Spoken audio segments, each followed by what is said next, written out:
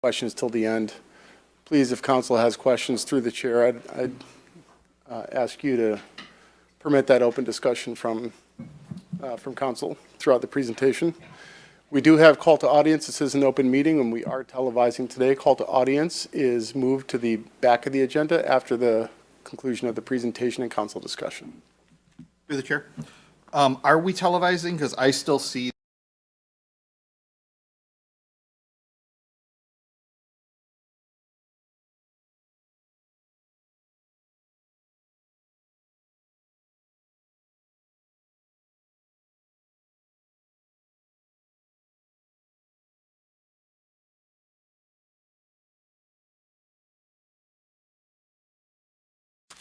Thank you, Greg.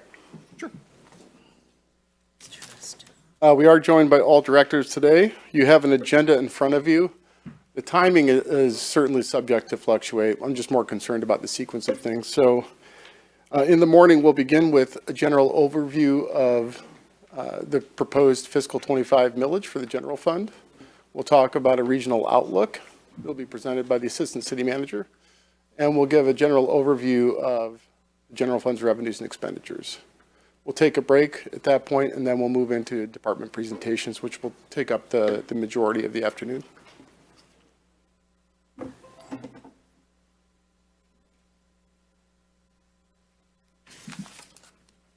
Seems fitting we begin this morning's presentation always being mindful of our 8 critical success factors. Those are the outcomes for which we seek to manage the government. We actually had the City Council strategic plan last Saturday, and some of these definitions were updated, and those definitions will be provided in an updated strategic plan presented to the council probably in April for adoption.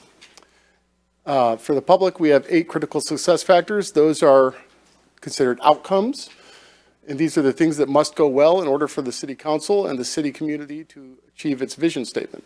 So those outcome areas are economic prosperity, safe, protected, and engaged community, supporting our infrastructure, promoting accessible transportation, seeking strong regional partnerships, organizational financial excellence, healthy, connected, and invested neighborhoods, and climate adaptation and resiliency. You'll see those success factors referenced throughout the day as we present our department line item budgets and our highlights organized by program under critical success factor. So we'll begin this morning with our regional outlook, but before we begin, are there any questions? Council? No? Okay. All right, we will begin with the millage overview. We have a 2-year look back, going back to fiscal 22, and then a 3-year projection. So we do adopt a 3-year budget in Ferndale. Our current fiscal year that we're in right now is fiscal 24. We are presenting on fiscal 25, which begins in July 1 of this year. As you can see, the operating millage is expected to roll back due to general activity per the state law. And so we're projecting a rollback to 10.88. We will not get our actual millage reduction factor, or MRF, from the county until later in March. We are subject to the county's timing on that point. The county just wrapped up board of review, and so after they wrap up board of review, they can begin to finalize their data. After they finalize their data, that's when they can actually give us an actual millage reduction factor. So this is based on a mix of trends and projections, and it's conservative. The operated voted, that is the Headley override millage. That was passed by voters in 2015. That was a 10-year millage. Budget year 25 or fiscal 25 would be its final year. As we know, earlier this week, the Finance Committee presented a report with a recommendation, providing council with a recommendation on how to address navigating the expiration of that millage. Through the chair. Yep. Can you tell us where we started? Because as everyone can see, in 2022, it was 4.5, but then we went down in the last 3 years, nearly a half a mil. Where did we start when we were in 2015? At its maximum, it was valued at 5.45 mils. Okay. In 2015. So we've lost 1.5 mils. Correct. Over the last 10 years. That would be fair.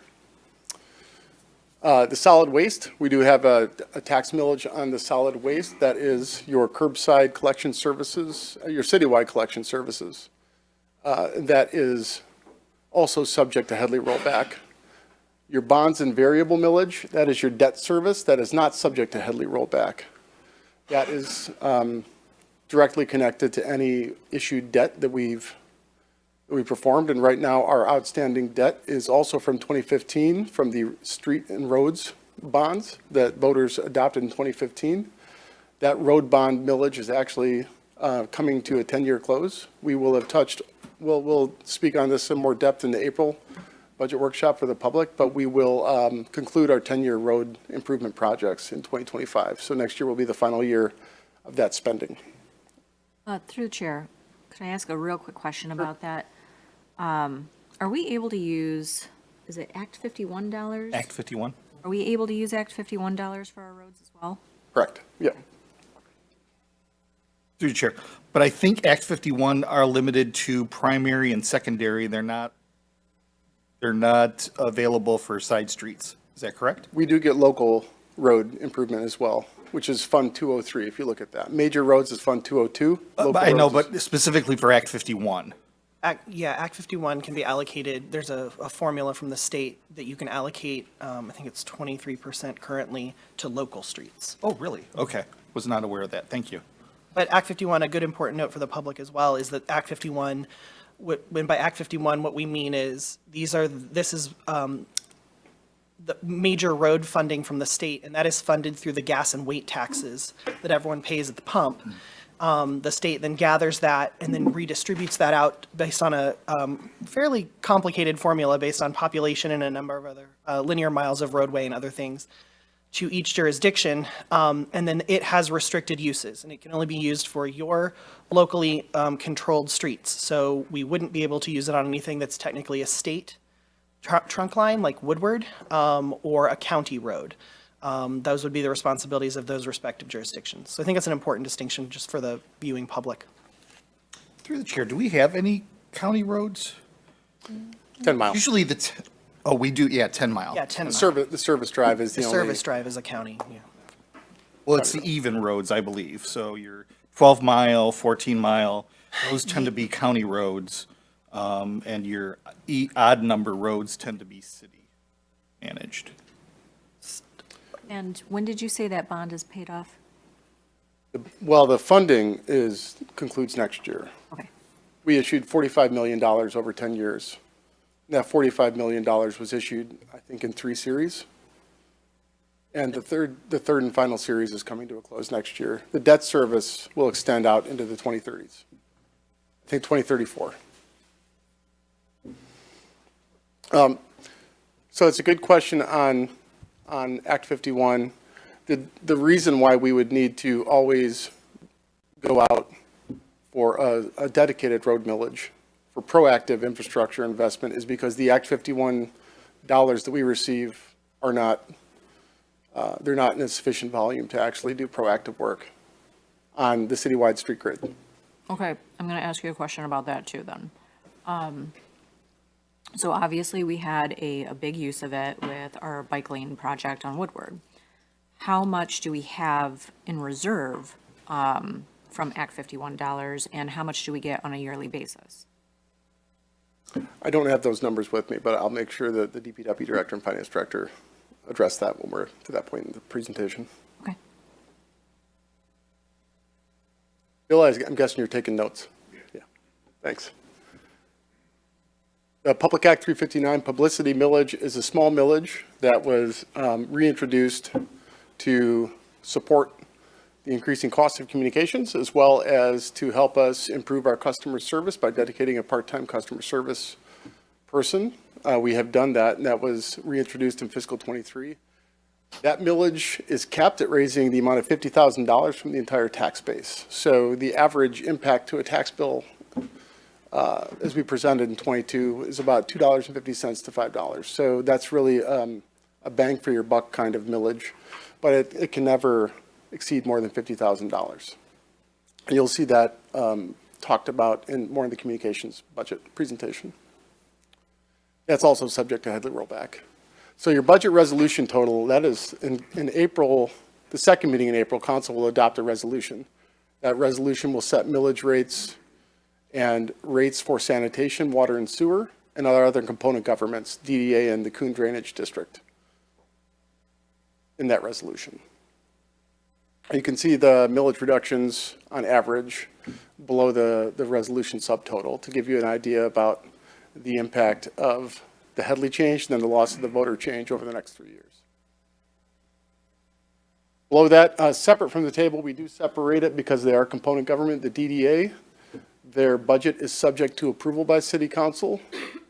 They are a board that is appointed by City Council, but from an operating perspective, they do operate under the TIF law. And so they are a separate government, but we would recognize them as a component government of the city of Ferndale. And then the Coon Drainage Assessment, that is a debt service special tax assessment that is repaid to the Coon Drainage District or Oakland County Water Resource Commission for the Coon Drainage Improvement Plant that was constructed, I think, over 20 years ago. So you'll see that, I think that debt service actually is scheduled to retire over the next 5. So the DDA millage, that's one we set as a body? Correct. Okay. The DDA millage is also subject to an annual Headley rollback.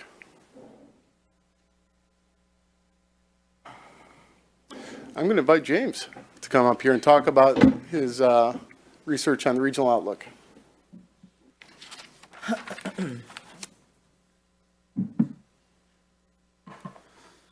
Good morning, everyone.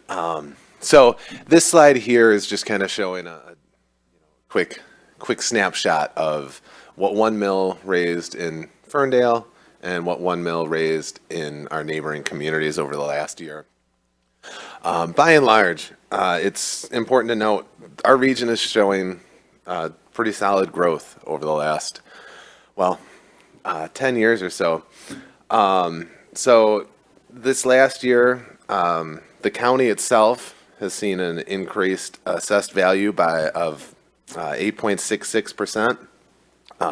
Just a quick reminder, assessed value is the value that's put on properties based on sales records, building permits, on-site appraisals, all of that. This typically makes up about 50% of the market value. SEV of our neighboring communities grew between 7.3 and 15.48%. Our growth last year in SEV was 11%. This is fantastic news, right? But while this is great news, again, pounding this in everybody's head, Prop A limits our growth of taxable value to 5% or the rate of inflation. The rate of inflation last year was 5.1%. So this means our taxable value growth was capped at 5, which is not keeping pace with the continuous growth in the community. So regionally, growth in taxable value was 6.2 and 11.06% last year. Let me pull up the next slide here. The next slide is a little bit more contextual, a little hard to see because we tried to put a bunch of information in here. But this is kind of looking back at the regional changes in property values from 2012 to 2023. I highlighted the Ferndale change because in our region, we saw the greatest growth in assessed value from 2012 to last year, 157.2%. This resulted in a taxable value change of 60.8%, which wasn't the highest because of, again, Prop A and Headley, all of that. Through the chair, just for clarity, TV means taxable value, Yes. AV means assessed value. Yes, absolutely. Thank you very much. Good clarification there. So this is one of those slides I like to see all the time because it just reminds you of the impacts of Prop A on local government financing. This next slide here, this is showing regional municipal millage rates.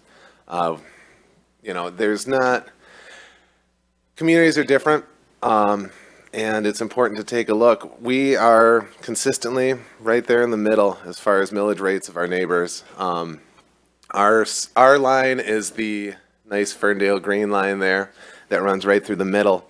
Regionally, last year, our millage rate at 24.5 was, only higher than Royal Oak at 17.6 and Huntington Woods, but not by much. So regionally, our millage rates are right there. Again, reminder, Headley Amendment essentially ties millage rates to inflation. But also, prior to Prop A of 94, this tying to inflation went both ways. As property values decreased, we could roll up our millage. Prop A took that away from us.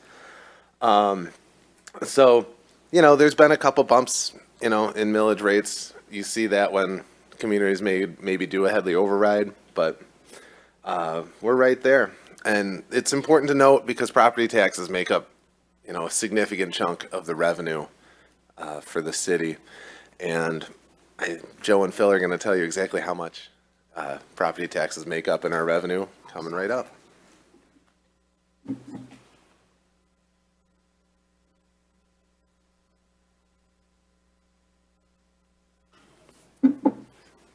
Thank you, James.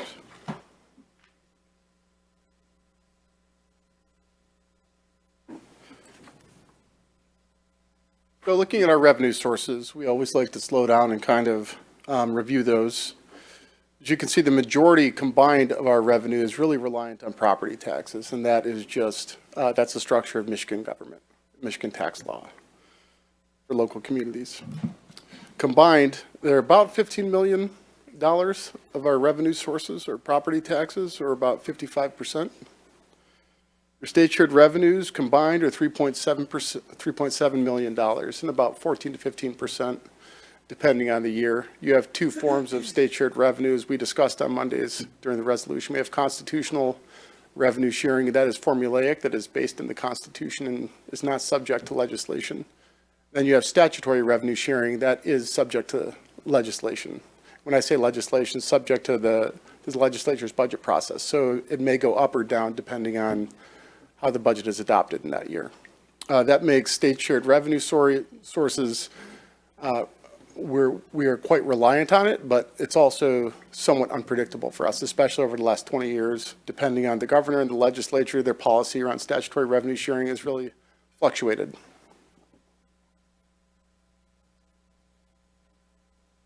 We also rely on fees and charges, and those are just user fees and department charges to offset the cost of service.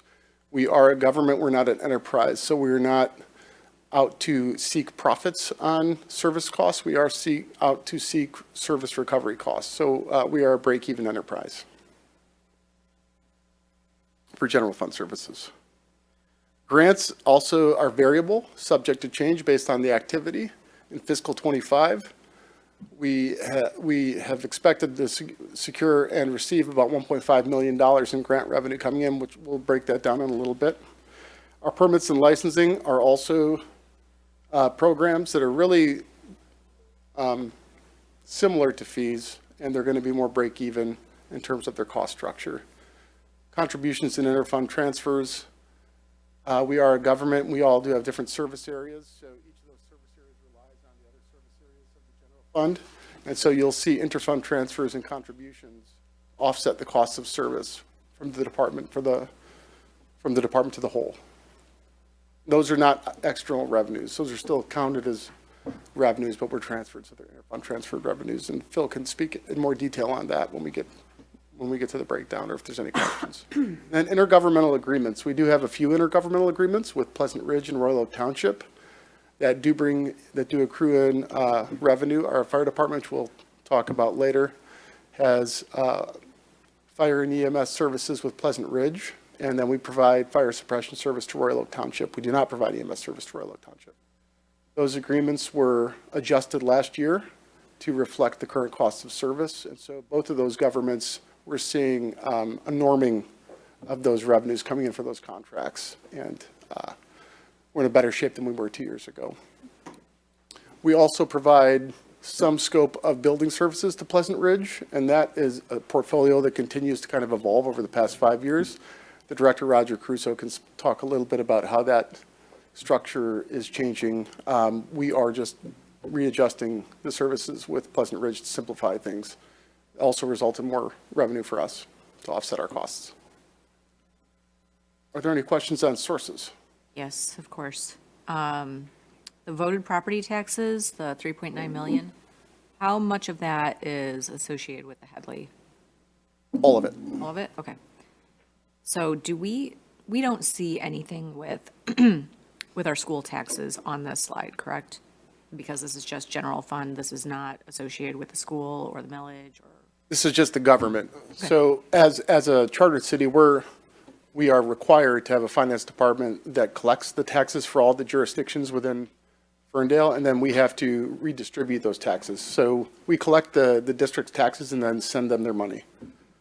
Okay. And if we were getting the accurate amount of state shared revenue, what would that dollar amount be?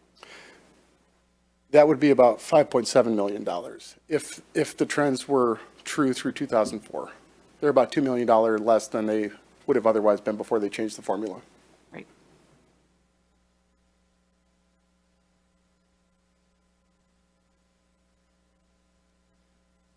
We talked about last year, and quite frequently, revenue stability for local government relies on property tax. It's by design. And so with that, with the changes in state revenue sharing and with the state's tax laws on Proposal A and Headley, it applies downward pressure on the government and forces the government to seek locally for its revenue sources. And that really, as we've shown, is over 50% reliant on property taxes. So of those property taxes, that pie piece, 72% is our charter tax base, and that's that 10.88 mils that we're talking about. And then the Headley override millage that's set to expire is the other 28%. So it's about a 70-30 mix right now.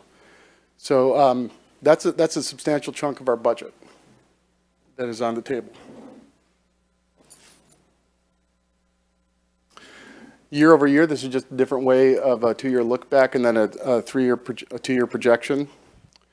You can see the operating impact of the loss of that millage through the bar chart extended to the 26 projection. For today's budget, I will not be showing any cuts that reflect the loss of that millage, but we will be showing the revenues and we will be showing the extended costs for the department as they are today. I will say right here that the departments will not be as they are today should that millage not be addressed. And I will have an exercise, if we have time at the end of the presentation, that we went through the finance committee to kind of introduce to the community and city council how we would use priority-based budgeting to help inform decision-making there. Drilling a little bit deeper into grants, and again on Monday, this is quite connected. We just had a public hearing about another grant application that's substantial that the Parks and Rec Department is applying for related to Harding Park. That would be a future grant if we're successful. For this fiscal 25, we have 3 types of grants: federal, state, and local.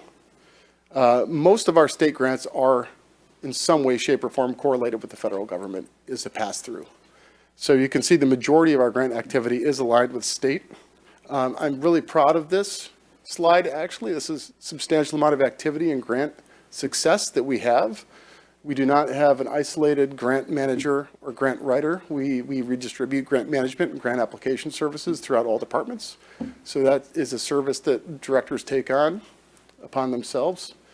And what that looks like spread across our departments for fiscal 25, we have substantial activity in the Parks Department. That is going to be revenues that are coming in for the Martin Road Recreation Facility that we've won. Also the Martin Road Improvement Project that is now scheduled for the fall, likely, based on the current bid timeline and RFP timeline. So those are the 2 major projects in the Parks Department that are going to be bringing in that revenue activity. The Community Economic Development Department, they are going to be overseeing a federal grant, the Safe Streets for All grant that we won in 2022.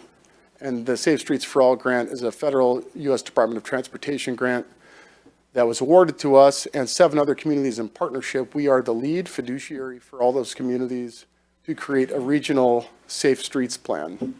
And that is a priority for the federal government today. And so we won that award. We expect to incur some of the initial spending for that activity in fiscal '25. And we hope for an adopted safe streets plan so we can begin to apply for implementation grants from the federal government in '26. That funding is finite, so it behooves us to adopt that plan as soon as we can, expeditiously. Parks and Rec has been real busy. Way to A little go. bit, and I will let Lorena speak on that herself. The police department, their grants are kind of reoccurring annual grants. They're DOJ grants. I can let the chief speak more on that.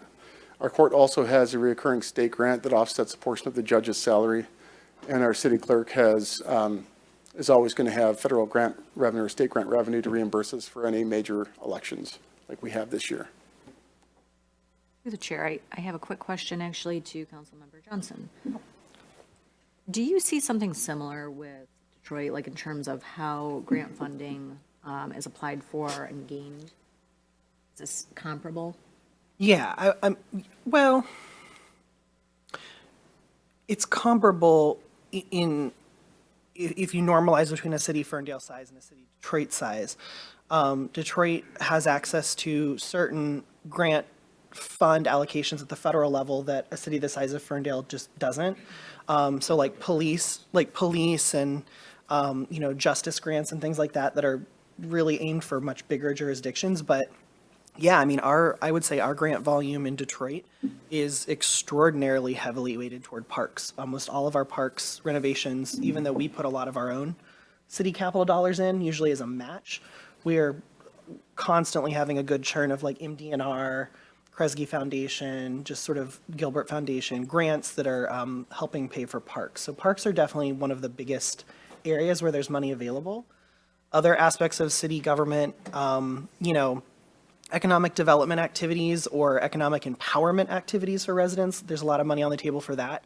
And in the space of public safety and justice, there's stuff. And then everything else, it's kind of a Scrabble for a pretty small pot for everybody, And does Detroit have like a dedicated grant researcher / writer?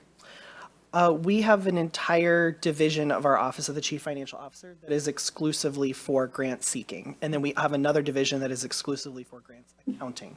So I can't, off the top of my head, the head count for our grants division in Detroit is probably around, I want to say maybe 40 total staff members who all they do, they're assigned a portfolio of departments and they become specialists in the grants most relevant to those departments. And that is all they do. They seek grants, they help the department, they write the grants, they do all of the work necessary to secure the grants. So they have, departments have support sort of cradle to grave on grant seeking, grant administration, grant closeout, reconciliation. Here, I think it's just a really important point, your question brings a really important point for Ferndale. Our directors are doing that themselves. Like, we are bringing in this much money. We don't have dedicated staff here in Ferndale doing that. And even without dedicated staff, we're still bringing in well over $1 million in grants. And that is such an incredible lift. And I think it's such an important thing for the public to know how hard our city staff are working individually when many of them did not expect to become part-time grant writers on top of department and function administrators. That is just such a testament to the hard work that's done here. And do you know of any services that can augment, the city's efforts? I mean, for someone like us, we would have to contract with a company or a group or an organization that would assist with things like grant writing. So you would have, essentially like a ghostwriter, your people who facilitate grant writing.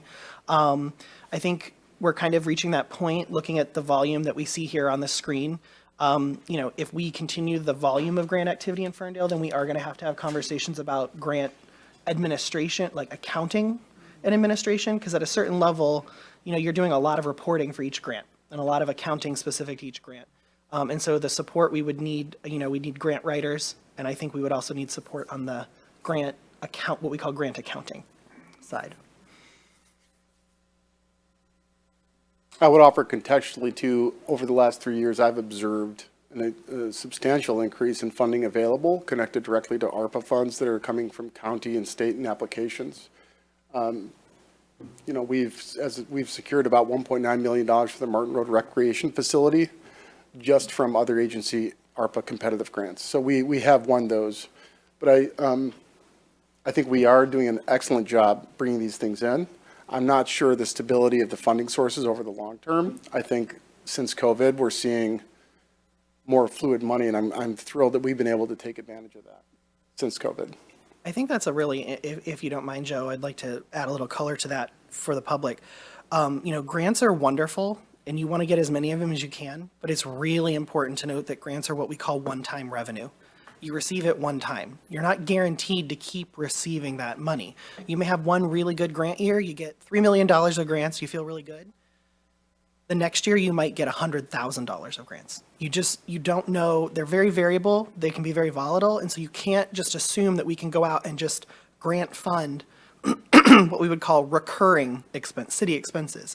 You want to use grants to fund things that are 1 year at a time, and you know that if that year ended and you didn't have the money either in your general fund or a renewal of that grant or a second grant, you could close down whatever you were doing. That's why grants are often for things like parks renovations, these kind of one-time projects. You build the thing, you cut the ribbon, and then you're done. You don't need a grant to keep doing the project because the project is done. And I think that's so important for the public to know as well. Some of the feedback we get as council members is, well, why can't we get more grants to pay for things? Because a lot of what we do is recurring. It's every year, it's every day. And grants are not guaranteed to happen every year. And so we have to treat them as a one-time revenue source, not a guaranteed revenue source. Well, and through the chair, I could add some additional color.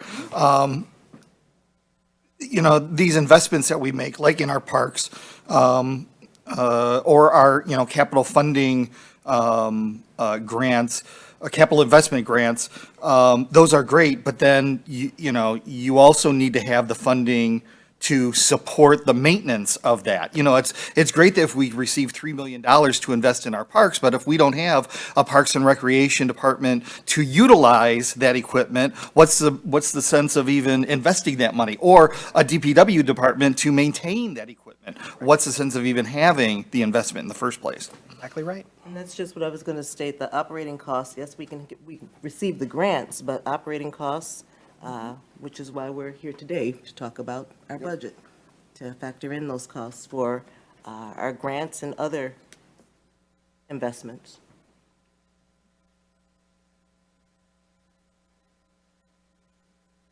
And that's a great segue into what's behind those costs, those operating costs. So we, as I always say, government's a service provider. We don't create things. We're not a factory, but we are here to provide services, especially services that the private sector wouldn't find very profitable. So that is the role of government as an institution and as a service provider.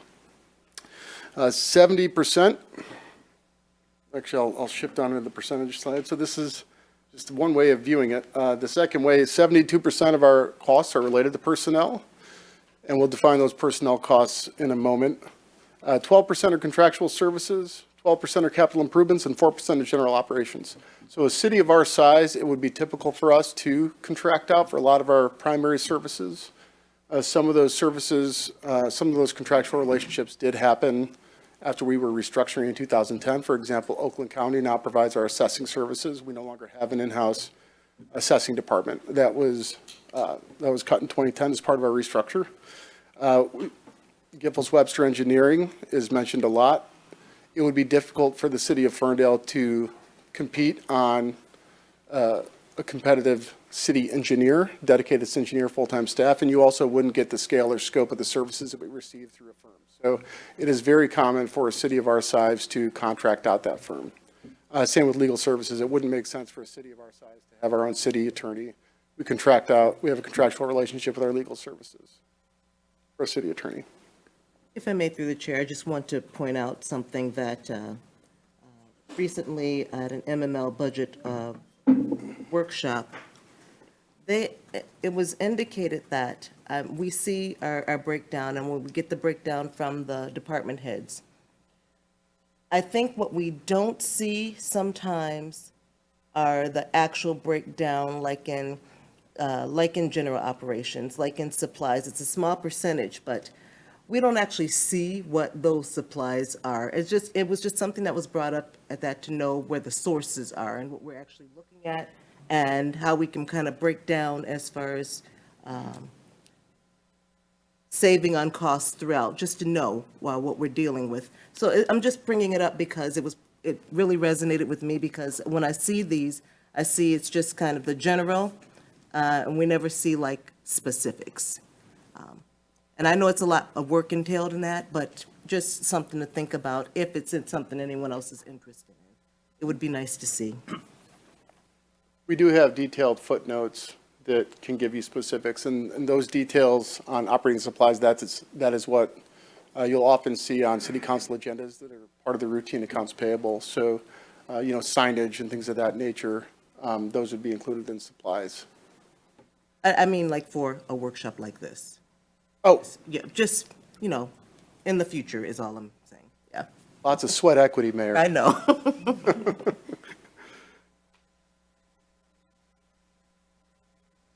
So breaking down that personnel cost, I'm actually going to prepare to invite our HR director up here, Dan Jacey, to talk a little bit about a point of pride and substantial impact that we have made on the costs of personnel moving forward for the government. So that's related to this pie chart, because 51% of our costs, that is your dedicated full-time salary costs. I have separated, that is just the wages. And so your fringes, your healthcare, and your pension contributions, which also includes your 401A contributions that we have for our non-pension employees. That makes up about 41% of our costs. 6% are overtime. That's really isolated to 3 departments: police, fire, and public works. A lot of that, some of that is a function of actual weekend work that needs to be done. Some of that is a function of staffing levels that have just been ongoing, we can talk about. And then 2% is just part-time. Joe, do you have the comparison of the 6% that we're looking at here versus years prior for the overtime? I can get that for you. Through the chair. You said that Dan is going to go into more detail on these chunks, these percentage chunks? You can. I gave him a specific point to highlight, which we will be going into right now, but we can have a dialogue on any questions you have on these chunks. Okay. Because my questions are going to be more related to contract, so just be prepared, Dan. I do want to isolate that 41%, and that's really what we're here to talk about in terms of impact, because that was higher before our professional HR department just made a substantial impact that we're going to see pay off in this budget. And Dan, I'll let you come up. Oh, this isn't you, sorry. You're the next one. So this is a breakdown of those charts, and Councilmember Mikulski, here's a breakdown of the overtime. We don't have the look back, but I can certainly add that back, and I think Phil has BSNA up right now. He can get that number for you. That's just general fund overtime, Phil. So this is a breakdown of the 25, 26, 27 aggregated costs around full-time, part-time, and overtime. And then you can see the total of that at the bottom of the chart. So you can see projecting forward with the current staff as they are today. This is a minimal projection because this does not reflect our any renegotiated contracts that will be coming up in the next year, which we'll also talk about later in the day from our HR department. But a couple leading factors that will influence this. Of course, the status of the millage will determine the workforce size.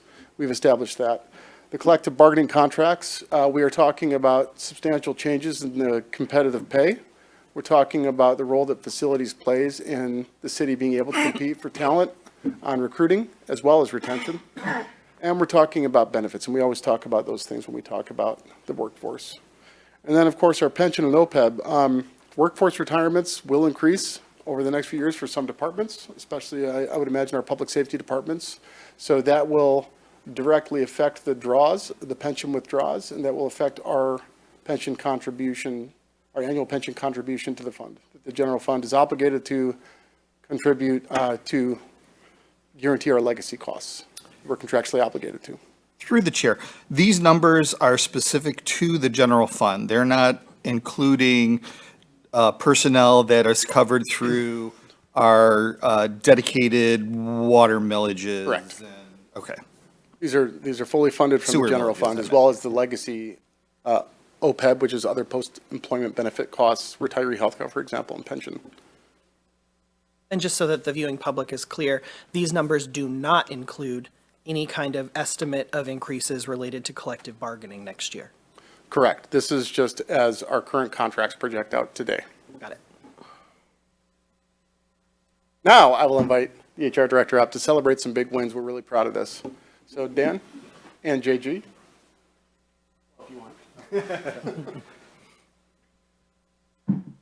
Good morning, council. I'm going to go to the next slide and kind of go right into the meat of this presentation. I want to not do that. Because I want to pay Okay, we know who's in charge of this presentation. I'm making a very specific point that this kind of efficiency can only be created with a professional human resources staff. Before 2015, the city had a decentralized human resources function, so we didn't have a dedicated HR department. And so directors, like in grants, directors were asked to manage their contracts and manage their HR onboarding and offboarding. And so part of our modernization and restructuring was to establish an HR department, and in 2021, I think, council authorized us to establish a dedicated HR position to manage with retirees, retiree relationships. And that's Emmanuel Robinson, and we have funded that position. 70% of him is funded through the pension funds themselves and not the general fund. So we were creative with financing that position, and we have substantially made an impact on the customer service for our retirees. You can note an updated memo from Emmanuel in your supplemental packet that includes and summarizes his points of contact with the retirees. And if you take Emmanuel out of that, looking at that information, those points of contact and that customer service is redistributed to all the different departments from those legacy employees. So if you were a former water employee, you might be contacting the DPW about your retiree changes and not the HR department, before we were able to form an HR department and a dedicated pension position. So now, Dan, I'm going to give you kudos, because none of this happens without the professional expertise and follow-through of that department. Supplemental package. Thanks, Joe. Is this right? Yeah. So retiree healthcare. Retirees don't like change, and changing the way that healthcare is administered is a big change. So to Joe's point, Emmanuel Robinson was able to develop relationships that made this process go very smoothly by educating them before the plan took place, helping them as the change was occurring, and then continuing to support them through today. So the way that our retiree healthcare works is that we have we are a self-insured plan that is administered through Blue Cross Blue Shield, which means that we pay the actual claims, discounted claims, directly through Blue Cross Blue Shield. So the total cost for that, for our retirees in fiscal year ending 2022, was $2,294,792. Blue Cross Blue Shield, a large portion of that claim is RX, and so Blue Cross Blue Shield gives us the rebates that they get that are directly related to our account, and that amounted to $308,861. For a total ending cost in retiree healthcare in 22 of $1,985,931. In fiscal year ending 23, we had started the conversion, and so by January of that year, we got most of the employees that were over age 65 off the fully insured plan and onto the Medicare Advantage plan. Now, these costs lag a little bit, so it takes a little while for those savings to catch up. But in fiscal year ending 23, our total costs paid were $1,745,955 in the traditional plan. The RX rebates were $315,138, even though that major portion was lower than 22, the RX portion was high. And that's why we saw those increased rebates. And the Medicare Advantage premiums were $219,972. So let me explain that for just a moment. Medicare Advantage plans are plans that are written through traditional health insurance providers, in this case Blue Cross Blue Shield, to cover the gap between Medicare and traditional insurance. These are funded or subsidized through Medicare. So because of that, there's a much discounted rate that we get by using these plans. And since we are responsible for providing the coverage of the healthcare costs to our retirees, we pay for those Medicare Advantage premiums. And in 2023, that amount was $219,972 for a total cost of $1,650,789. So by fiscal year ending 2024, we got the over age 65 retirees fully onto the Medicare Advantage plan. The total costs of the traditional coverage, those are the people that are under 65 that are on the plan, are $891,345. Now, because that chunk is lower, the RX rebates are lower because the RX costs are lower. So that was $160,000.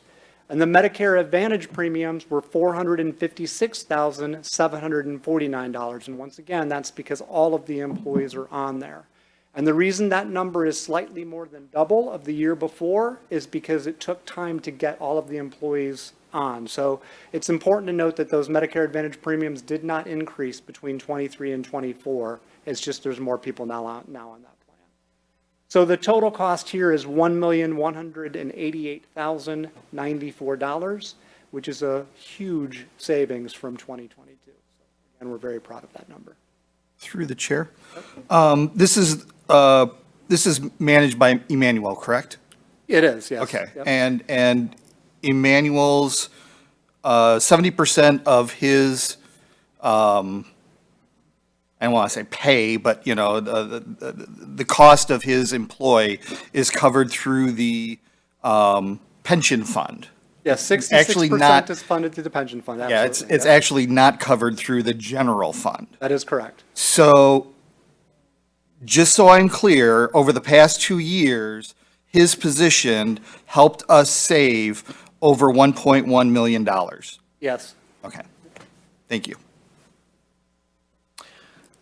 If I may, I have a couple questions. Sure. About retiree healthcare. Could you talk about after conversion of our retirees to the Medicare Advantage program? How did their benefits change, if at all? That's a great question. They did not change at all. Now, because we are the municipality, we were able to have a hand in how we developed those Medicare Advantage plans. And so we made sure that they mimicked the coverage that they had prior to that, as is required by the contracts that they retired from.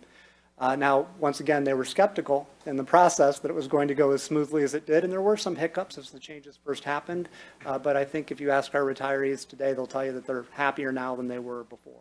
And that's largely part because they have a dedicated person to talk to as well.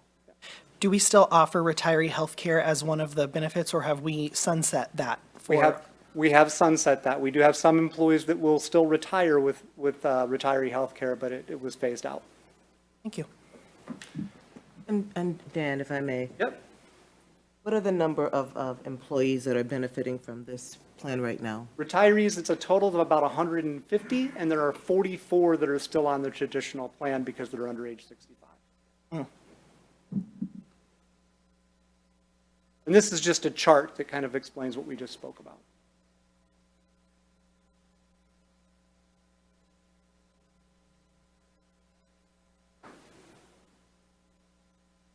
Thanks.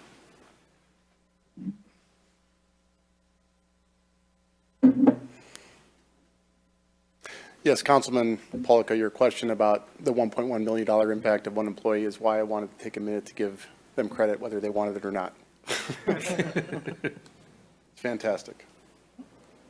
So beyond personnel, we're talking about the general fund department expenditures. This does include personnel. This is just your department budget. So in your budget details packet, you can find your different departments organized by fund or by department. And this is what those departments look like in terms of spend. Your police and fire represent the majority of your general fund spending. City Hall is a combination of every department but economic development in City Hall. We also wrapped in the recreation department as well. In doing so, we isolated parks because we do invest a significant number of dollars in our parks, and I just wanted to illustrate that as a breakout and not bundle parks and recreation together. For the same purposes, I also segmented facilities from Public Works. Facilities is a department that is a function of Public Works, but we have concentrated a lot of energy around improving our facilities moving forward. So I also broke that down as a separate service area. Hey, Joe, through the chair, could you go back to that slide? It would be helpful if we have employee headcount on here as well. In particular, I'm interested in how much headcount there is at City Hall versus Public Works, for instance. I thought our Public Works department was quite big. Sure, I don't know, do you have those numbers off the top of your head? I can. By the end of this section, we can give you those numbers. Okay. Through the chair, I'd also be interested in knowing what percentage of these are covered under contracts that we're at liberty to support, and which ones are not. Because in certain circumstances, by law, we're required to have union contracts, police, fire. We just can't all of a sudden say, oh, we're not going to do union police officers anymore. 80% of our workforce is union workforce. The Public Works number looks misleading. Remember, we're talking about general fund costs. The Public Works has the most complicated budget of the city. And we'll go through that, the number of budgets they oversee, but they oversee a lot of our special revenue funds that are funded outside of the general funds. So your water department headcount isn't going to be here. Your sanitation costs are not going to be here. Your major and local roads are not going to be here. This is just general fund services only.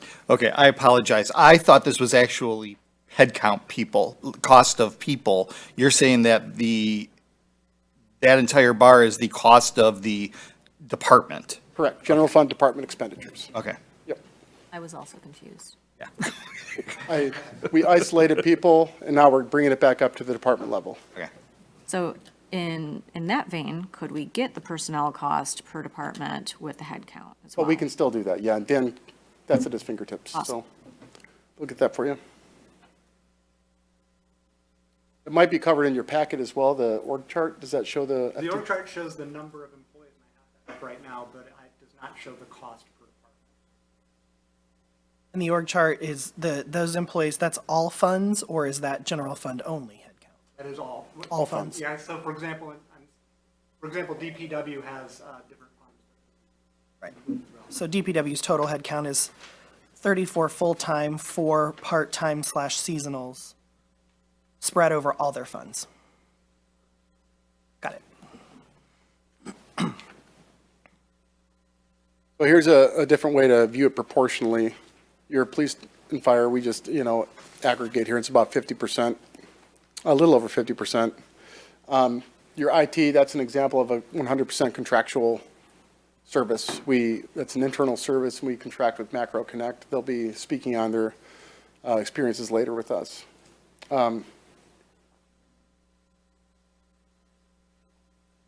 And then you look at the city administration. These are all the departments that I lumped. This again, not personnel, this is department budget. Expenses by service area. This includes our contracts for legal services, so our city attorney is here as well. Our finance department, communications. We have a human resources department as well as a health and wellness clinic for our employees. Those budgets are lumped here, and that makes up 20%, which is the biggest administrative function in the city hall budget. And of course, our recreation personnel, our recreation department that aren't just dedicated to parks are also included here, the city manager's office and clerk and elections. That is your city hall.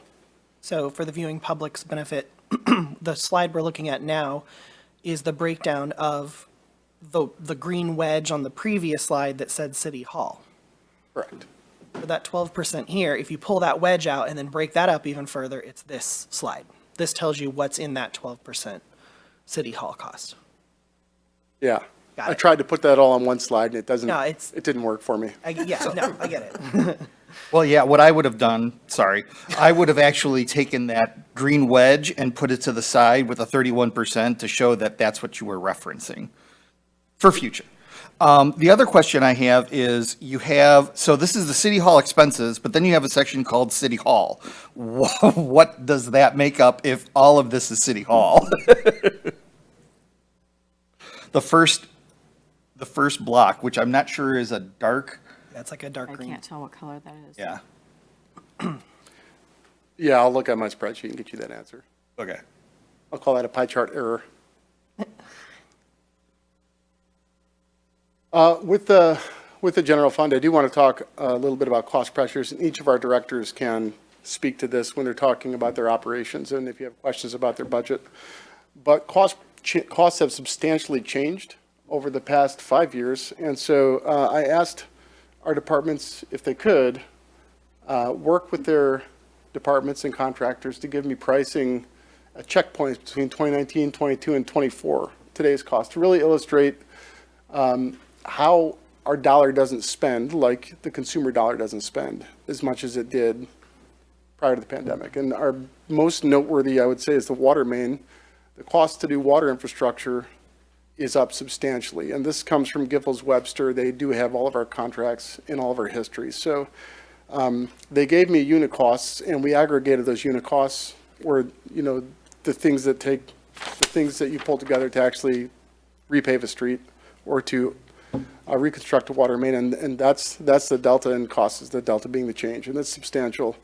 So I wanted to show the change in costs on things that we rely on annually, including paving and water main work, and that is on those are the hard costs of public works. So we have some soft costs as well, and the IT is a great example of that. We rely on our technology to operate the government. We rely on cloud computing more and more every year. And I think the world's costing has seen that demand. It's a supply and demand function for sure. And you can see the changes in Microsoft Office licensing. Meraki would be the city's network equipment. It's a Cisco product.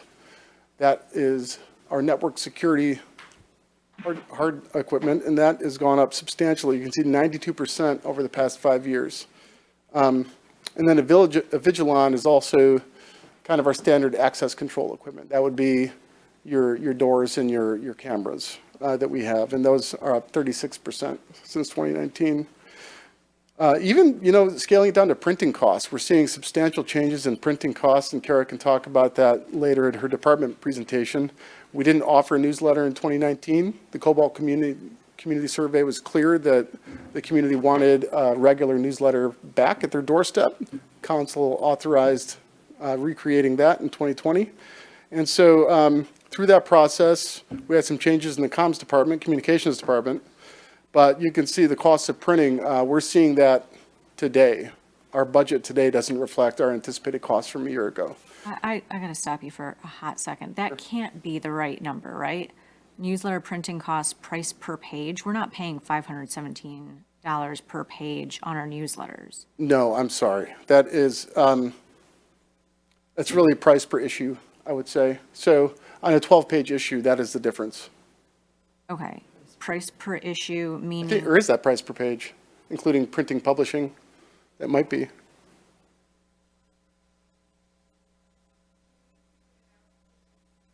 That is not what we're paying per page, that's not what we're paying, we're not paying dollars per issue. okay. But the way, Joe did it, hard to explain, I can actually get you the breakdown and show you. I would really appreciate that. I might have done that one with a fever on Wednesday. That's the hope.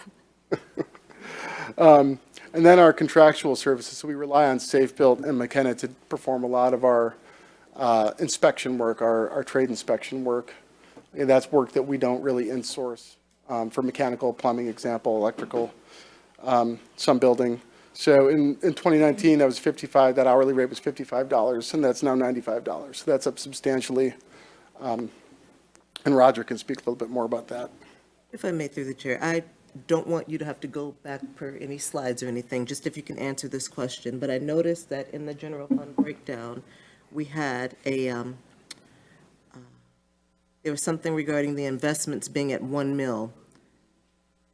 If you just at some point, will you just share what those actual investments are? And are they revenue producing? Are they constantly producing or?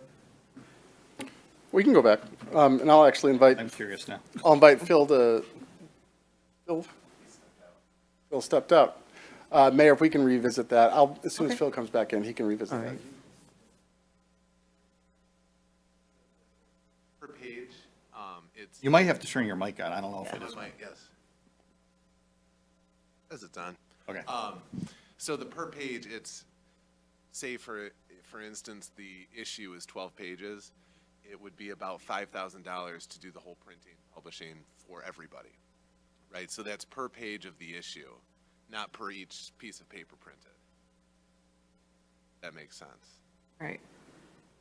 Let's run that one past me one more time. Okay. Why don't you send her the data, and I can, Well, so it made sense in my head when I was, So like $5,000 is the print cost for the quarterly run, right? So for the full year, it would be, We're talking like, one page across 13,000 people, that's, you know what I mean?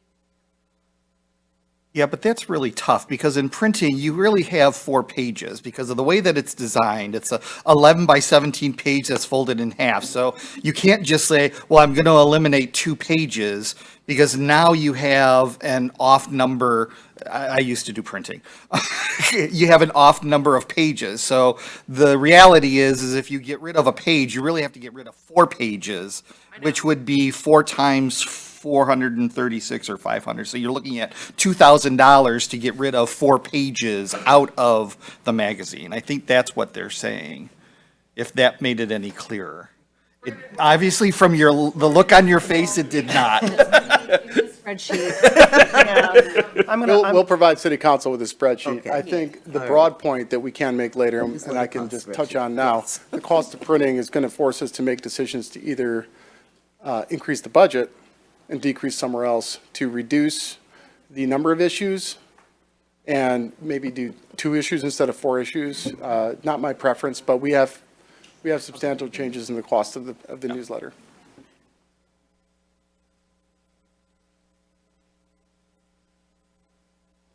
I'll actually stop here and ask Phil to come up. The mayor had a question about investments. Can you speak to general fund investments?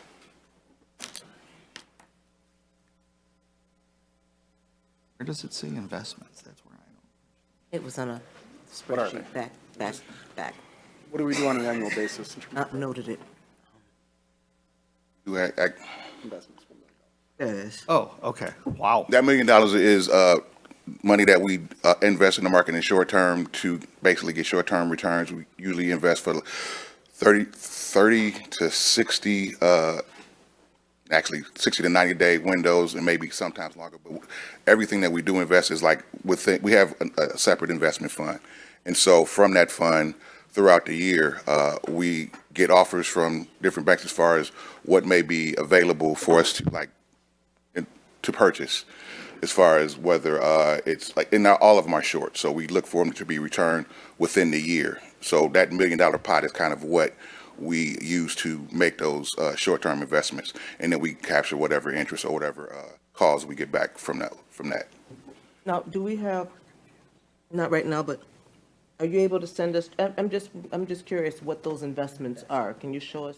Well, I can actually show you the detail of what we have currently in the market, so I can do that. That was it. Simple.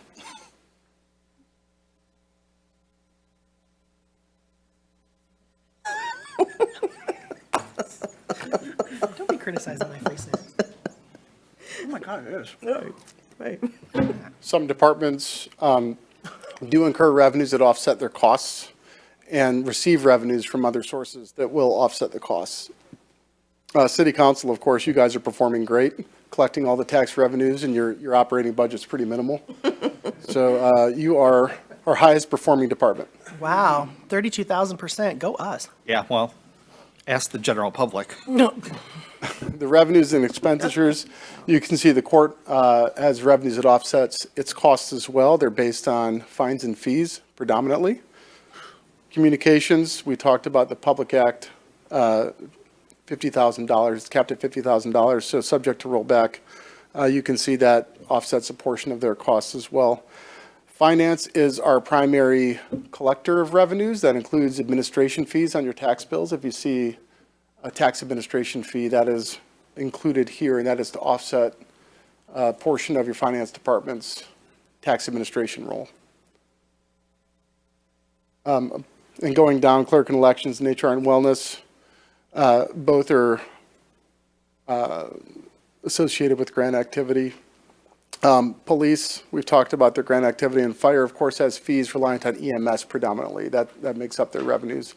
They also have a permitting process as well that the chief can speak in more detail about. And our CED department is really our general business activities, but it also is the receiving department for our state marijuana license revenue. This year, our state marijuana license revenues increased to, I think, about $350,000, so more than we had anticipated a little bit. That is formulaic as well, based on the number of licensed shops within your jurisdiction, and then based on statewide sales activity. Those are the two predominant factors in that government formula. Our Public Works has a lot of permit and fees returned back to offset their operating costs. Our Recreation Department, of course, has some user fees as well. That's a reflection of their programming fees to offset a portion of their costs. And of course, our Parks Department, that is grant revenue that offset the capital expenditure of the parks. Some departments don't really engage in revenue generating activity, that is ourselves. Legal IT facilities, we do not generate activity. If there are facility revenues, such as pavilion revenues, that's going to be represented in the recreation budget since they oversee the program. Joe, a couple questions related to this. So the first is the communications, so the publicity millage. Yes. That's subject to rollback. What's, clearly it can't possibly be expected that that's going to roll back all the way down to zero over a million years. So how does that get reset? That millage? Do we set that millage? Council adopts that millage as part of its tax resolution. Part of the tax revenue, okay. And then for the fire department, for medical billing, EMS billing, how does that work for Ferndale? I'll invite Chief Robinson to speak to that. Sorry, Chief. Bumped you up early.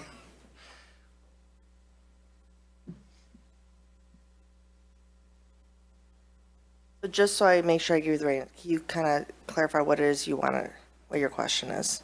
Right, so the fire department's revenues, obviously we have licensing and things like that, but then a chunk of that is going to be money coming back to us through billing for EMS and a medical response. How does that process work for us? Who handles that?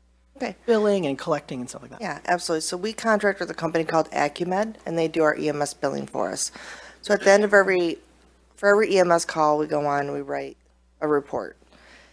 And depending on the level of service we provide, that determines our reimbursement rate. So we have a fee schedule based on if we do basic life support or advanced life support or a higher level advanced life support.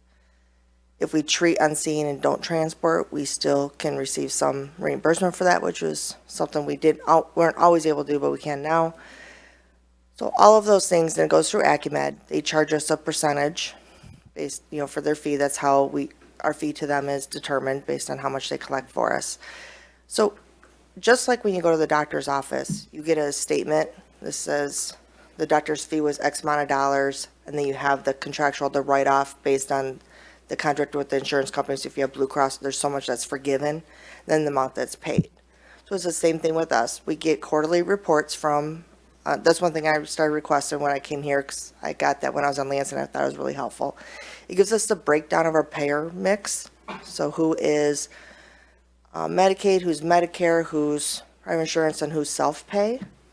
And it gives us a percentage, and it also calculates our per incident average for reimbursement for that quarter. So sometimes it's higher. And when they do that, they take, if we had, say, 1,000 calls that quarter, which we don't have that many a quarter, but and our average reimbursement was X amount of dollars, and they divide out and say, okay, that just averages out across all of them, so much money. So you have the contractuals on the quarterly report. It tells us what our contractual write-off is. That's the money that we cannot collect because that's part of the contract with insurance companies, and what part is outstanding, based on maybe it was denied by insurance companies, because people sometimes call 911 for things that the insurance company do not deem medically necessary. We write our reports, we do everything, to try to write our reports as well as we can to document what we provide for the patient. But if we can't falsify the report just to make the insurance company pay for it to establish medical necessity. So when that happens, when somebody calls for us, the insurance company's like, no, this is not something, that goes into self-pay. Self-pay is one of our lowest, collection areas. With that, anybody that has a balance owed to us that's not paid for by insurance, they have time to pay. If they don't, it goes to collections. For residents or people with financial hardship, they can apply to the fire department to have that forgiven. Then we have a process in-house where I approve if someone's forgiven or if we continue to go for collections. Did they answer your question, or is there any additional information? I was trying to be thorough without going too much over. No, that's very helpful too. Yeah, sorry, Mayor? Go ahead. Through the chair. So just to expand on that, because I don't want to also freak out the residents. So if, let's say I don't have insurance and I call you up and, I'm having chest pains, whatever, I'm falling down the stairs and I, can't move. You come, you take me to the emergency room. I don't have insurance. All this goes through. They're not going to have you knocking on the door saying, you owe us $150 for the EMS ride. Yeah, and no, and there's something else, and thank you, that reminded me of someone, because I know there's some things that may or may not have made the news, some people know about. There was an EMS company that is kind of being looked at right now. Their billing was, I'll say, exorbitant, and some of our residents unfortunately fell victim of that. Some in one of our communities where we're tied up, this other company would come provide, and then they would send the person like a $6,000 bill. I want everybody to know that when we choose our fee schedule, which our fee schedule is published, I get a statement to tell what is kind of like the range of allowable fee schedules, and what is kind of like, we base it on like Blue Cross. I always put, or the city puts our fee schedules for our EMS services within that range. We don't bill outside of that range. So we try to keep our stuff that's ethical and appropriate for the services we're providing. My biggest thing is if somebody needs an ambulance, I don't want money to be the reason you don't call. And if you get a bill after, you don't have insurance, you're on self-pay, you can set up payment plans, things like that. We're not checking. When we come, we're not checking to see if you're able to pay to decide if we provide services. Our concern is caring for you. The money is not a concern for my providers, for my firefighters. And if you have a bill after, that's something that there's processes to work through, set up payment plans or different things. So yes, I don't want any of the citizens that worry about that. But no, we are never coming on your house. We don't put a flag to say do not provide services here because they're in default on payment. None of that comes into play. Thank you.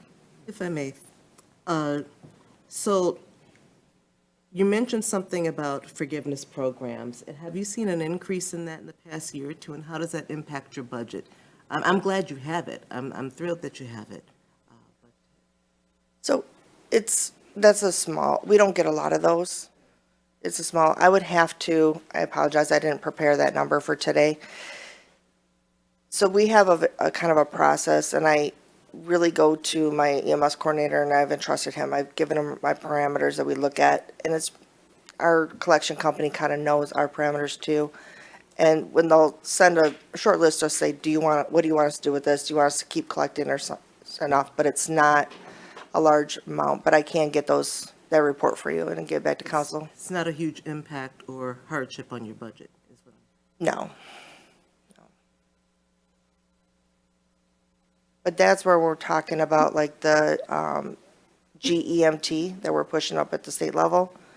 And we're starting to work on figuring out what that number would mean for Ferndale.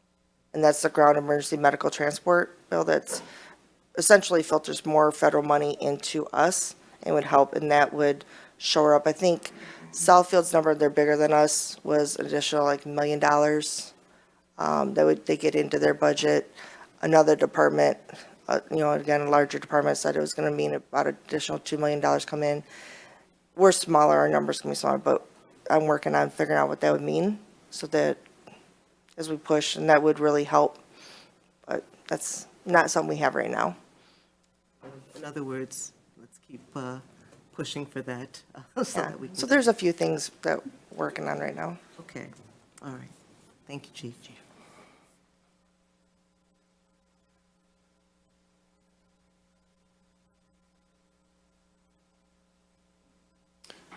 Thank you, Chief. And in February, council did support a resolution supporting that legislative change, so much appreciated there.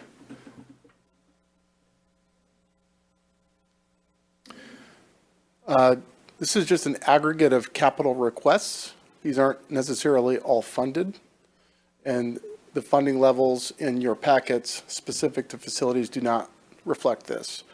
But this was the ask, and this is all, the facility specifically was based on the facility's condition assessment. And so it's noteworthy, the number is noteworthy, and that is based on the report that council commissioned in 21 for facilities, which informed the facilities task force report and the finance committee as well.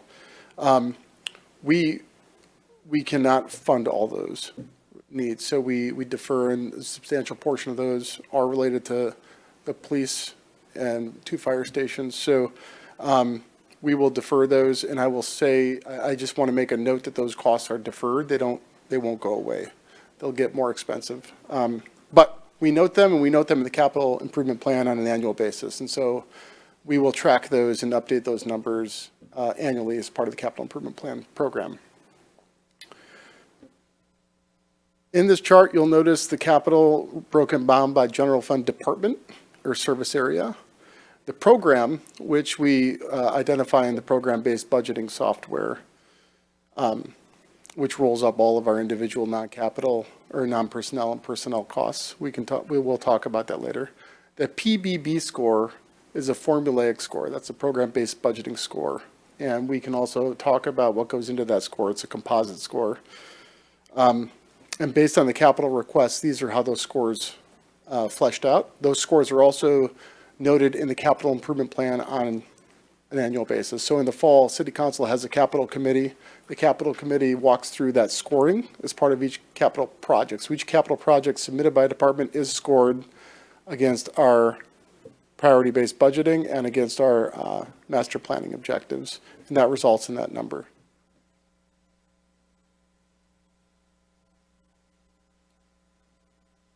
Are we on time? We are ahead of time. So we are ahead of time. I'll invite council, if you'd like to take a break, we can take a brief break, and when we come back, we will jump into program-based budgeting review and department highlights. Are there any questions from council before on the regional overlook, the general fund overview, or the millage overview? No, I think the slides, James, that you did for the sort of regional overview were really helpful. I would love if we could get copies of those sent to us, because I think those would be great to put out on our social media and our newsletters and things like that. I think that would be extremely helpful for the public. Yep.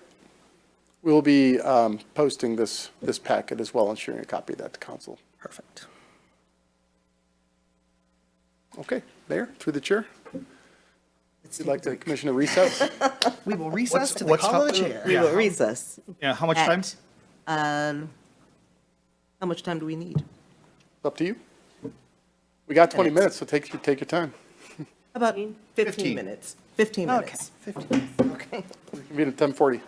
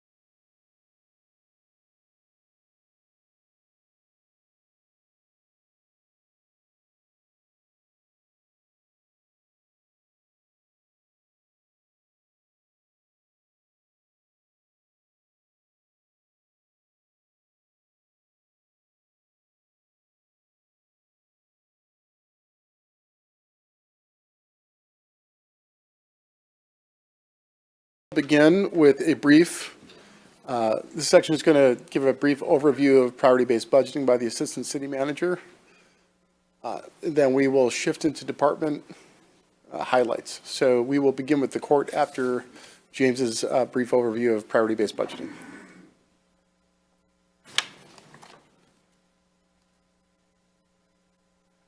Okay. Thank you. So just quickly, priority-based budgeting, often referred to as PBB. It's a different approach to traditional municipal budgeting, also a different approach to presenting a traditional municipal budget. Traditionally, budgeting looks at departments, looks at line items, and an incremental approach to adjusting the budget a little bit every year, a little up, down. So using this, this line item budget, it doesn't really show results. It makes transparency a little less so, a little opaque. Doing priority-based budgeting, we prioritize services, not so much the departments. And we're all pretty used to a line item budget. You've got one in front of you. Here's a little slide showing one. What PBB does is it takes these line items and it turns them into programs. I'm using the clerk's office as a example here. So the clerk's office has a number of these programs. Most of these you wouldn't just see based on the line item. And the first one here, you're looking at agenda management. This is second biggest program within the clerk's office behind conducting elections. Based on the line item, you wouldn't recognize how much work goes into the agenda management. So just kind of quickly looking at defining what a program is. A program is a collection of resources or tasks that is organized to deliver a service or product. A program is not a single cost item. It's not a location like a community center. Programs happen in a location, but they aren't a location. So implementing PBB, there are 4 steps. There's the program inventory. This is identifying all the services and programs the city does. For example, DPW, snow removal, that would be a program. Conducting elections, as we talked about. And then auditing and reporting is another example within the finance department. Next step is program costing.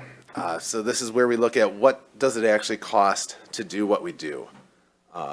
This is where we turn those line items into the programs. Third step is program scoring. This is what we talked about. This is where we get that aggregate number, that PBB score. Scoring is based on the 4 major key program attributes. This is mandate. Is there a federal, state mandate for us to provide the service? Is there a local mandate to do it, or is there no mandate? Reliance. Is the city the only place where we can get this service? Demand. Is there a increased demand? Is it flat demand? Is there a decrease in demand for the service? Cost recovery. Is there some kind of cost recovery associated with it? For example, we were talking EMS service and billing for that. And then the last one is the portion of the community that is served. Is it the entire community? Is it a select population? Is it most of the community? The 4th step, this is setting priorities and taking action. This is where, coming off strategic planning last weekend, where we can take that information that we came out of that workshop and really provide funding to those priorities and those programs that are prioritized by the council. So we try and utilize the data to fund our goals and priorities to make the highest impact possible. PBB doesn't completely replace the line item budget. What it does is it supplements it. Without the line item budget that's approved through your resolution, we wouldn't know how much the programs cost and we wouldn't really be able to do this. So any questions on PBB, I'm happy to answer. That was just a quick overview, and hopefully we have some time later and we can actually go through a more in-depth presentation. Okay, excellent. I'm going to turn it back over to Joe. Thank you, James. James has done a tremendous job of transitioning our PBB program since he started in January.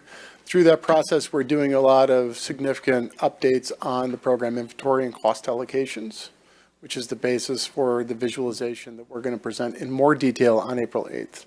So you have a limited presentation on the budget workshop in terms of programs today, but we will expect to present a full PBB-based budget during the presentation on April 8th.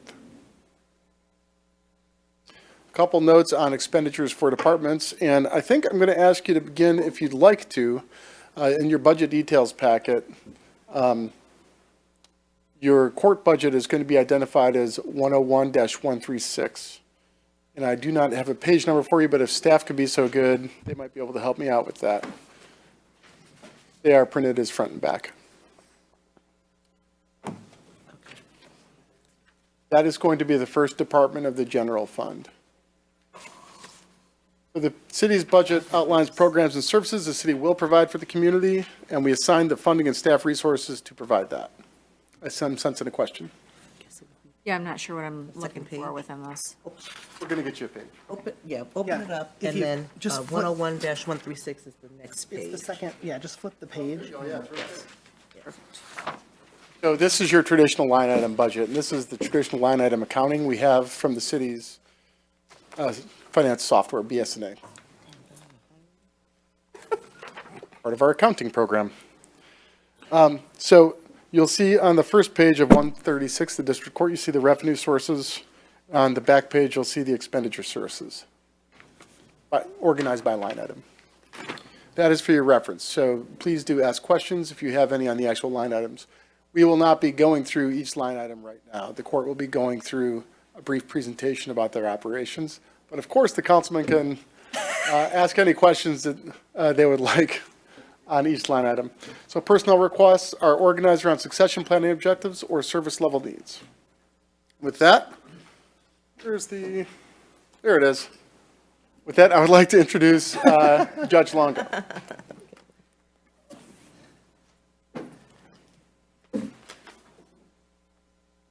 And our favorite supporting cast members of the court, I will allow them to introduce themselves. They really need no introduction.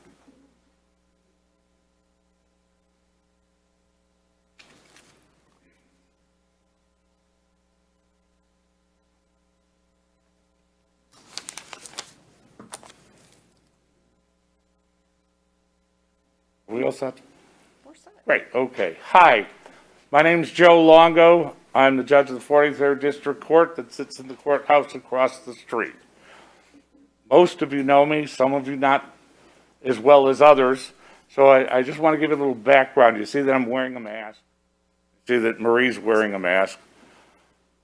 I have a immunodeficiency due to having had a kidney transplant.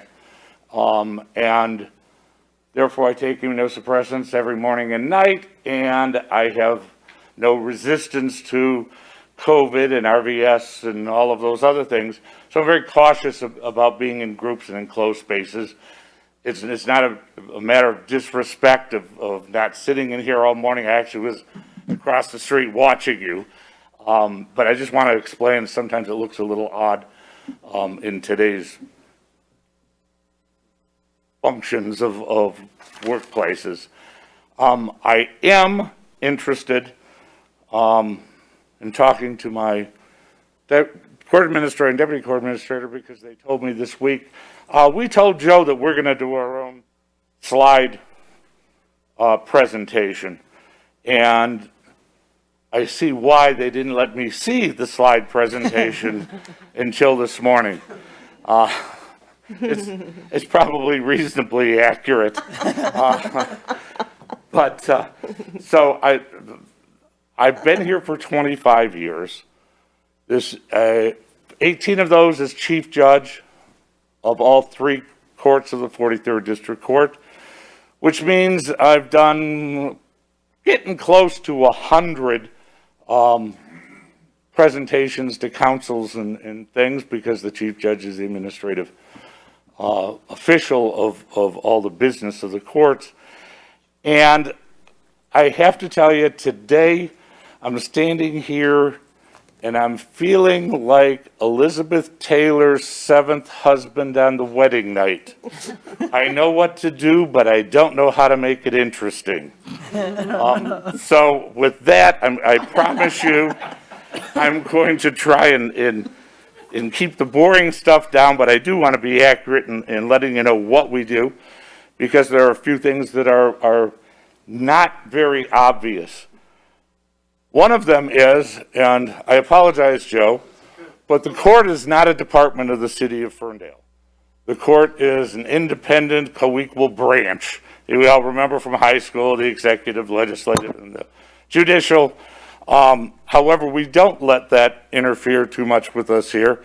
It's easier to throw us in with the department than always have this extra tagline and the 43rd District Court.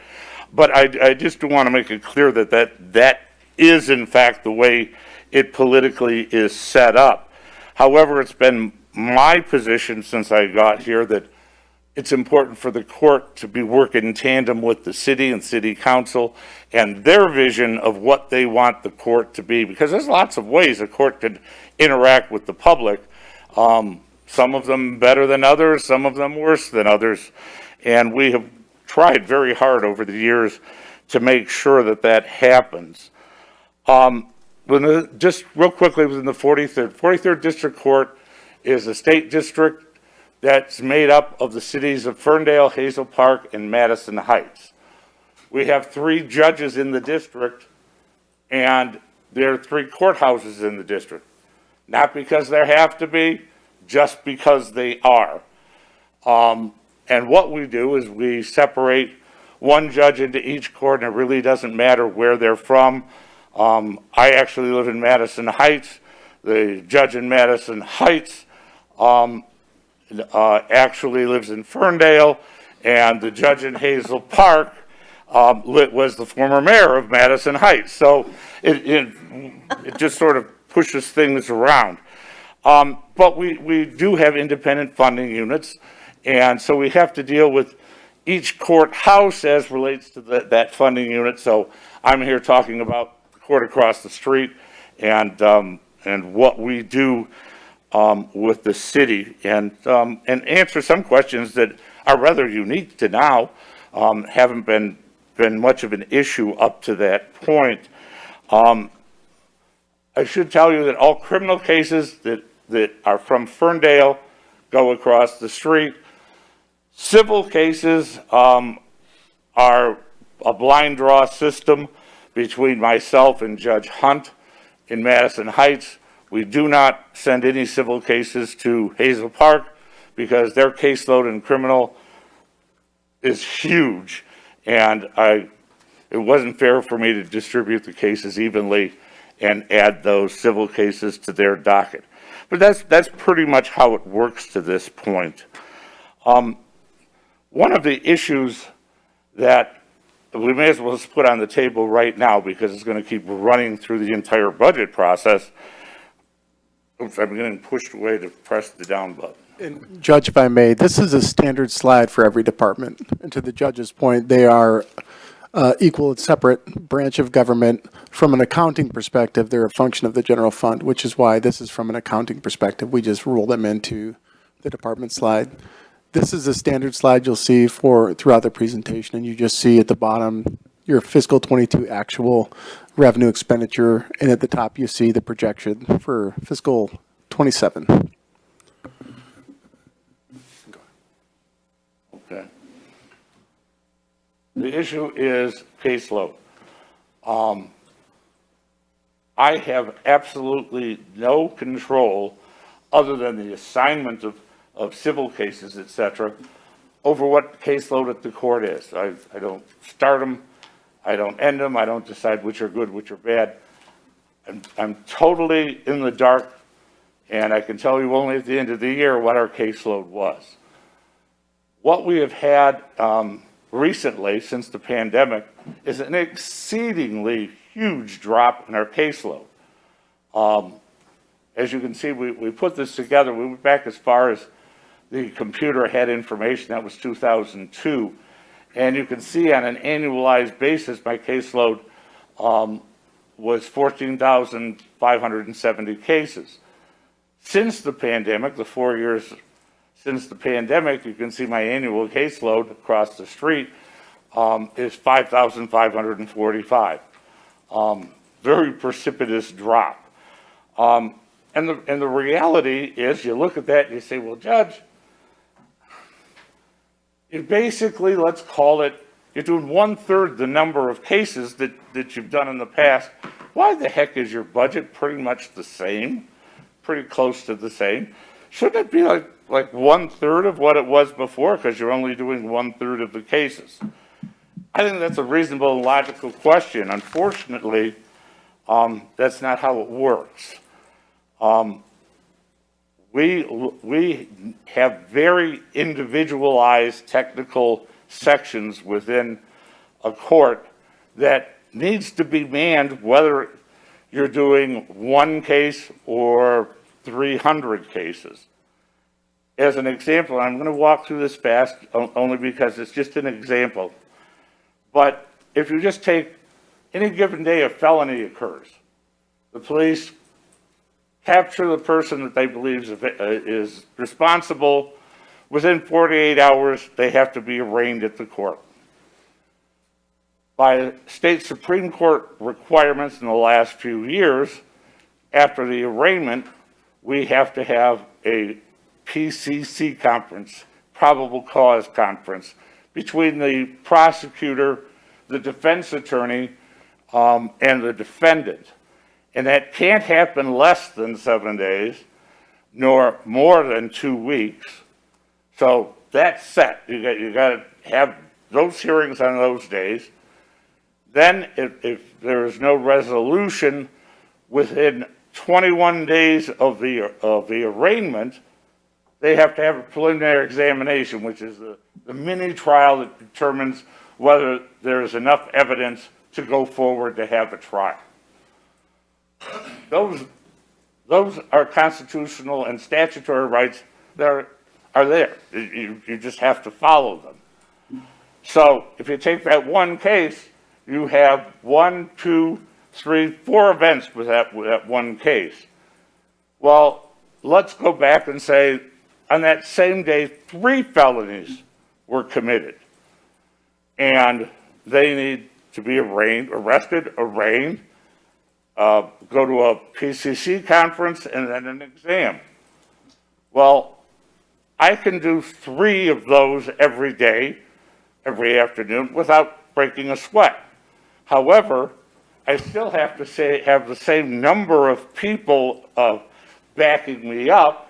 I need a court recorder. I need a security officer in a courtroom. I need a court clerk. What happens is those 3 cost the same amount of money whether I have 1 or I have 3. So the fact that the caseload has so precipitously dropped doesn't mean I can fire 2/3 of the people at the court and still be able to stay online with the required dates of the Supreme Court. In another way of saying it, I tend to have these stories, and they've timed them for me. Many years ago, when I was a lawyer, my father retired for the first time. He was driving my mother nuts. My mother said, "You got to get him out of here." My father and I bought a pizzeria. Well, we found out that Monday was the slowest day in the world for a pizza business. Saturday, the busiest. But on Monday, when we opened at 4 o'clock, we need to have a pizza maker there from 4 o'clock to 11 o'clock that entire day. He may only make 50 pizzas from 4 o'clock to 11, but I still have to pay him for the whole time he's there. On Saturday night, he might make 200 pizzas. It is the same time, from 4 to 11, he's got to be there, I got to pay his salary. The pizzas actually cost less per pizza on Saturday than they do on Monday, because I have to pay the same cost for that person to be there to do it. And so that's kind of why we can't cut our budget across the street to 1/3 of what it used to be. We have, of course, made some changes.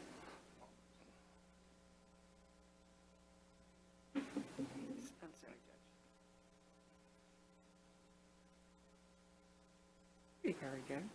Oh, we're not there yet.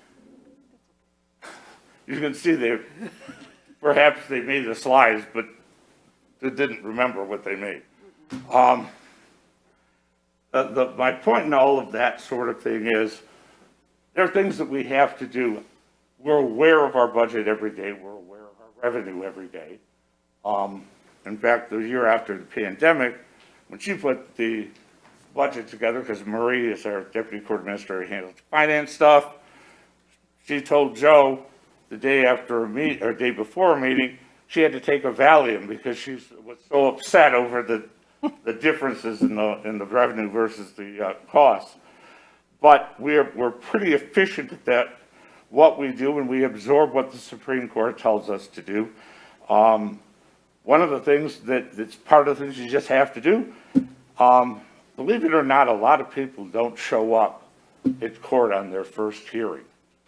And typically, we would put out a bench warrant. They didn't show up, we waited half an hour, we put out a bench warrant, and sometime in the future, they get stopped for a taillight or something, and they end up getting arrested and brought to court.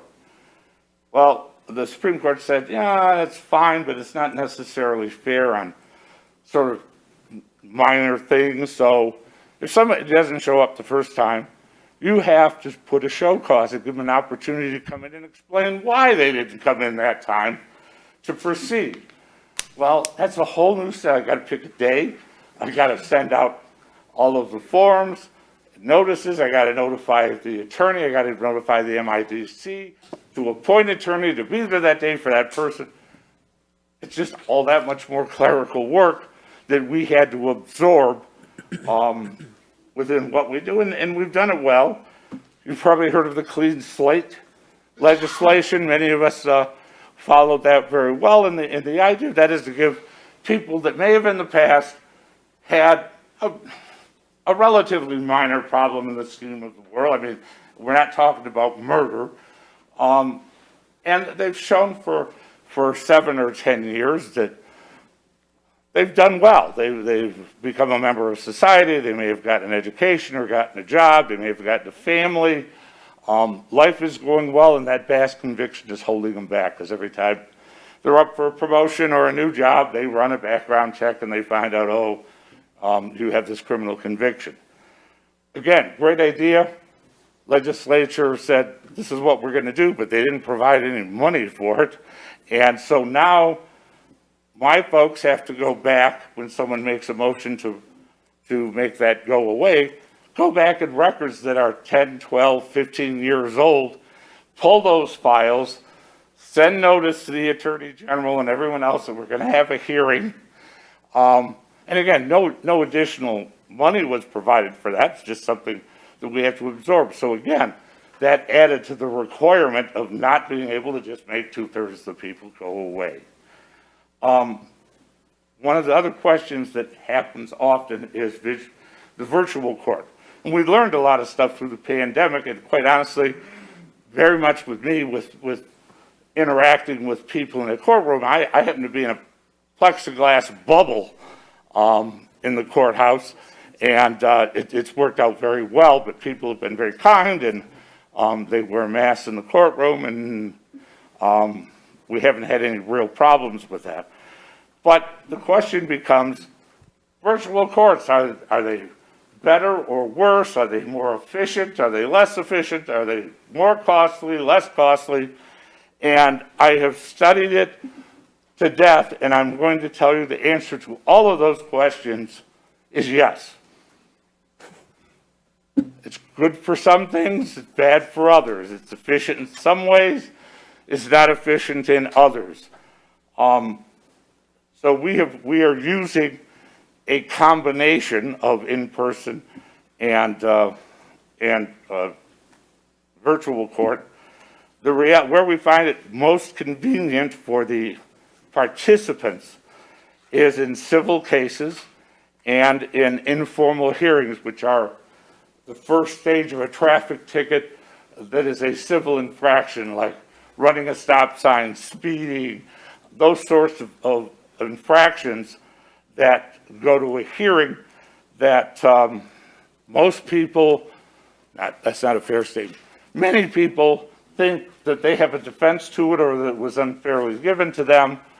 But the idea of taking a half a day off work to come sit in the courthouse and wait for their case to be called and the officer to be taken off the road or be paid overtime to sit there the same way, is quite a burden. So we found out that an awful lot of people just either pay the ticket or don't, but they certainly don't show up to contest it. We found a huge increase in the number of people that wish to contest them now that they can do it over their telephone or computer. They can take their lunch break or their afternoon break, be in court, tell their story under oath, and get a decision without them having to disrupt their life.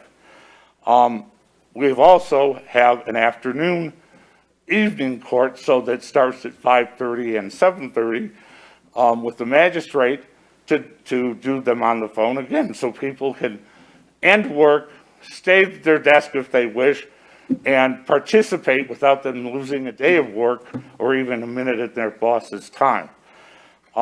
We do that all at no additional cost. We have a good relationship with our union, and our executive non-union personnel are the ones that handle those jobs for that night court on Wednesday evenings. Same thing for our sobriety court that we do. So is it great? Yeah. Is it costly?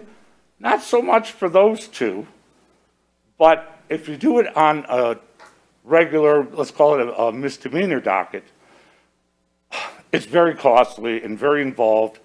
We need 4 separate clerks, of which we have 5, to be active in that facility in order to make a virtual court work. And you have to deal, it takes longer because we have to have a court-appointed attorney for each one. Well, that one attorney has to be in contact with their client before they can then talk to the prosecutor and then go back to talk to their client, having to call them again to get their permission or perspective or whatever. And then, if whatever that decision is, then they have to sit in a waiting room, meaning an electronic waiting room, and we have to keep track of Mr. Smith is here, his attorney is over here, the prosecutor is here, and the judge has 3 cases ahead of him. So we're playing this game, and sure as heck, when you finally get to that person, the attorney's on the video with another court and can't be there at that moment. The person has lost their signal because usually they're using their neighbors in a basement from a block and a half away, and the connection is horrible. So it ends up taking a long time to get from point A to point B in a criminal matter. If we go through the summer, our people have vacations. I told you we have 5 clerks and 4 of them are needed for that process. 2 people off in the summer, I don't have enough people to conduct it. So we're bringing people in for those. You say, okay, that way you've lowered the number of people. Well, no, I've just changed the number of people. When I'm on the video, I don't have to worry about security sitting next to me because nothing's going to erupt in the courtroom. But when I bring them in person, I have to have an extra security member there, since it's a bailiff in the courtroom. You need a court recorder to be in the courtroom as well. And so the numbers are the same, they just sort of change who it is at that point in time. So virtual good, yes. Virtual bad, yes. But we are trying to make the best pick. It works here, saves money and time, and is more beneficial to the people that are participating. And here where everybody gets their rights protected, and at the same time it doesn't inconvenience everyone and make adjournments necessary. The other big drawback, to be honest with you, since it's a budget meeting, is collections, when people are on the virtual computer screen, aren't nearly as apt to pay a fine that may be imposed because they aren't there. And it's another procedure. It doesn't even have to be bad faith on their part. It's just life moves on, and that was yesterday, and I'll do it tomorrow, and I don't do it. We find that if you're in court, at least 70% of those people make a payment towards their fines and costs. They may not pay at all or unable to, and we work out payment plans and community service and whatnot for that. But we find far less people just saying, forget it, it's not going to happen, and it just takes that much more time to do it. So that's the virtual court benefits, et cetera. We also have state actions, and I raise this almost every year in every place. I don't think anyone was aware that the very first $125 that must be assessed and cannot be waived of every traffic misdemeanor goes to the state of Michigan. I can't waive it. If somebody only pays $125, the state gets the whole $125. So as an example, if you take littering's a $200 fine. $125 of it goes to the state of Michigan. Only $75 stays in the court's fund as the actual fines for the procedure. Again, I tell you, nobody knows, no one seems to complain about it. I'm not exactly sure why, but that's across the board, always, ever, never. They can't possibly get away with it, send them to jail. You still got to assess the $125. So, you know, that's one of the things that we're stuck with what's going on in an attempt for the state to do whatever they do, and I suspect it's balanced their budget as well.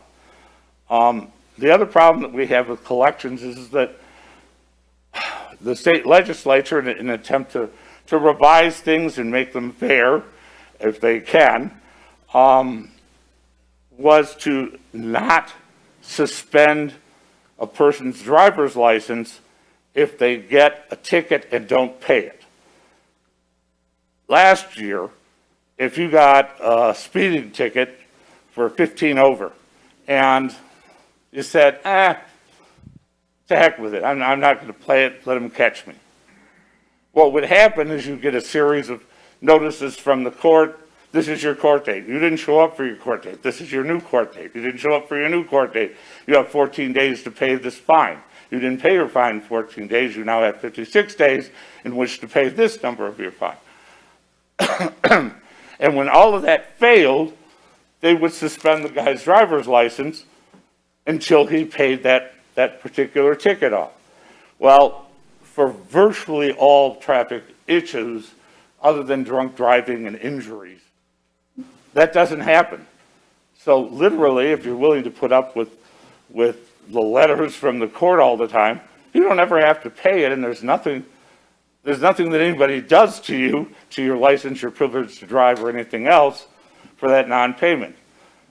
Makes it a little, you know, it kind of takes the stick away from the carrot when you're trying to get something done. So again, an issue with collections, yeah, we're working with it, we're trying.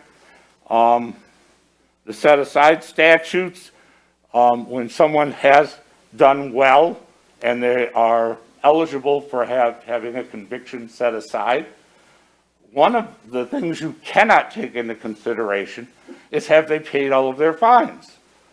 And if they meet all of the regulations, you have to set it aside, but you also then have to waive anything that's uncollectible, anything that was unpaid at that time. And usually that would be an incentive. Okay, and those of you that have been here, 3 of you anyway, have experienced me talking way past my time. And I'm not sure now whether Marie's pushing that or she's saying, wrap it up, Judge, wrap it up. I'm doing both. Okay. I'm not going to go on with that stuff. You get the idea that what we're trying to do is comply with what we need to comply with, at the same time do the best benefit for the general fund here. One of the things that we have done, which doesn't reflect in the budget because the position is still budgeted, but since the pandemic, we have reduced 3 full-time staff positions of people that have retired, and while they're in the budget, we didn't replace them, and our other employees absorbed the work of those 3 employees. So we've been on top of this.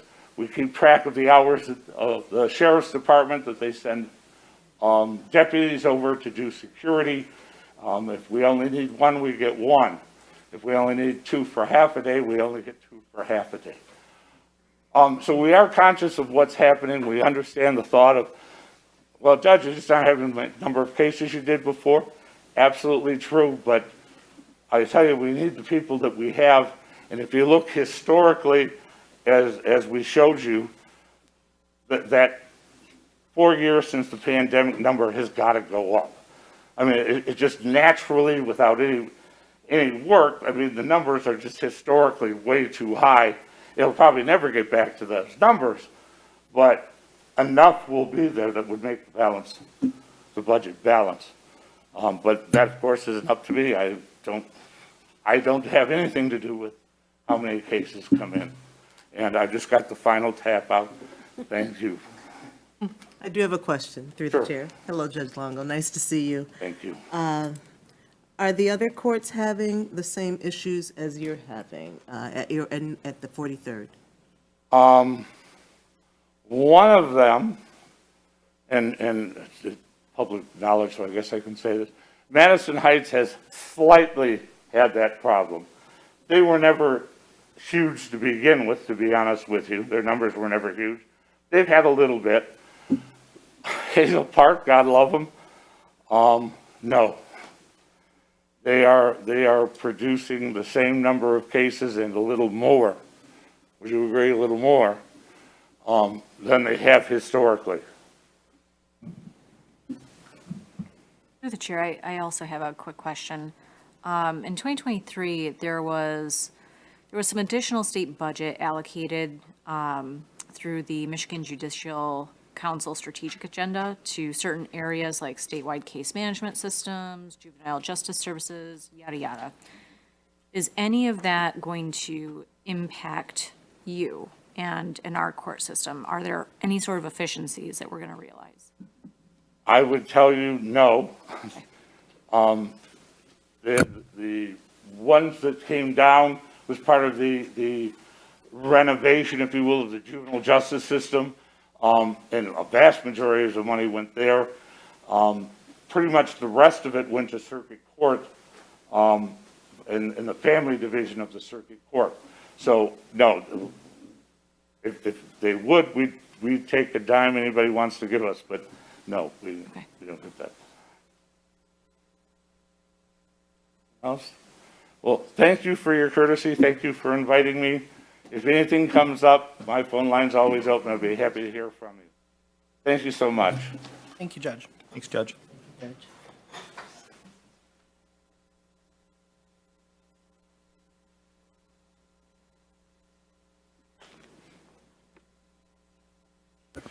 Judge Longo, thank you so much, and thank you to Linda and Marie for your preparation and support. Joe, before we move on from the court, I did have a question for you, because I think this is one you would be able to answer. Can you talk a bit more in the court's budget about the contribution to auto parking line item? It's $250,000 in the current amended budget, increasing to $258,000 in the 25 proposed budget. Sure. Yes, the court processes any parking citation activity that is issued by Park Ferndale staff. And so the majority of the parking departments or the contract for Republic Parking is related to enforcement activity. It's not related to collections. Most of the collections is now digital. So that $250,000 transfer is the transfer back to offset the parking department's activities to generate the citations in themselves. That directly goes against the contract. Through the chair, never mind. Well, actually, no. So within the revenues for the court, we show parking fees, and the parking fees show a 302,736 for this year, with an estimate of 350 next year. So is the court taking roughly $100,000 out of the fees that are collected? The remainder of those revenues that the court collects would offset their costs for the magistrate actually adjudicating those citations, any mailing, printing, or any other operational costs. Majority of the parking enforcement costs on the parking operations on the court side is on the actual personnel and equipment to actually enforce the tickets. Additionally, through the chair, so I don't want to freak you out, Judge, but there has been conversations in the past about reducing the size of the 43rd District Court. Right now, we have 3 courts. There was talk in the past about maybe reducing those down to 2, combining it, maybe actually close the one in Ferndale. My understanding is if this office were to close, or this court were to close, any cases that go to Hazel Park or Madison Heights, those fees that are collected don't come back to Ferndale. So any revenue that's collected through tickets, through parking fees, all of that, that remains within the court system and does not come back to the city of Ferndale. Could you confirm that, please? That's essentially accurate, is it? I don't know if this is Yeah, working. we can hear you. That's essentially accurate. What happens is the city that actually generated the case would get 1/3 of the fine. Now, the fine is different than the whole cost of the ticket, because the way the amount adds up, the fine is probably the smallest part of what it is. So yes, essentially, you end up giving up 93% of the income. Okay, That goes to the whatever the sustaining court keeps it. okay, thank you.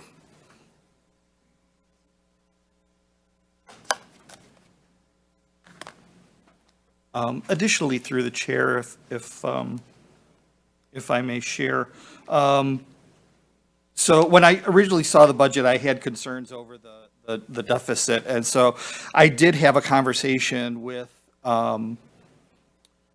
our executive director, our county executive, Dave Coulter, former mayor, to see if, Judge, you have a number of programs where you are actually trying to reduce recidivism through allowing people to do public service in lieu of paying fines.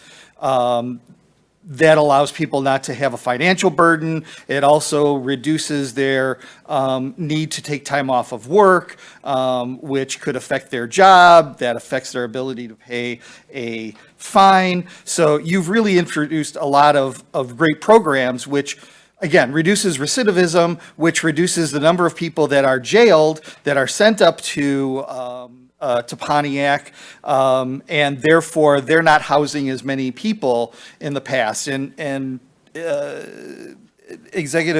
County Exec Coulter did share that the housing in Pontiac is down. The problem is they don't have enough funding to share with us because of that reduction, because like you share, it still takes the number of people to run a jail, whether you have 50 people or 500 people in that jail. So unfortunately, I did try to get some county funds to support our court, but the funds just, they're not there. So I just wanted to share that. I can tell you, I appreciate you trying that. I tried that back with Brooks Patterson many years ago. And again, an aside note, I promise it'll be quick. Out of every case is generated a certain amount of money. It goes to the state and is then redistributed back to the county court system to help reduce the function of the court. And Oakland County Wayne County, Macomb County, that money goes to the county, and the county absorbs all the money for the court, for the county courts. And so all of what are called third-class courts, us that are dependent upon funding unit, get none of the money because they have 100% discretion when the state gives it to them. And I tried hard. I was taught the political power of Brooks Patterson back then. He slapped me pretty good. And I tried for the same thing. Right. Absolutely. Through the chair, I have a question. I see that the full-time, part-time ratio is pretty high, full-time. It's where a lot of the salary goes. And I understand that you have requirements for the court, but, you know, what if you took some of the full-time down to part-time, and that would give you some flexibility to still have it and save some in your payroll? Is that an option or anything you've looked at? Yeah, we've certainly looked at that, and the reality is, you couldn't find the individuals who had part-time positions. It's horrible trying to fill them. Secondly, the positions that are now left there are really highly technical positions where you have to know a lot of law. And as an example of loyalty that we have there, we have 4 people that came to us out of high school, have 30 to 35 years of continued employment at the court. And again, I tell you, we have 5 clerks, and 4 of them are there for 30 plus years. They have a lot of knowledge among the 4 of them. And something I didn't mention, but this is a personal thing. I just want you to know the other kidney transplant that I got, that's the lady that donated a kidney to me. Wow. Administrator lived in here. Awesome. I'll tell you, that's an employee. Yeah. He's got a very high standard for everybody else.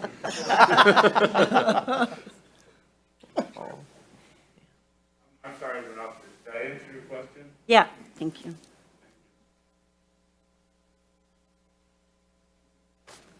Okay, council, we are shifting, as you can see, to the fire department. Chief Robinson also does have another obligation, so we moved her up in the agenda. You should have an updated agenda that reflects that. 336, if you flip, you'll see, again, looking at your details. Next one will be 172, that's the city manager, and keep moving till you get to 336. That's where you'll find the fire department's line item budget. And take it away, Chief Robinson. Well, thank you. Hey, I'll go ahead and just jump right into this. Go through just an overview. Most of you already know, but our fire department, we are an all-hazard fire department. We provide the full range of services, fire, EMS, technical rescue, whatever people's emergencies we're responding. And not all departments can say that. Being a part of Oakway helps us do that. We have people on the hazmat team, the tech rescue teams, all that. We also serve and we're responsible for 3 communities, so not just Ferndale. We also provide for Pleasant Ridge. Pleasant Ridge gets a mirror image of all the services we provide to Ferndale. Pleasant Ridge gets from the fire department. Royal Oak Township contracts us for the fire response, incident response, and my fire marshals, all his services for inspections. They just don't directly contract our ALS, our EMS services. Of course, we do back up their private EMS company when they're not available, and when they call, we do respond. But going back to the question earlier, whoever provides the EMS provider is who bills for it to the insurance provider. So we do get some reimbursement when we do respond into Royal Oak Township, even though we're not contracted to provide that service. We have 2 fire stations, one on each side of Woodward. I added and the railroad tracks because that is important. Those are 2 big considerations when we're thinking about meeting response guidelines and also ensuring we can provide the services to our community that our community needs for the various areas we need to get to and the emergencies where time really is of importance. I have 26 sworn personnel, and I work with a minimum staffing of 6 sworn personnel a day. As we are filling vacancies, there's days we can have 8. When we have 8, we have the second ambulance in service, but our minimum before overtime is triggered is 6. And this is that slide that city manager spoke of regarding showing how our budget goes. When I get into some of the other slides, I'll touch on one area where we're really seeing exponential cost increases, but everything's going up. You know, not just personnel costs through us keeping salaries competitive, but also in line with inflation, so our firefighters can afford to, you know, provide for themselves, but also everything we're purchasing for to provide our services is going up. Let me get into a fun topic, fleet management. This is something that is really important, and it could sound big, and I want to explain the ask and what we have currently in our fleet. Currently in our fleet, I have 4 fire engines, a ladder truck, and 3 ambulances. And then my vehicle, fire marshal, inspector vehicle, a couple of those. The NFPA standard states at 15 years, fire apparatus should move to reserve status. At 25 years, they should be taken, it's recommended they're removed from service. And some of those recommendations rely to safety standards and things that are now in place weren't existent then, and some of these old apparatus cannot be updated to bring up to standards to meet current demands and needs and safety considerations. Our current fleet right now, our oldest engine still we have in our fleet is a 1996, so it's 28 years old currently. We have an engine in process being built right now, which should be received early midsummer, to replace that 1996, and that will go out of service. Our next engine is a 2002, which puts this is already in reserve status, puts it due for replacement in 3 years. It takes longer than that to get a fire engine built, which is why I'm bringing it in front of council. We're highlighting as part of budget, because we have to start thinking about ourselves so much farther in advance now than we ever did in the past, because lead times to get things built are so much longer. The engine we're having built right now, just for comparison, it was an 18-month build out. Now it's pushing like 4 years. So just in less than a 2-year time frame, that's how much difference it made. So our 2002 is due to be replaced in 3 years. Our 2009 is due to be replaced in 10 years. And then our 2011 ladder truck is due to be replaced in 12 years. One of the things we've been trying to do since I came here, and a lot of conversation with city manager, is really looking at what we have and understanding what our community needs based on run volume, incident types, but also considering master land use plan, what's happening in our city now, what is planned for our city, what do we need to provide the services to this city. Our ladder truck was purchased prior to me being here. It's not wrong. By standard, this area is saturated with ladder trucks. And with my current staffing, I do not have people because I said my minimum staffing is 6 a day, that are on this vehicle as a staff frontline apparatus daily. So what happens if a fire comes in or in an industrial complex or a high rise where we would want our ladder truck there? If our staff are already out on the road, they would have to go back to the station to switch vehicles and delay response, which is not a good scenario.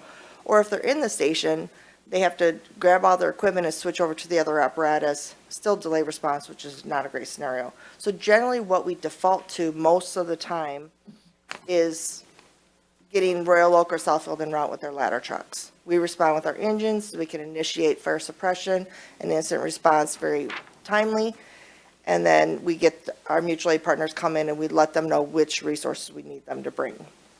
So why am I explaining all this? One of the proposals I have is, and I also want to show you in comparison of size, this is our current fleet. What I did is I had them pull our ladder truck and our engine one, which is our largest engine we have in our fleet, out of the station. Both of them had the backs of the vehicles at the doors. And so you can see the top view from me looking from my office, and side by side, the size difference between the two vehicles. Just so it makes sense to me, but I wanted to give you visual so it can make sense to you as far as the size difference.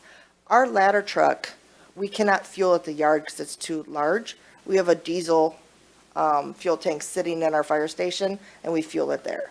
So it's on the apparatus floor next to the vehicle, and that's where we fuel it. So, because we can't, a lot of the maintenance on this happens at our station. It's just big.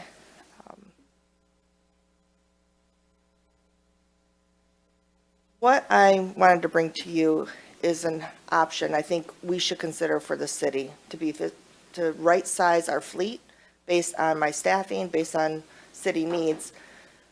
We have the current, these numbers here are showing what the costs are, the cost ranges, or how they've changed over the years and grown. Sorry, I can't get my words out today. I apologize. The engine we have purchased in process, we spent $652,000 for. So the example here is showing 748. We placed that order October 2022 for $652,000. Again, to show that when we're ordering and we're designing our apparatus now, we're building them to fit our stations, to think about what the right design for our communities. So it just goes to show, the top line is like a standard pumper. When they went back, I asked the vendor to pull a spreadsheet to show the price increases. And it shows where we fell with our due diligence below what most of the pumpers were selling for at that time. And I think that's a testament to my people as far as being really responsible. But in 2019, it was 695.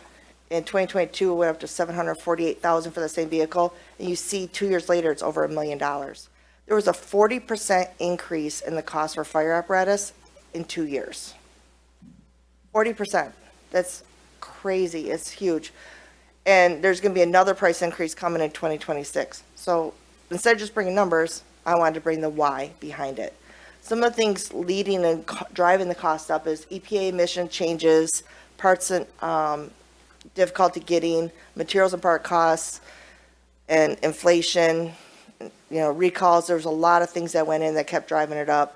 The EPA is a big one. Their estimation for all the vendors right now is the EPA emissions change for diesel engines. When they become fully compliant with the 2027, it's going to be an additional $100,000 just for the motor to put in the fire apparatus.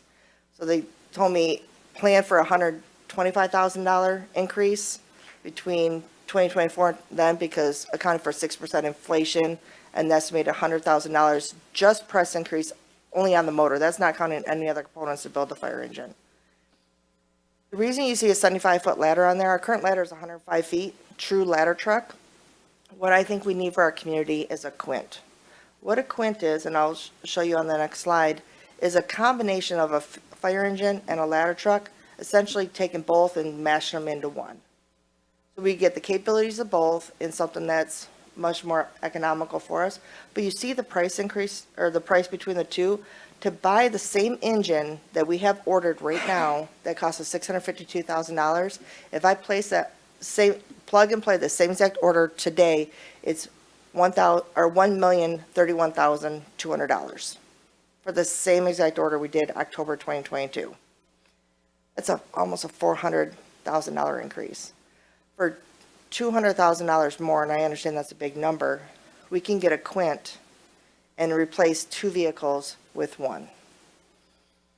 So our delivery, I mentioned on delivery times, it went from, in the best scenario, about a year you could get one built if you bought one more stock, to now they're up to 4 years to get something off the line and receive it, which again creates a challenge for planning and budgetary, because you're thinking so far down the road with so many uncertainties. This picture here, the top one, the engine being built, because again, I want to make sure you understand the difference between the things we're talking about. The engine, or the one at the top, engine being built, are the dimensions of the actual engine we have designed that's being built for us right now, that we had designed specifically to fit in the space we had for Station 2, which is how you should design your apparatus. You build it for your stations and your city. The second one, that's actually the dimensions of the one that's pictured on the right. That is a quint. And those are the dimensions of that actual apparatus that you're seeing in the picture. So the height you see is a little taller, and there are some design things you could do. But you see the length is only 3 feet longer, and the width is about the same. It's 2 inches wider. If you get down to the ladder truck, these are dimensions on a ladder truck. You see the length is 45 feet, so it's essentially almost 10 feet longer. So when you're thinking about space you need for your stations, maneuverability around our narrow streets, and you think about the master land use plan and what's happening in our community, the ability for this apparatus to get into the spaces it needs to, or even get to the DPW for servicing. We have challenges with our ladder truck turning down streets. If there's cars parked on the side, we're having to go around the block. You can't make those turns. So again, to give you examples and understand the difference between all the apparatus. What are the benefits and the drawback?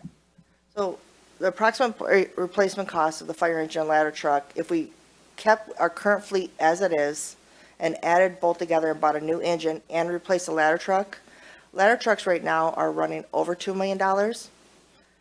That's only going to go up, so can't imagine it'd be, but we'd be over $3 million if we replaced both those vehicles right now today. If we buy a Quint and replace both those with one, we're at just our 1.2, as we figure 1.2, 1.3. And again, this is just a rough number the vendor was allowed to give me. So you can see a significant savings to the city by getting that 2-for-1 apparatus as opposed to replacing and keeping both of these apparatus in our fleet. Operational costs will go down. So we're fuel for one vehicle, maintenance for one vehicle, equipment for one vehicle instead of two. So all the ladder, there's so much required equipment. That's how many feet of hose, ladders, all the equipment you need in every apparatus. You're stocking one instead of two. Right now, for me to have the backup hose, I need to put a large order in for hose. If I had one less vehicle I'm stocking, I wouldn't need to place that order. Maintenance costs, we're maintaining and fixing one vehicle instead of two. And there's a lot of things we're doing now where our preventive maintenance is being built into our system, so we can stay ahead of it on top of our preventive maintenance in a way we've never been able to track and do before. We would just have to wait for the warning lights to come on to tell us it was due. So all of that stuff has improved this year. So our operational efficiency drastically increasing as far as what we can do. What we have, this would be a frontline staffed apparatus. It would be the engine that would run on Station 1, so crews would be on it. So when they respond, they have the ability to operate as a pumper or as aerial if it's needed, and there would not be that switch to that delayed response. And also, the station fit needs. So the change of this really has a big snowball in a lot of other areas it impacts, and I'm only touching on a couple of them today. When we're thinking about new facilities, that's one less bay and the largest apparatus we would not have to accommodate with the changes with our new facilities. So Station 1, that'd be one less bay. We would need the bay to accommodate the Quint and an ambulance and a couple of the vehicles, but it would be one less. So you think about real estate savings and cost savings.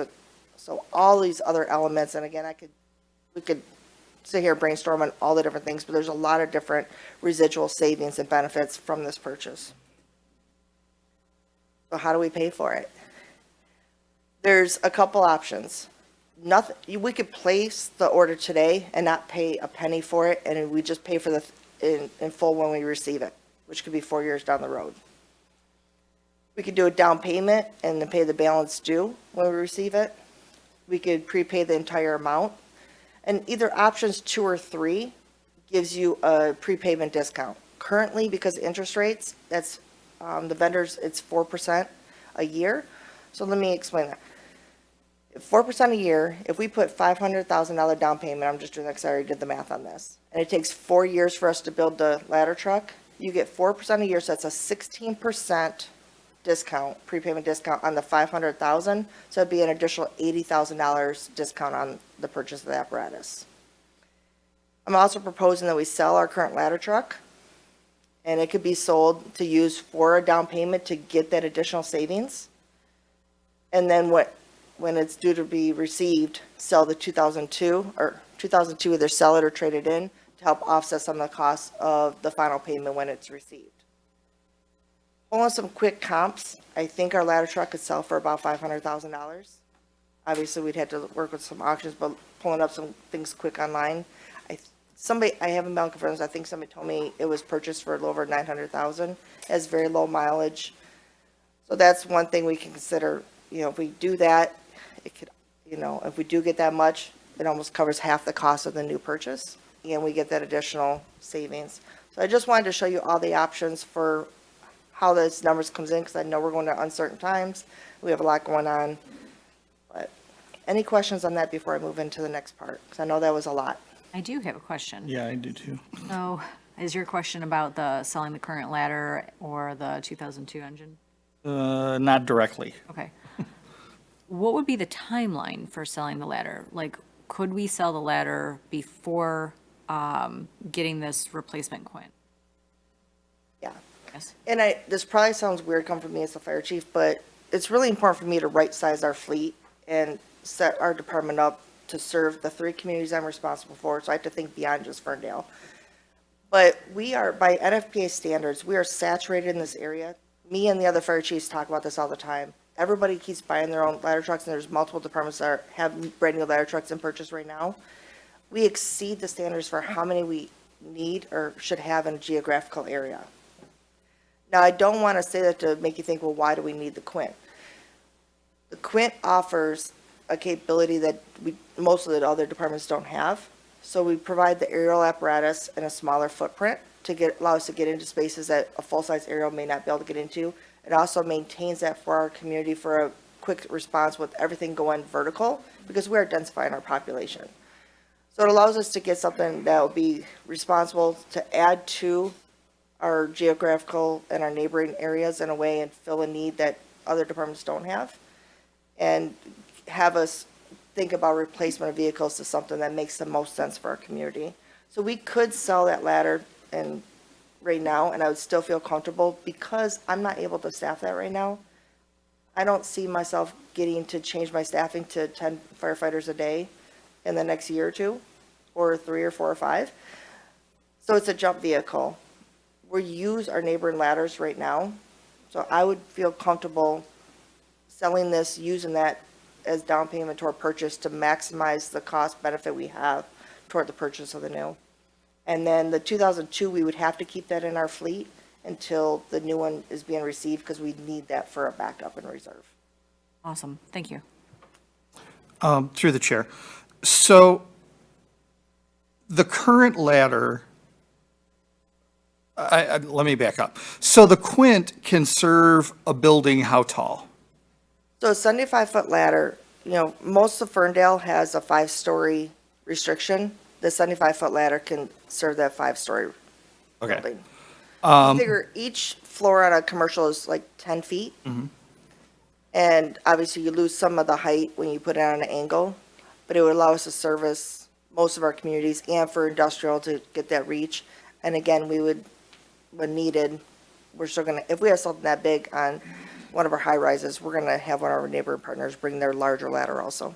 So that was my other question is we don't just serve Ferndale, we serve Pleasant Ridge and Royal Oak Township. And Royal Oak Township has an 11-story apartment building. Yes. Yeah, I just want to make sure that we're not in violation of our contract if, we all of a sudden have a ladder that can't serve a fire on the 8th or 10th floor of that building. But what you're saying is because of our Oakway partnership, we can rely on another jurisdiction to provide the ladder to serve that need. Absolutely. So, Just so we're clear, our current ladder can't reach the 11th floor and Royal Oak Towers, because that exceeds 100, even a 105-foot ladder at 11 stories. okay, So none of our ladders, so when we're high-rise, we have other tactics we utilize, and special equipment we take inside to do a lot of it, actually above any certain floor from the interior, much more than the exterior. Because even if we had the reach, doesn't mean the design of the building allows us access on all the different sides. So we have to do a lot of it from the interior. okay. So speaking about our current apartment buildings, we don't exceed 5 stories currently. The Quint would be able to service all sides of the existing structure. So, for example, 409, our ladder, there's no way that 105-foot ladder can go down the alley, to service the back of 409 or Ferndale House. There's just not enough room for my understanding to turn in there. But this Quint that you're proposing would have more of the flexibility to reach all sides of our existing structures. Right, and that's why I put the dimensions up there, because I wanted all of you to understand, not just my word, but I want you to see the facts for yourself, just see how close it is to the size of a fire engine as opposed to the larger tandem axle of a full ladder truck. Okay. And then my only concern would be, now you said that we generally replace our vehicles every 25 years? That's They what, become out of service? that's what's supposed to happen, yes. Okay. And we're just now, we just ordered a vehicle, and now a year later, roughly, you're asking us to order another vehicle. My only concern would be pushing the issue down the road to the next council, in 25 years, where all of a sudden they have, $3 million worth of vehicles coming up all at once. Yeah, so that's why I'm bringing this now, because it won't. It's gonna take 4 years to get it, so they're gonna be spaced about 5 years apart. Essentially, that's what we want here. With the 4 fire apparatus fleet, if you purchase one every 5 years, when the one's going out of the fleet, that's when you're due to do the other, so you won't have multiple. And that's where the replacement schedule, getting on a good one is so important. Madison Heights, they stick to theirs, so they have replacement value or trading value on their stuff, and it gets ahead of them becoming really cumbersome with maintenance. So this one was purchased in 2022. This one, if we purchase this year, we're not going to receive it for 4 years, so they're going to be 4 to 5 years apart. So it won't be coming up at the same time in the future. If I may, what would the down payment be on the Quint? That's up to us. We don't have to put anything down. So that's why I've chosen options. We could place the order today and not pay a penny until we receive it. That's one option. And then just do the financing and things for there, whatever we choose to do, how we choose to write that check and have that funds available at the time of receipt in about 4 years from now. That's one option. Or we could put some money down, or we could pay all of it. I wanted to bring all the options, because if you put any money down on it, you get prepayment discount on whatever portion that you pay on the front end. So like the example of if we paid $500,000 down, and if it takes 4 years to build it, it'd be $16,000 discount on the overall cost of the truck, which would be additional $80,000 discount on the overall price. So we would be locked in a price. We wouldn't have to worry about, because everything goes up, we'd be at that price. And I did ask if we would be, if we purchase it now, if we'd be subject to which emission standard would we fall in? Would we be able to beat it and get into the already updated emissions motor? Or would we have, hey, we need another 100,000? And he said we would be able to get ahead of that and fall into the other motor that's already being used, because a lot of them already started changeovers, which is part of that 40% price increase that we're already seeing. Through the chair. So obviously, this isn't going to, well, I shouldn't say that. I guess I'm just curious why you're bringing it to us today if it doesn't affect the budget for 2024, 2025. It does if we're putting money down. Okay. And it affects the budget, because there'd have to be a decision about making the purchase and if any money's putting down. And also when we're thinking about our planning, because if worst case scenario, you say, well, we're just going to figure out, like I said, kick the can down the road, let them figure it out 4 years from now how they're going to pay for it. It's still a decision we have to make today, or we commit to putting a certain amount of money down, make a decision, let's list the ladder truck, let's sell it and use it as a down payment toward them. So that's why those are decisions for today, because while a big part of it doesn't come to later, the decisions are now to determine that. And did you make any calculation within this budget to support any kind of down payment, or are we just kind of moving forward from 23, 24 into the 24, 25? Through the chair, I'll let the chief go into detail, but I did speak to the finance director after the chief brought this proposal forward to me, and we provided a basic finance model. So if you look at the line item 977,500, that's your capital vehicle purchase account. That's where you're going to see a total of 330,000. We are expecting, if we wanted to do this, an annual payment of 295,000 until the vehicle is delivered. So we don't have the specific recommendation, but we do want to account for the annual costs of building this, as it will take four years to build. What we didn't want to do, especially with the uncertainties lying ahead, is budget for a spiked $1.3 million capital cost 5 years from now. So the financing the vehicle assumes a 4% interest rate at 5 years at a cost of about $295,000. And that 295,000 is financing the entire cost, but that's why I'm trying to bring the option of selling the ladder truck if it does sell for 500,000, that pays for a big portion of that. And then whatever we're able to get for the 2002 engine, that can help pay for another portion of it. But paying for the whole thing, if we choose to keep the ladder truck, that's almost a $300,000 a year payment that we have to plan for to pay the balance, pay it off. Okay, so 977,500 is the line item you created for the potential of paying for this vehicle. Yes. Where is the line item for the vehicle that is still being built, that hasn't yet been delivered? Because we haven't paid for that in full either. Yes, we did. That's funded through ARPA. Oh, gotcha.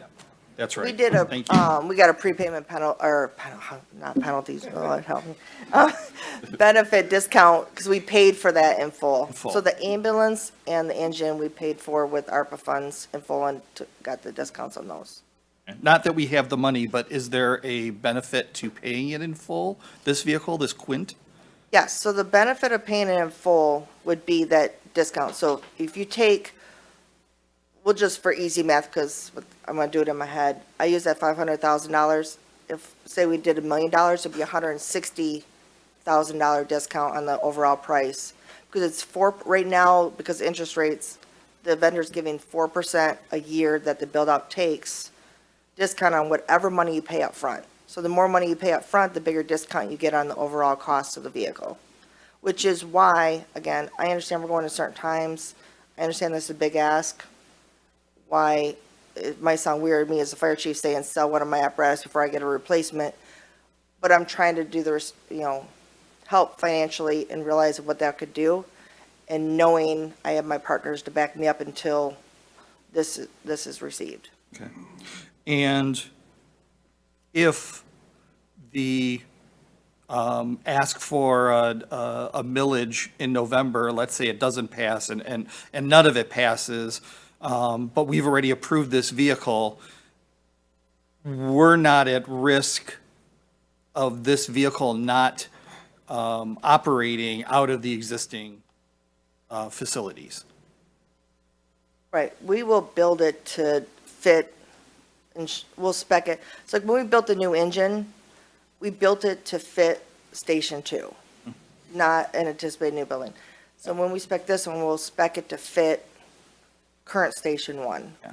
Well, And I when the think- ladder was built, no one ever spec'd it to fit the existing building, and then we had to spend hundreds of thousands of dollars of refitting the openings in the building. For both engine 1 and ladder 1, yes. Yeah. And that's why we're ensuring, even with the ambulance, we had a spec to ensure it could fit inside Station 2, which is how you're supposed to fill it out. You look at your available space and you build it to that. And that's what we would do with this one also. Okay, thank you. I think this is a really very shrewd proposal. I buy a lot of vehicles in my day job, millions of dollars a year. Our current vehicle plan for next fiscal year, with a financing agreement, it's going to be about $35 million a year in vehicles. This has actually given me an idea to go back and talk to the Detroit Fire Department and say, why don't we have a conversation about our overlap? So this is an incredibly shrewd proposal. I really appreciate the thoughtfulness on this one.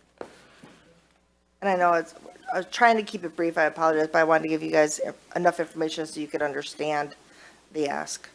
And I know I'm trying to stay within time.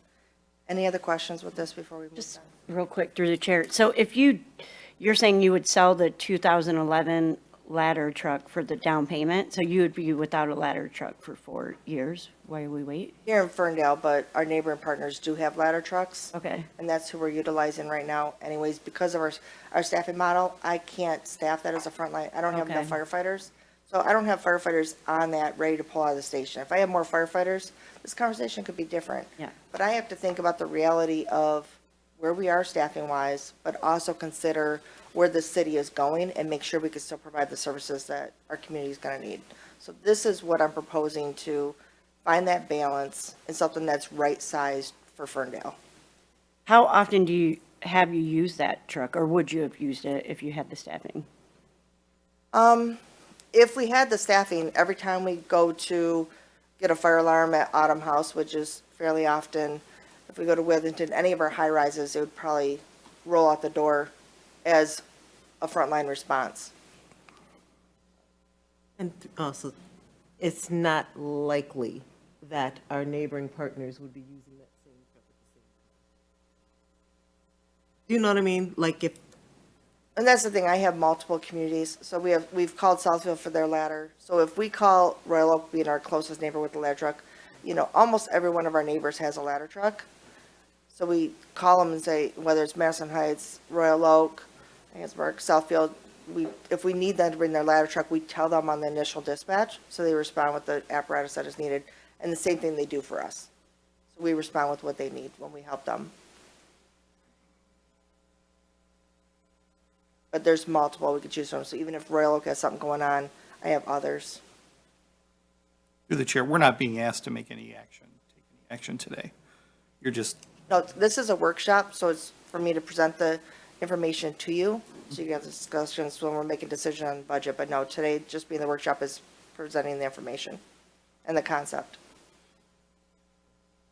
Thank you. Thank you, Chief. through the chair, I guess my next question would really be to Joe. So what are your intentions of when bringing this forward? Because obviously, we would want to make sure that we captured it in the budget that's approved at the end of April. Is your intentions to talk to us individually and get our feedback to determine whether or not we want to, as a council, move forward? Or are you just going to wait until after the budget and then have the discussion later this year? I'll certainly be having individual conversations with you between now and April 8th. April 8th is not budget adoption, it's the first public reading. I applaud the innovative recommendation by the chief, and I, as a city manager, I support it, understanding the regionalism that's factoring into the calculus here as well. But that really is a council funding decision. So if a consensus of council would disagree with that, then we would just make those adjustments between April 8th and the budget adoption on April 22nd. Thank you. And I know I'm trying to make this quick, but I also, try and give you enough information to understand. If there's more information you need, let me know and I can send it, something more detailed. No other questions, I'll try to get to my last part and try to finish up on this. So our medical services and incident response, just give you a couple numbers. In 2021, our total EMS responses were 1,950, and everything else we do was 931. 2022 went up 100 EMS responses to 2,050, with other being 907. In 2023, we kind of had a weird flip as far as the ratio of that. Our EMS responses went down, and everything else we did went up. And we had our largest call volume last year. So our other stuff actually was over 1,000, and our EMS went down to like the 2021. So we're seeing this, and that just shows the dynamics of what we do. Our patient care transferred, I brought that up real quick because that's something we brought up before where I'm justifying why we need a second ambulance. In 2021, we transferred 252 patients to other agencies. In 2021. 2022 is 265. In 2023, it was only 207. We just got the new ambulance licensed, toward the end, so we didn't have the full benefit of it. And I got people coming out of medical school and hiring and getting our staffing up, but we're starting to see the benefit of us getting things, again, right-sized, as far as the right equipment for what the demands of our community, but also me getting staffing up. When I took over the department, we were at an all-time low. I had a third of my department vacant, if you don't know. So 8 vacancies on a 24-person operations. I had 16 firefighters covering 3 communities for 24-hour shifts every single day of the year. We're down, we had our lowest and we're going back up. So we're moving. And the other thing I want to point out when we're talking about why, like stations, concurrent incidents, the total, in 2021, the total number of concurrent incidents, which means more than one happening at the same time, was 638 in 2021 and over 700 last year. So over 700 times, 717 times, we had more than one incident going on at the same time. We had like 39 that were 7 or more at the same time. Those would be related to severe weather. But there's a lot of times where we're just And I'm throwing myself in the mix and responding like I did the other night. So with this, a lot of changes, a lot of growth. Our call volumes go up every year, our demands go up every year. We're trying to increase community risk reduction and really increase our service provisions to be proactive in our communities, but that takes people. So what you see on here, which might not be what you expected for the bullet point under this slide, is the part-time assistant chief. The city manager has spoke a lot with you as far as bandwidth and, people's ability to cover everything. I'm one person covering a 24/7, 365 organization and 3 communities. This week I have not been home before 8 o'clock at night because of meetings with all 3 communities. And I'm not saying that complain, but, you could wear somebody out, and we need that replacement. But we also understand that you have to write the check. Well, we've had a lot of conversations, city manager and I have worked together on this and really wanted to get out of the box thinking and be creative. How do I get help on the fire side that could still be something that could be supported by council in a fiscal way? So what we agreed on is I got a part-time admin assistant that's dedicated just to me, that was approved previously. That position's in the process of being filled right now. And then we talked about getting me a part-time assistant chief. This person will be paid, if you look at the current pay scale for the city, assistant chief is on there. If you take the lowest pay for that position and take it down to an hourly rate, what I'm proposing to pay this person is even a little bit less than that. And I'm also we are asking for it to be part-time instead of full-time, so now you save on benefits and everything else. So this is somebody that's gonna be there like 3 days a week to help me. But that's still help. There's big projects I could give them and let them lead and to take it on my plate. They spoke earlier as far as the grant writing. I am the grant writer for the fire department, on top of running 24/7 operations, responding to calls, dealing with personnel issues, trying to do professional development because I have a very young department. And I have no one to push that to. So the ask is for me to get that part-time assistant chief to take some of that weight off me, somebody that can stand in for me on meetings if I'm absent, if I'm out. I did press conferences from Texas for my son's wedding when we had the double fatal. I responded to investigate fires when my fire marshal's off. Because there's just, I don't have those layers. And my officers are so busy training all our firefighters because we are such a young department and we have to bring those probationary firefighters through and prepare them because it is a dangerous job. So there's that, bandwidth.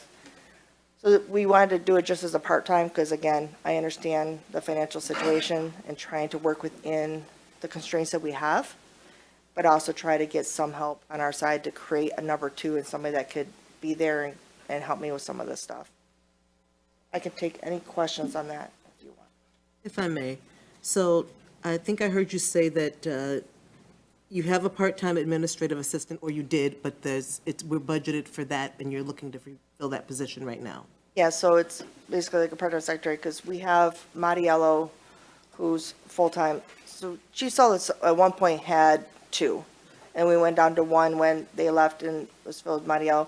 He is supporting, I've shifted him to really support the fire marshal because the fire marshal plate is so full and with everything to help him because he's a Division of 1 to handle multiple cities also. He covers 3 communities also. And the EMS coordinator with all of our license and everything on that. EMS billing, he scrubs all the billing, all of that. What was happening is he had no bandwidth left, so then everything I needed as the fire chief, I had no one to go to, like administrative, like secretarial support for me. So then I was doing all my own stuff because he was stretched. So we agreed, city manager was able to work for me to get a part-time person come in so I could have some of the support that's dedicated to me and the higher level projects I have going on and all the asks that I have. I had somebody hired, they didn't work out. I'm in the replacement process for that now. But then there's the assistant chief where that comes in is there's projects that it needs knowledge, skills, and expertise that I have as somebody on the fire side has that person wouldn't have.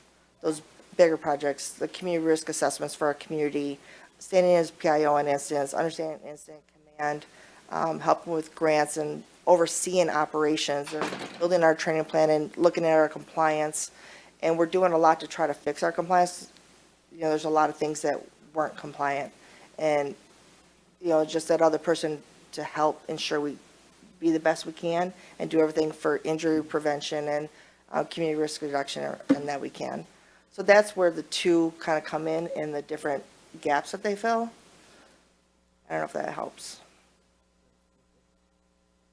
Through the chair, is there, just looking at this as a part-time position, is there the opportunity to take one of the full-time employees, mentor them, and add this into what they're currently doing so that they can grow into the position?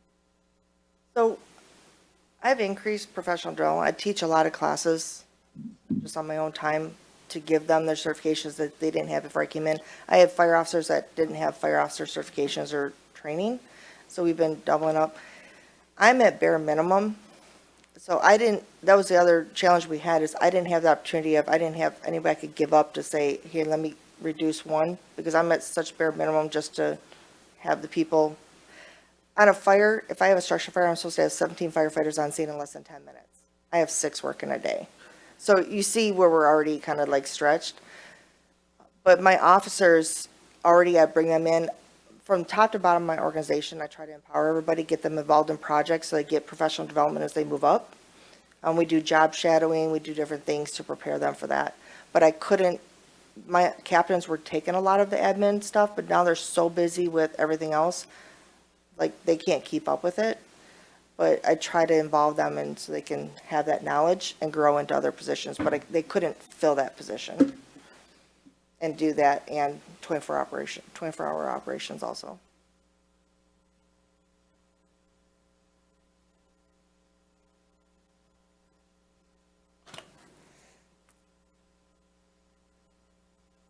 Questions? All right. Thank you, Chief. Thank you.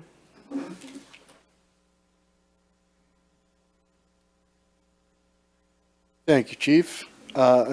Really am appreciative of both of the places of innovation that Chief's recommendations, these 2 focus points. Again, we're not talking about the whole line item, we're just isolating the 2 focus points that I think are substantial, are forward-thinking, both in terms of the city's development interests on the engine side, the regionalism, and the financial constraints ahead with the uncertainty, we just don't know. So this is a great, reasonable approach of making great progress and providing some relief in all, on the fleet side and the personnel side. So with that, we will take a break for lunch. I do believe lunch is here. Michael, is that in the, oh, back there. So I did, Joe, if I may, I just wanted to take a poll from council. Do you want to get up to stretch your legs, or do we want to work through? Work through lunch? Yes. Get up and stretch. Eat. I don't mind working through lunch, but I also want We have staff to- to be able to have, Exactly. you know, so whoever's going to be presenting isn't going to be able to eat lunch. That's true, that's true. minutes? So what do we think? Half hour? 20 minutes? You want to, through the chair, 10 or 15 minutes to eat and then work through the second half of that, 15, or do you want to take the 30? Let's give it 30. I think we're making good time. Okay. 30 minutes. Okay. All right. For IT partners, we're going to take a recess for 30 minutes.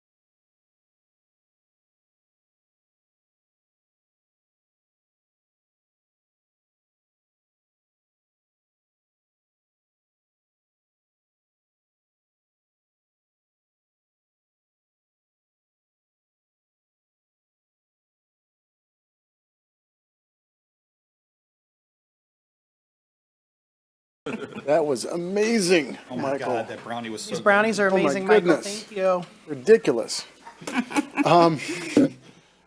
So, sorry, public, but they were really good.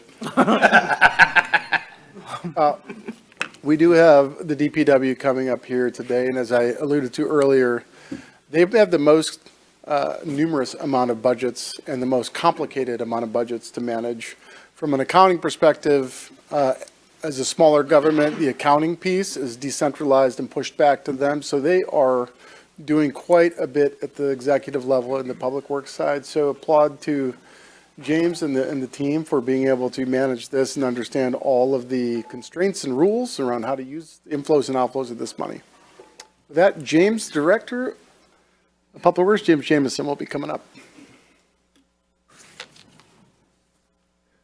If you scroll through your budget details to 441, that is the beginning of the DPW's general fund departments.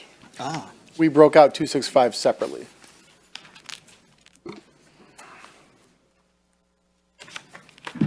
Could you say that number one more time? 441. 441. There's no page numbers, so it's hard to find.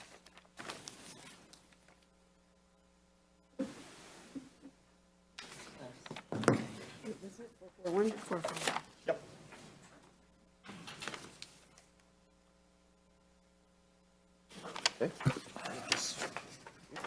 So I'll start by saying, while I am happiest when I'm working with my hands, I share Donnie's enthusiasm for spreadsheets, and it's a good thing because we have a lot of funds. And then within those funds, we have about 140 line items across them, and then those all get broken down multiple ways for our budget process, so it's a lot of information to track.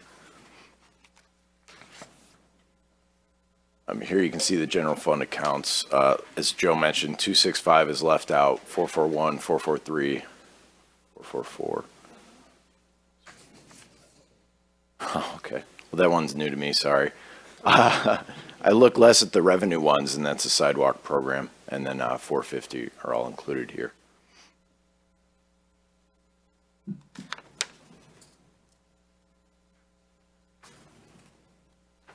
But then 450, which I didn't mention, is our lighting. Where's 444? Did you say lighting? Yes, street lighting. What's 444? That is the sidewalk program.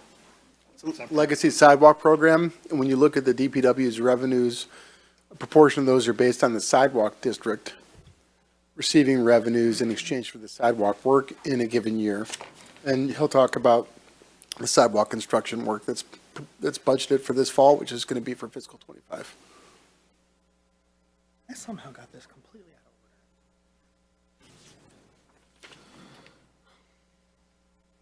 order. Carry on. The first thing I'll talk about is the sidewalk replacement program. You can see the map there. It's a little confusing because I think 2 programs ago, we decided to do every other year, so we take 2 years and do it on the every other year. Bundling the program together makes it a little easier to handle. We get a little bit better pricing because we have a larger construction project, and it's not outside of our capability to do that many streets in 1 year. So in 2022, our estimated cost per flag was roughly $200. It's going to be about $250, we're thinking, this year, so that is an increase due to material and cost over the last couple of years. Yep, so to define a sidewalk flag, that is typically a 5 by 5 or 25 square feet of cement poured at 6 inches. There can be some that are poured for 8 if they need reinforced, and then there can be some that are poured at 4, and then those will vary by a little bit, but not very much, which is why we stick to the 6-inch to explain cost per flag.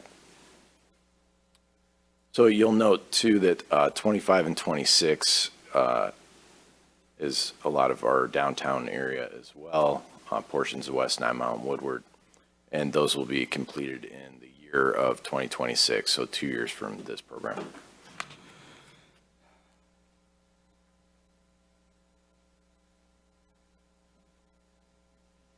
Another big program for us is the urban forestry program. We maintain the tree canopy, mostly in right-of-way and parks, provide residential planting services. This includes training for arborist certification, of which we have one city arborist. DPW in total per year does roughly 75 to 100 removals. Again, that's 75 to 100 stumps on those removals. We plant roughly 60 to 80 trees through the residential tree planting program, our Arbor Day plantings, and additional park plantings. About 500 trees are trimmed annually, and when I say trimmed, these are partially trimmed. We do some more large tree cleanings. Those are very time consuming. When I say partial tree trimming, it's usually getting the roads ready for our pavement program. So like on Wanda, we have pavement program beginning soon. We go through and we elevate everything up to 14 feet so that way the paving trucks don't snap branches off while they're doing their pavement. And that's kind of what we've been limited to do for district trimming for the last few years, just to keep ahead of the pavement program. Before you go on to that, tell me a little bit more about the arborist. What is the arborist doing? Is it a full-time arborist? What is this individual doing within the urban forestry program? Yep, so our Parks and Forestry Department has 7 crew members. I broke down, let me see if I do have a sheet that kind of shows what work everyone does.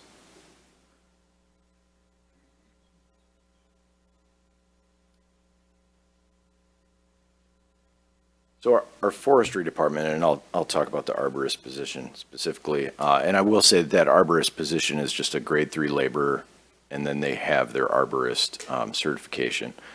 So Callum has pursued that. He was given a bonus for having that accreditation, and then Callum does maintain some additional responsibility for inspections.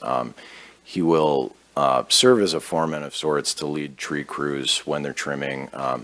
If there's a tree that a resident reports as needing maintenance, Callum will go. He will inspect that tree.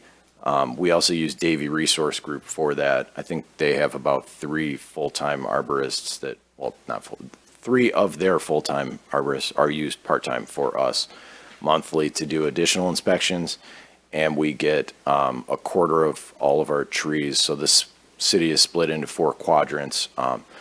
One gets done a year, that's on a 5-year program. We have an off year coming up, and I would suggest that we spend the roughly 50,000, I believe, is their contract for quadrant inspections. We should probably just spend that on high-risk removals, but that's another subject.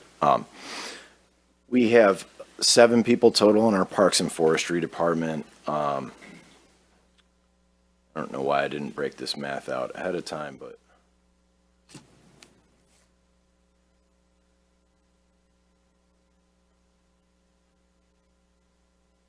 about 25 to 30% of what they do is related to trees. A large chunk of what they do is grass maintenance, landscape throughout the parks, and they kick in with the leaf program, do some other things. Parks trash is another big one. During the year, we use parks and forestry to pull trash cans in parks. So. Through the chair. So this doesn't have a direct impact on our budget, but I always ask this when there's a new DPW director, and you're my 4th. So we can't handle the liability of tree trimming or tree removal on private property. But is there some type of program that we could implement that could provide a service through, maybe it's contract with a company that residents can have a discount on tree trimming or tree removal on their property? Because that's a huge expense. It can, depending on the size of the tree, it can cost, $5,000, $6,000, $8,000 to have a tree removed in a backyard because they have to haul it over the house. Is there an opportunity? somewhere to do something for residents in tree removal. So I think that's less of a question for me, as I typically would deal with the right-of-way trees, and as you mentioned, there's liability issues, but I think there's probably an intelligent way to come up with a program that would allow residents to benefit from economy of scale. If we had a district trimmer that was working for the city, potentially could bid out similar to the sidewalk. I think when we have the sidewalk program done, they will post flyers that say, hey, while we're in your area, we would offer you a discounted rate to do the driveway apron or your entire driveway or the sidewalk leading up to your front porch. There's probably ways to do things like that. Within that, that's not a perfect answer, but I would be afraid to expand that into something that looked like a government program, because as you'll see in the next slide, we have quite a large backlog that we need to handle first. No, I wouldn't want it to be a government program, but something along the lines of, if we can contract with a tree removal service that they're going to do work for us, but then offer the opportunity to, include that discount to residents if they need that service. I think that would be great. Yeah, I think that is something that we could look into. And then I would point out that is, in a way, how the residential tree planting service works. We put it out to bid, and based on putting out 60 or 70 trees, we get much better pricing than someone else would get. So that makes Thank you. sense. Yep. If Thank I you. may, you mentioned the backlog. So does that backlog entail residents who have called to ask for trimming services? Yes, that would certainly, Okay. yes. And we can go into a little bit about prioritization, but there's 3 or 4 different priorities that we use to minimize risk as we set up a tree priority list. There is a high-risk tree, there's a high-risk plus impact, and to remember the whole matrix and speak off the top of my head is outside of my grasp right now, but there's a complicated way that we look at risk, and typically we prioritize based on that risk. So if we think something is highly likely to fall and it's highly likely to make impact with property, that is the first thing that we address. Through the chair, I have one more question about the arborist. During our strategic planning session, under Healthy, Connected, and Invested Neighborhoods, we did make it a priority that we would like to have a dedicated arborist. What would that look like? Is it possible that this individual who is basically doing an arborist job it sounds like maybe a fifth of the time, and the rest of the time is dedicated to lawn maintenance and things like that? Is there an efficiency that we could gain by dedicating that person to being our arborist full-time, and maybe relying a little bit less on the 3 part-time individuals with Davy Tree Service? I'm not sure. Yeah, so 2 things. One, that labor is it is a union position, so there would be, it would have to follow the typical process for advancement. So if we thought, maybe it makes sense to have a city arborist and then slot them in as a foreman, or what we call foreman, a leader, we would have to make some changes to our union contract to make that make sense. And I believe what you're suggesting is would be more appropriate to have an additional laborer, because an arborist on their own is not going to be able to do an arborist job for the city. And I don't know that they would, well, it's hard. So Davy Tree Service also provides Tree Keeper, which is a cloud-based program that we can pull all the data for all of our information. It provides us with work order, backlog, all the stats that I'm about to go into that you see up there were pulled from that service. And I'm not sure we would really be able to get away from those third-party inspections, and certainly not the software, just because of the valuable data and insights that brings us to our overall maintenance backlog. But I think perfect world, we would have a Parks and Forestry team that is almost split in a way, has a forestry foreman that could take on a little bit more of the planning and management part of that.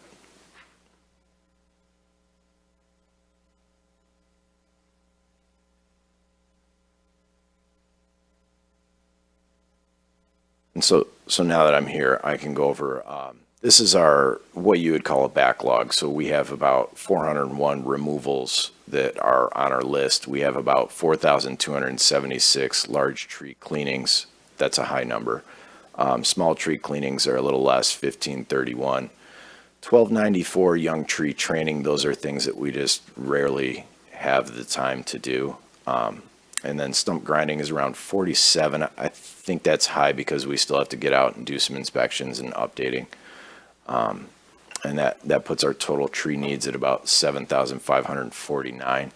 Additionally, one of the things that Davey does when they come around to do the quadrant inspections is they mark locations where a new tree would thrive, and they've noted about 4,000 of those sites.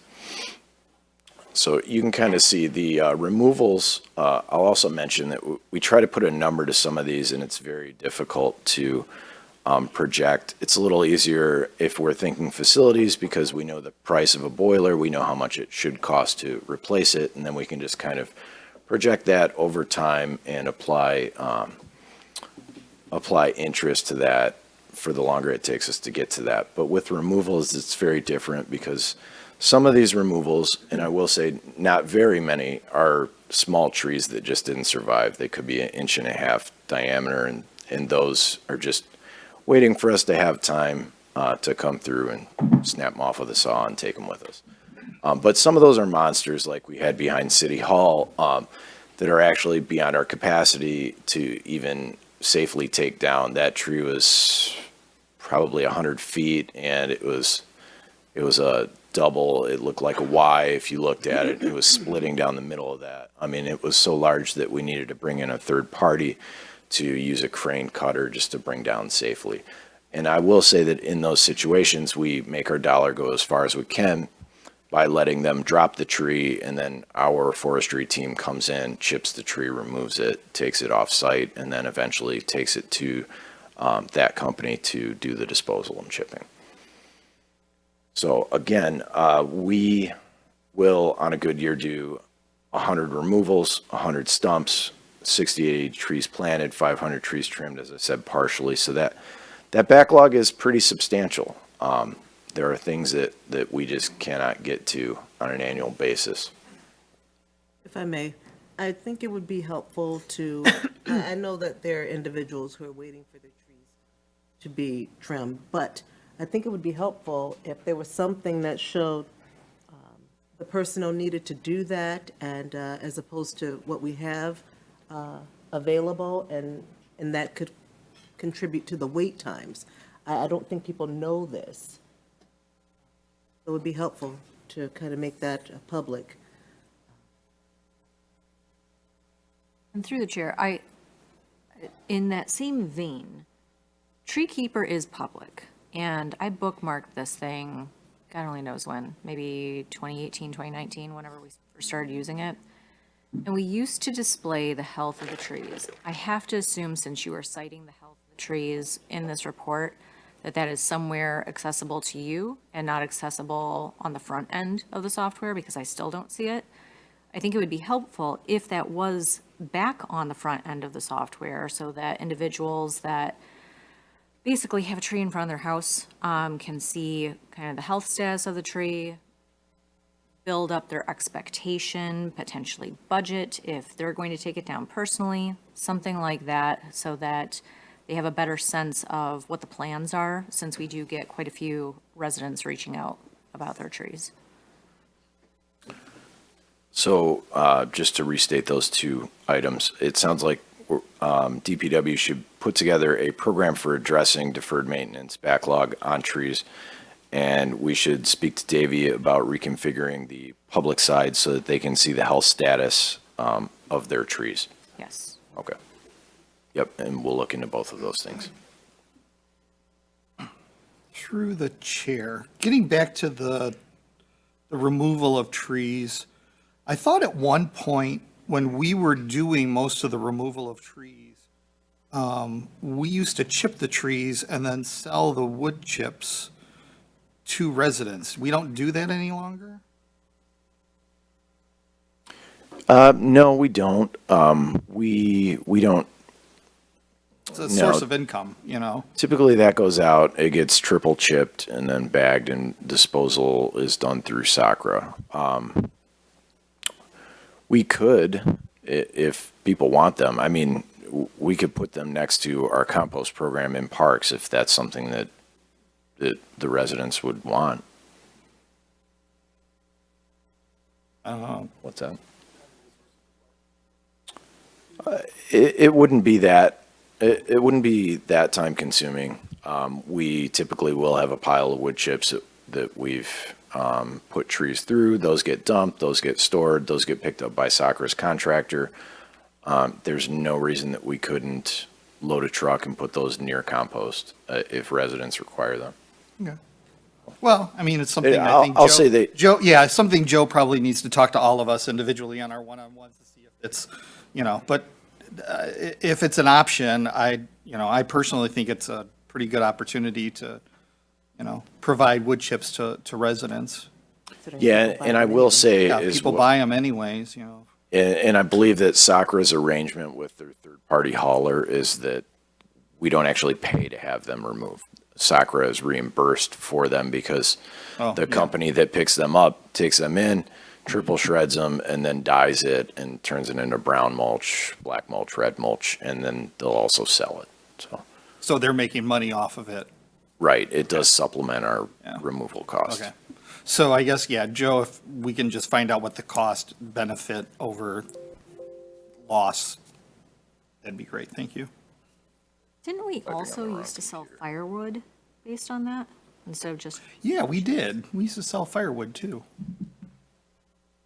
Through the chair, that was a one-year pilot, and the DPW directors, after the pilot concluded, they weren't able to sustain it. The request was greater than the supply? To actually remove the trees and then cut the trees down and actually bundle the trees and then do the point of sale, the program itself wasn't sustainable with staffing levels. Gotcha.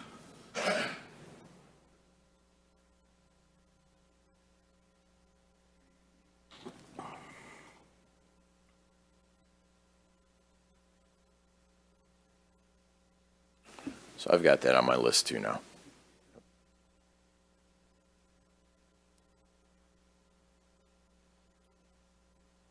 So the next slide's about our public utility. We have about 288 decorative poles owned by the city throughout the city, along 9 Mile and Woodward, throughout our downtown and all of our parking lots, including outside here, the library, Falvey, and both of our Breckenridge parking lots have the oldest lights. Those were installed on or around 1991. Typically, these lights are good for 20, 25 years, and then they should be replaced. We've certainly done a lot of maintenance to them over the years. Originally, when most of these were installed, they weren't LED. We've converted them to LED. They've been painted multiple times. We have added brackets for hanging plants and stuff like that. Looking at them, we have a lot that are slated to be replaced, and we solicited pricing from DTE on specifically on the Falvey lot. We're looking at getting them installed by DTE, managed by DTE, and then we would pay DTE for maintenance and power. The cost of which is actually pretty close. City cost for a pole itself is roughly $5,700 now. DT's cost for installing a pole is close to $6,000. So it's a little bit more expensive at first for the installation.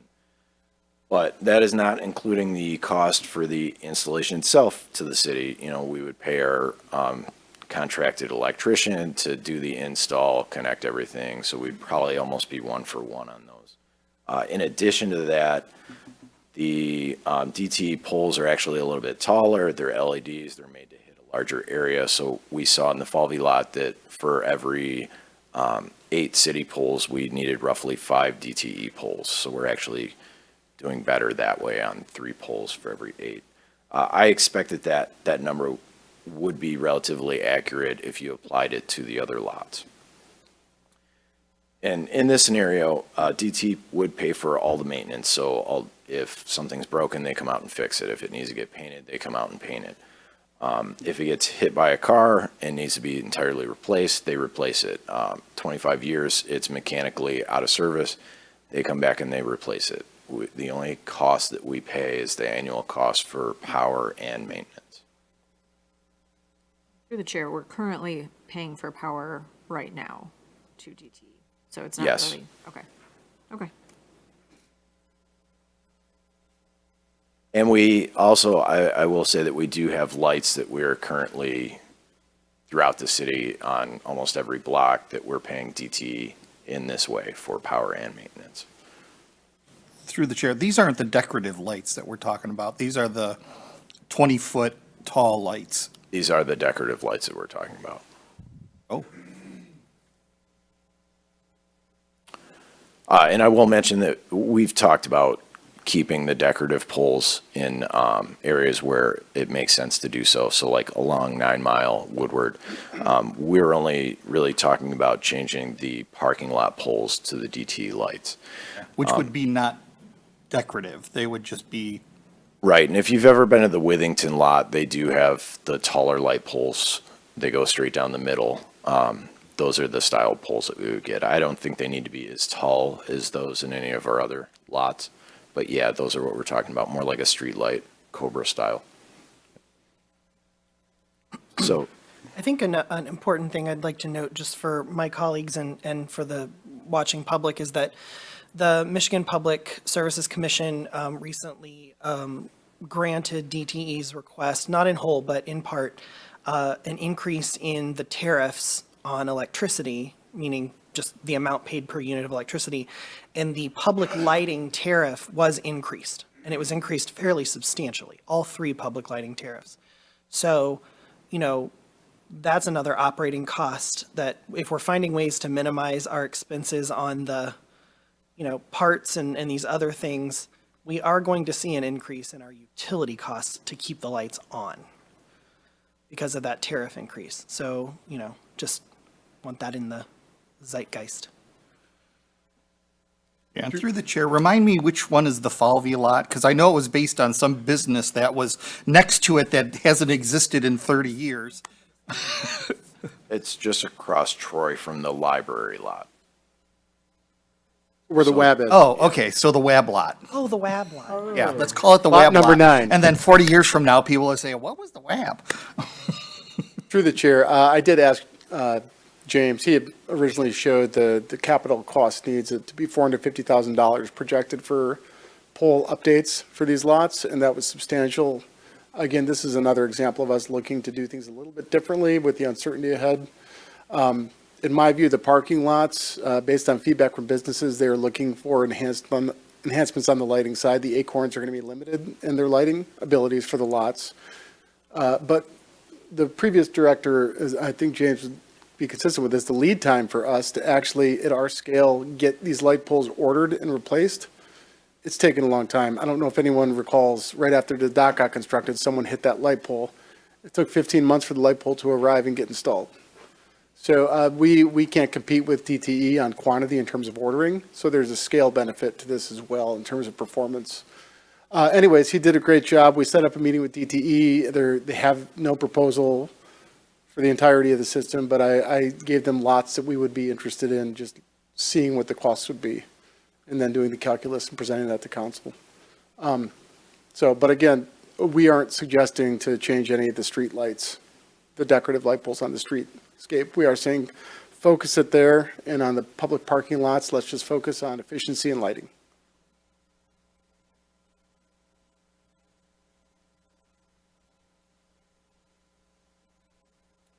And these numbers are generated off of the Falvey lots estimated at about 6,000 per pole.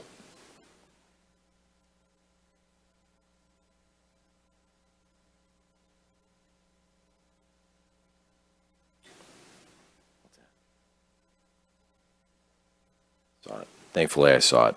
The Curling Club parking lot discussion is the next slide. Curling Club entered a 99-year lease with the city in 99 when it was built. That accounts for a agreement in which city and the curling club split costs inside the building at 50-50. Unfortunately, outside of the building, the city pays for the cost of maintenance. So we are going to have discussions with the curling club next week, March 20th, to discuss the options. We've recently got pricing at roughly $200,000 to asphalt the lot, do a mill and asphalt overlay, and that is with our contractor, Al's Asphalt, through the paving improvement program. That's a pretty good price. So we're going to discuss that with them. It's also a parking lot that's kind of been pushed a couple of times. Funding wasn't available in the last 2 or 3 years, and this is a cost that just eventually needs to take place because the lot is getting worse and worse, and the longer we leave it, the more expensive it's going to be to fix it. Yeah, through the chair, I'd add, it's a contractual obligation too, and we have been deferring the costs several years in a row now. So the contractual obligation is going to require me to stop deferring the cost. So I did request a meeting with them. We will be meeting with them next week. We are by contract 100% responsible for the parking lot, but we can also define that parking lot. So right now, the parking lot is technically oversized based on its minimum parking needs. So to reduce costs, if we're not able to figure out a solution, the city could reduce about 30 parking spaces from that cost and restore that to grass. Through the chair, is it possible that we could have maybe 2 members of council attend that meeting with you? Yeah, absolutely. I'll share the time we have. It's Wednesday.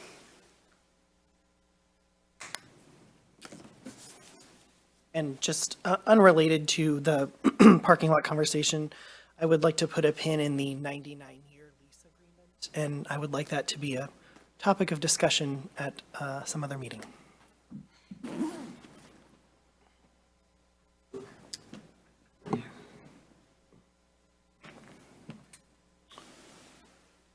So I want to ask, does council have any other questions for the other DPW funds? Because at this point, he's going to put on my other hat. narrow into facilities.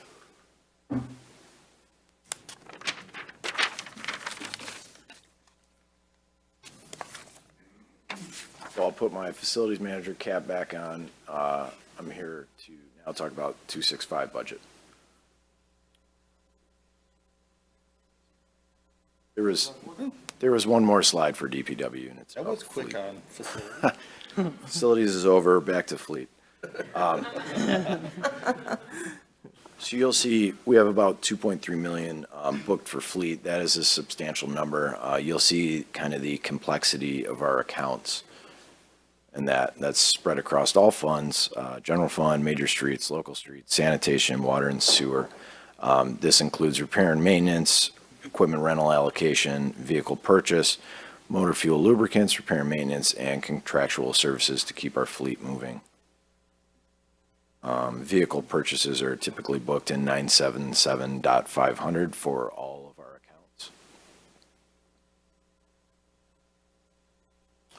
accounts. Since we're talking about fleet, I'll mention a few other things just to provide context. The city fleet in general has about 85 vehicles across all departments. The DPW itself has 8 pieces of primary equipment. That's heavy equipment, so our loaders, backhoes, skid steer, and we have a fleet policy that tells us that passenger vehicles should be replaced every 5 years or 100,000 miles. Patrol vehicles are 2 years, 80,000 miles. SUVs and vans are 7 every 120. Extra large gas trucks and diesel trucks are slightly different. They both go about 10 years, but the diesel trucks can get up to 250,000 miles before we need to replace them. The heavy equipment goes 10 years, 7,500 hours. Mowers and smaller equipment is 8 years at about 4,000 hours. Our trailers are 15 years. And Chief Robinson already spoke about the fire department. So what I will say is cost of ownership is one of the things that we look at when we establish these limits. What we don't want to do is spend more on an old vehicle than it would cost to replace that vehicle. So the cost of ownership equals the initial cost plus the maintenance cost and remaining value. And I'll say that when maintenance costs are high and the remaining value is low, it can actually make less financial sense to keep that vehicle in service. Similar to the fire department, we do extend the service of vehicles as long as it's possible by adjusting their primary use. And just a quick example for that, we have 2 front end loaders. Our primary front end loader is newer and it gets used a lot more. It may make sense when that vehicle hits 10 years to leave it in service for a couple of years and to change it from our primary to our secondary, because we expect that maintenance costs will be a little less because that vehicle is going to be idle more. We do a lot of things like that throughout the year to just kind of make financial sense. Are there any questions on fleet? Through the chair. So I think you guys do a really, really great job of identifying vehicles that can be used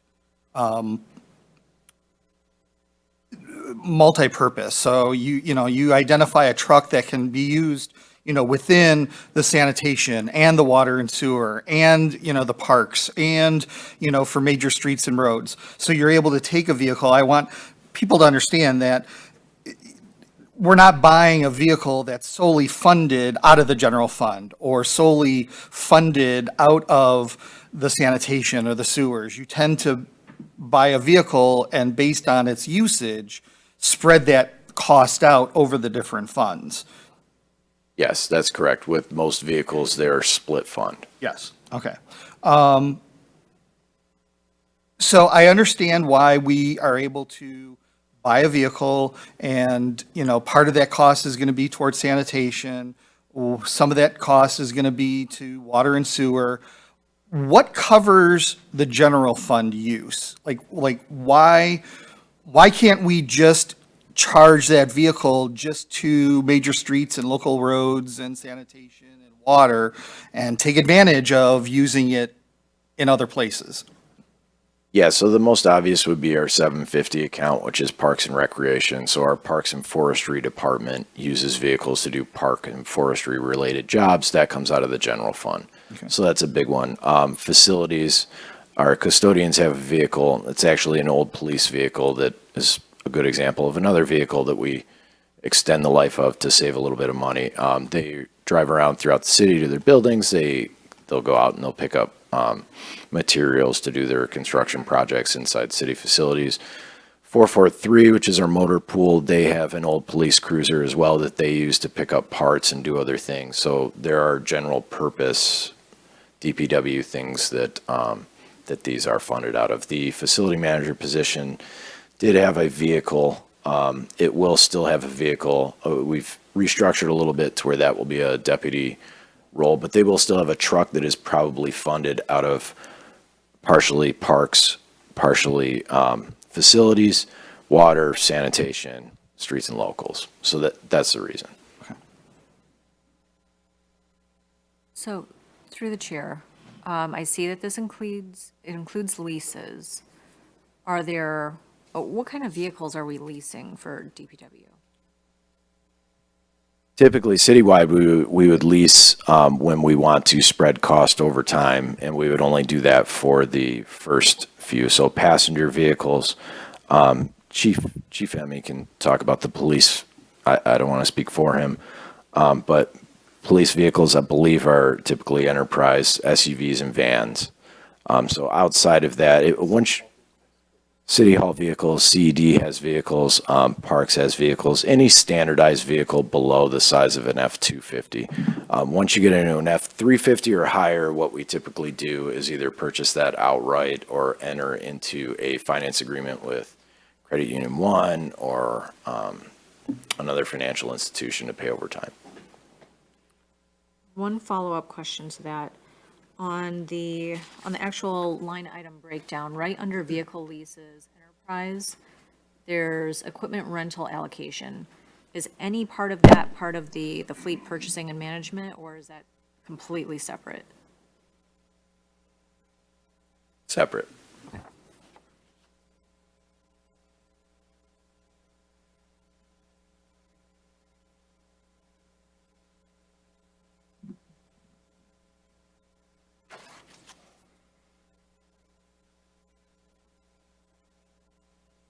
Now, if there are any other questions for DPW, I believe we can move on to facilities.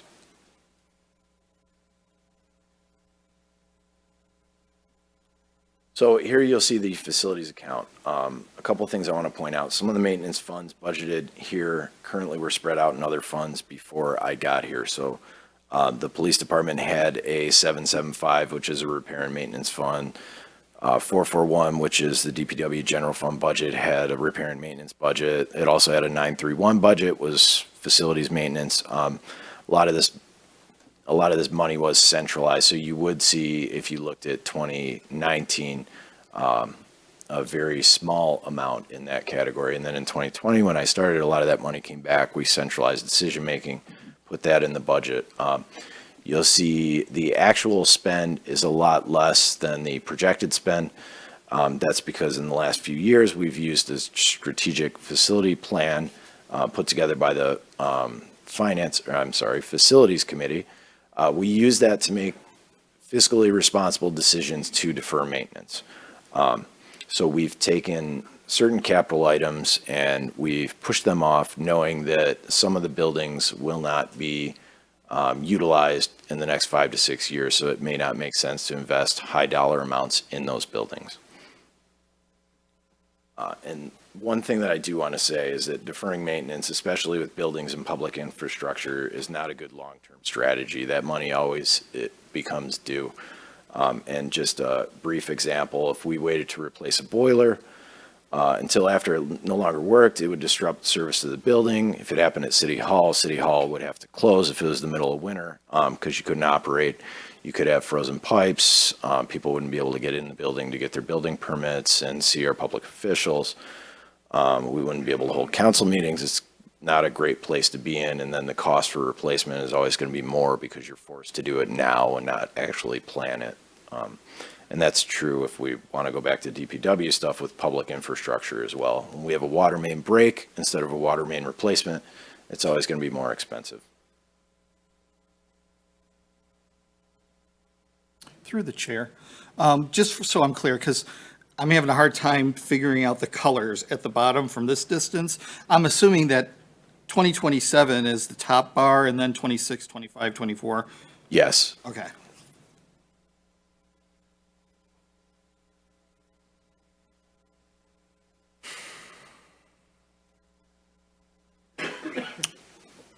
So I want to highlight a couple of the buildings that we're looking at that were part of that strategic facility plan. The first of which is our public safety building. One of the first recommendations was to build a public safety building at Fire Station 2's current location that can house police department and fire station headquarters. We have bid reviews ongoing for design. We have that's the next one. Phase 1 environmental study is in progress for this site. I believe Joe has announced some of the stuff with just looking at the adjacent property. Yeah, council is aware of the land that we're interested in. An offer was made, and what we what we wanted to do is just kind of project through a Gantt chart what the steps would look like, assuming a positive mindset and things worked out in our favor. So here you kind of see on the right a timeline going from January to August 2025, what it could possibly look like should this be the direction council and the community choose to go.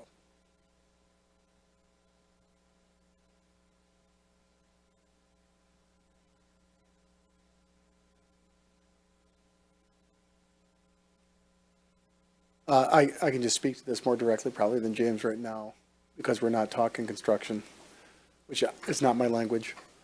The same is set for the Martin Road Recreation Facility. As I mentioned, we've secured about $2 million in outside funding to already support the potential construction of that facility.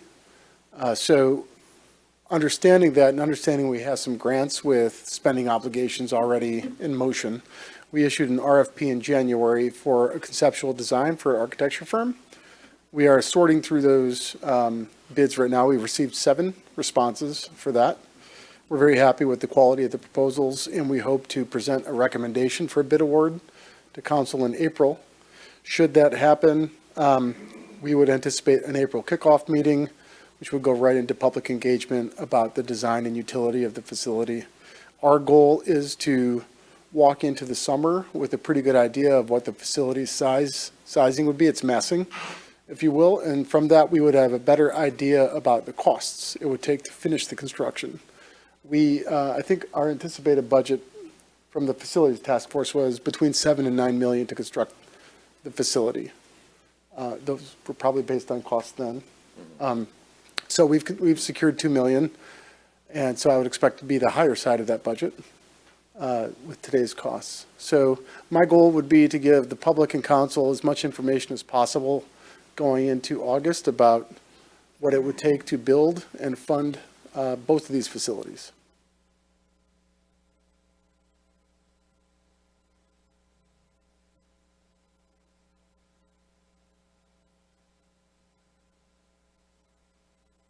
Are there any questions on these two? Not in the slide, and you can answer the details, but of the $2 million of capital requests for facilities, you'll see in the line item budget, 265,977, my initial okay is about 690,000, if I recall. And James has a facility spreadsheet that he would just, anything that I can't approve, he would shift over to the right, or anything the council doesn't provide.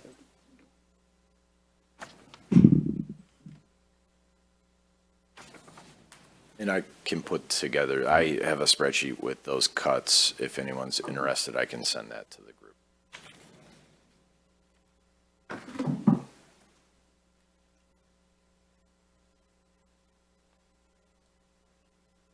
I keep getting confused on which keyboard I'm supposed to be touching for notes and presentation. So now I'm in the sanitation fund. I'm going to invite Logan Appleby, our zero waste manager, to the podium.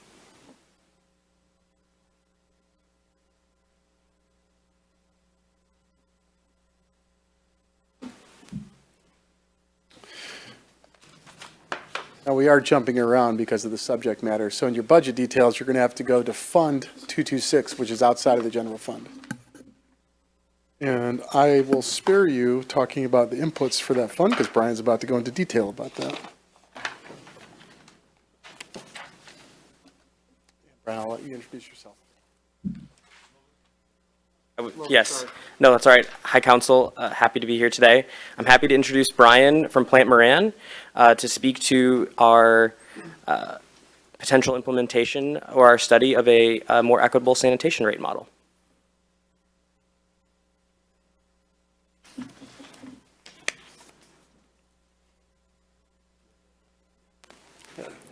Switch out presentations.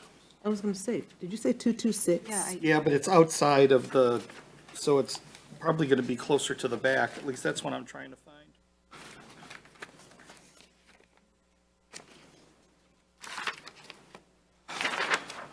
Work in PDF. Where's the presentation view? I wish this would have been ordered in the way that we're presenting.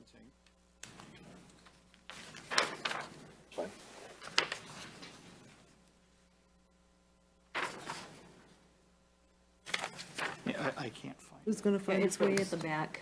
Way at the back? So when you hit the,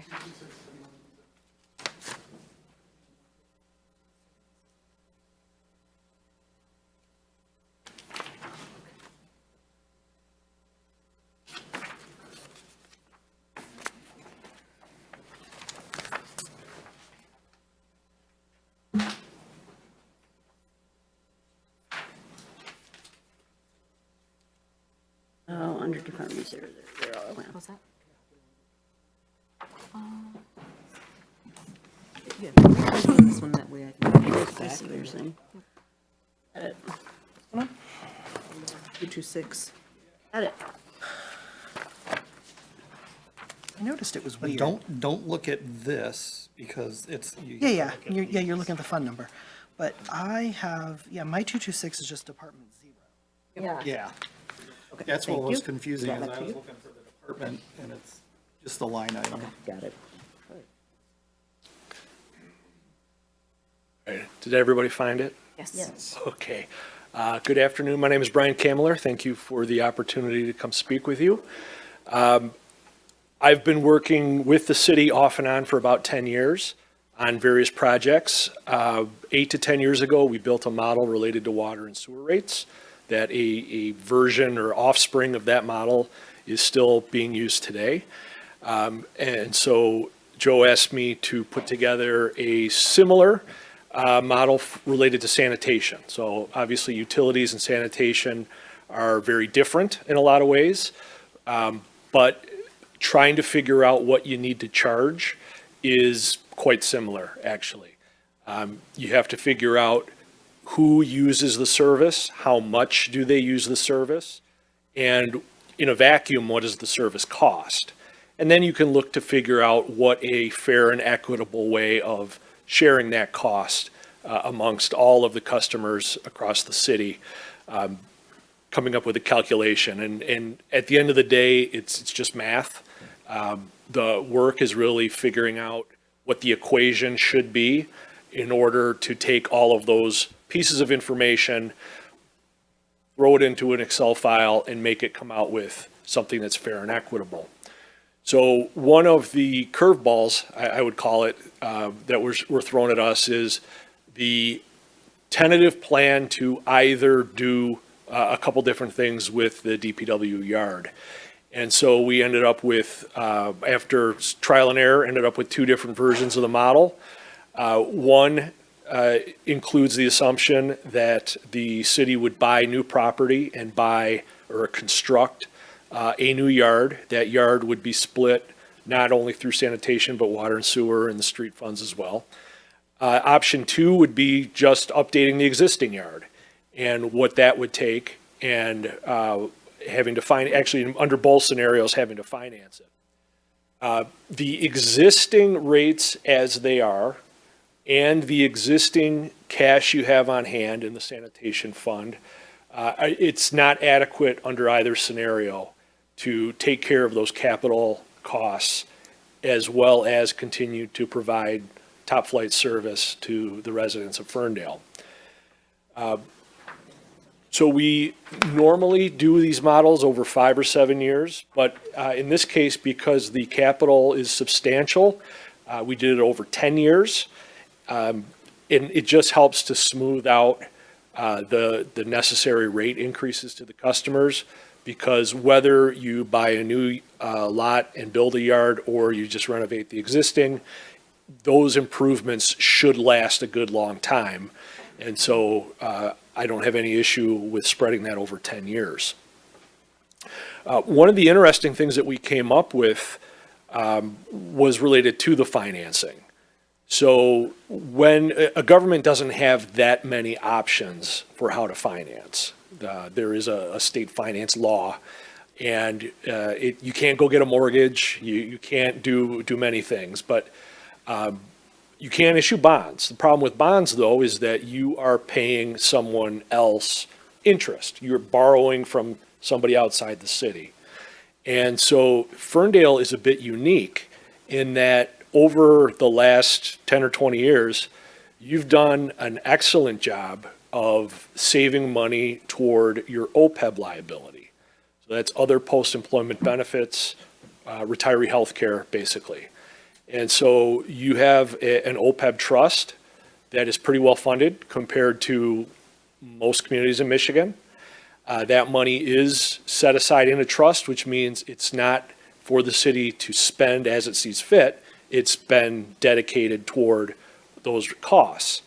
However, you can certainly borrow from it and pay it interest. It's not a free loan, but in this case, you're paying yourself interest. So that interest just goes to reducing your OPEB liability and will eventually pay the benefits that have been promised to retirees and current employees generating or earning those benefits. So we found this to be a win-win. So you don't have to pay an external party interest expense. You're able to keep that in-house. It still costs the sanitation fund money, but when you look at the city as a whole, the money's still staying within the city. That interest rate should be market, commensurate with what you would have to borrow from outside. We're using the current municipal bond rate, which is about 5.2%. Now, you have flexibility here. So if you were to issue bonds, there are only certain conditions in which you can refinance bonds. But since this is a formal internal loan between the city and the trust, you could certainly put language in that would allow you to amend the agreement from time to time as interest rates, hopefully, fingers crossed, start to come down. So it really is a win-win across the board for everybody.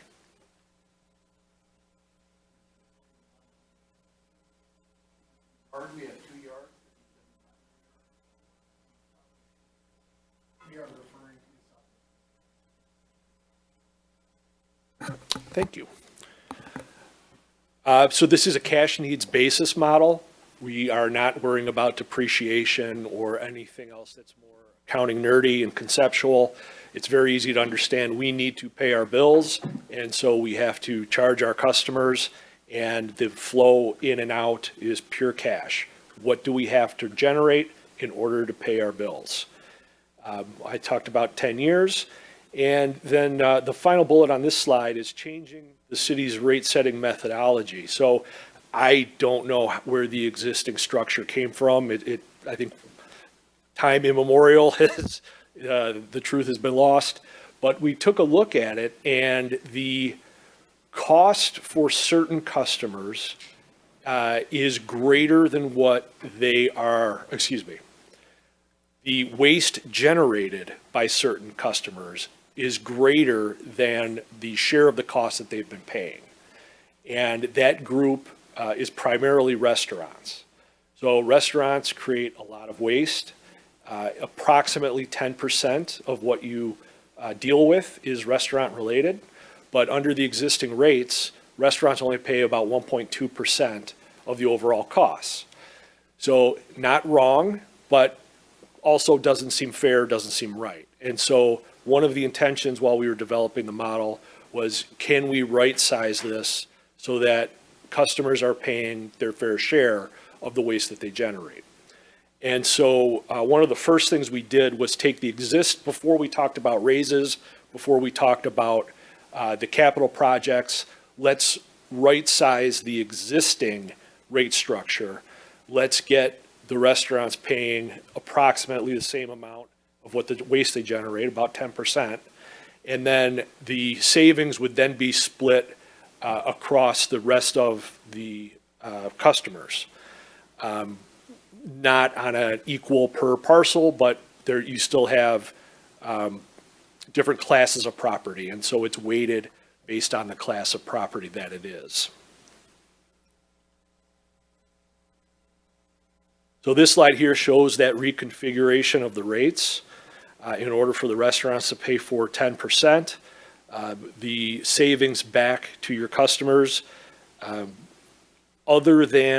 so commercial properties have also not been paying their fair share.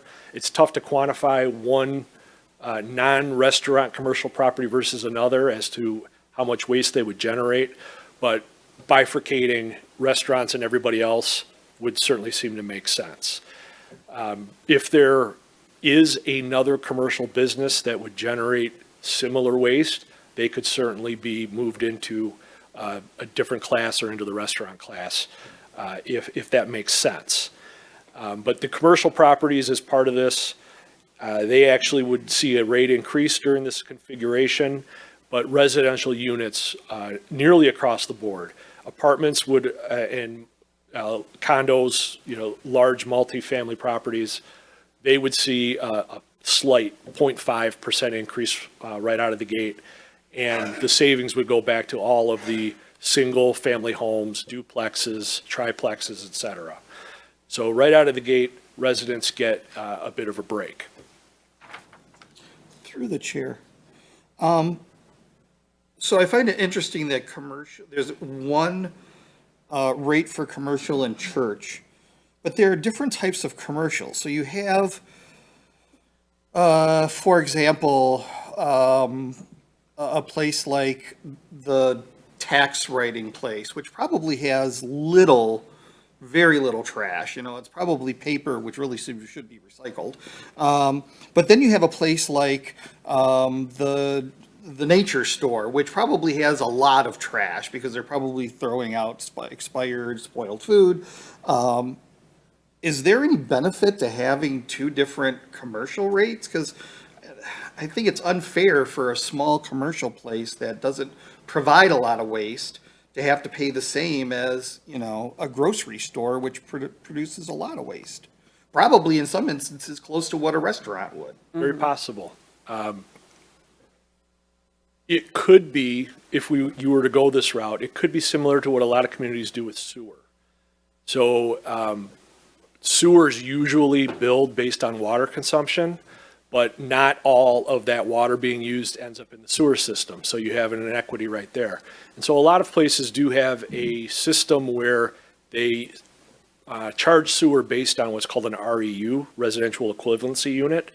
And you'll get a multiple page list of what different kinds of property are estimated to use, how much waste they would put into the system, and then being charged 1.5 REUs or 1.75 REUs. Somebody would get half an REU. It could be done with rubbish as well, but it would be quite an exercise to take all the commercial properties and try to figure out what their rubbish output is. So certainly possible outside of what we did, but it could be done if the city wanted to go that route. I'm curious, I'm curious about the, multifamily structures, apartments and condos, being the same rate as an R1. That doesn't seem right. The city of Detroit levies an additional, there's an additional solid waste fee for multifamily units. Why are we not structuring our model? Because they certainly are generating more waste than an R1. That would be by unit. So 20-unit apartment complex would pay 20 times that. You're assuming that the individual, okay, got it. Yeah. A household unit Household is unit. approximately the same. Got it. And because there's one address for a quadplex, they would pay the R3? Is that the understanding? It would depend on what they're currently rated at, yes. So we did talk about there being, obviously, there would be some exceptions that would need to be made on a case-by-case basis, and which seems fair. And just for clarification, is this an annual rate that I'm looking at, monthly? What is this? Yeah, it's $100 and some or $200 and some per year currently.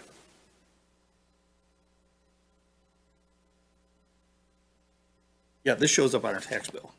Yes. Okay, so we talked about the two different options in the model. One is the purchase and construction of the new yard. Number two is renovating the existing yard. In both cases, you're financing these projects through the OPEB trust. Option one actually has a typo. No, I'm sorry, that is correct. The debt is paid off over 20 years. It's a much larger number to borrow. In option number two, we're paying it off over 10 years because the sum is significantly less. And we didn't feel that it was necessary to stretch that amount out for that long. In both cases, the rates are smoothed out over a 10-year period. Now, that doesn't mean that if this is adopted, then you don't have to look at rubbish rates for the next 10 years, and it certainly doesn't mean a future council is tied to the decision that you make. It should be done on an annual basis. The model should be tweaked as necessary as we have new information and data either does or does not end up matching what the assumptions are. But looking at it over a 10-year period will prevent large fluctuations in the increases. There may be some slight deviation, but nothing that would be very severe. So we're looking at moving to a model, it's probably more a question for Joe, but Mr. Camilleri, you might know it well. So we're looking at moving to a model wherein we're going to be, as part of our fee schedule adopted by council, including the but during budget, we would be adjusting it every year based on, we'd be recalculating the sanitation fee based on the numbers that we're seeing? Or are we doing that annually? Are we expecting to create what's the cycle we're looking at updating the fee? Through the chair, it would be treated just like the water budget model, and we would do that annually as part of the budget process. We do that annually as part of the budget process. We didn't have this level of detail behind the budget, and I had wanted that level of detail. Okay, great, thank you.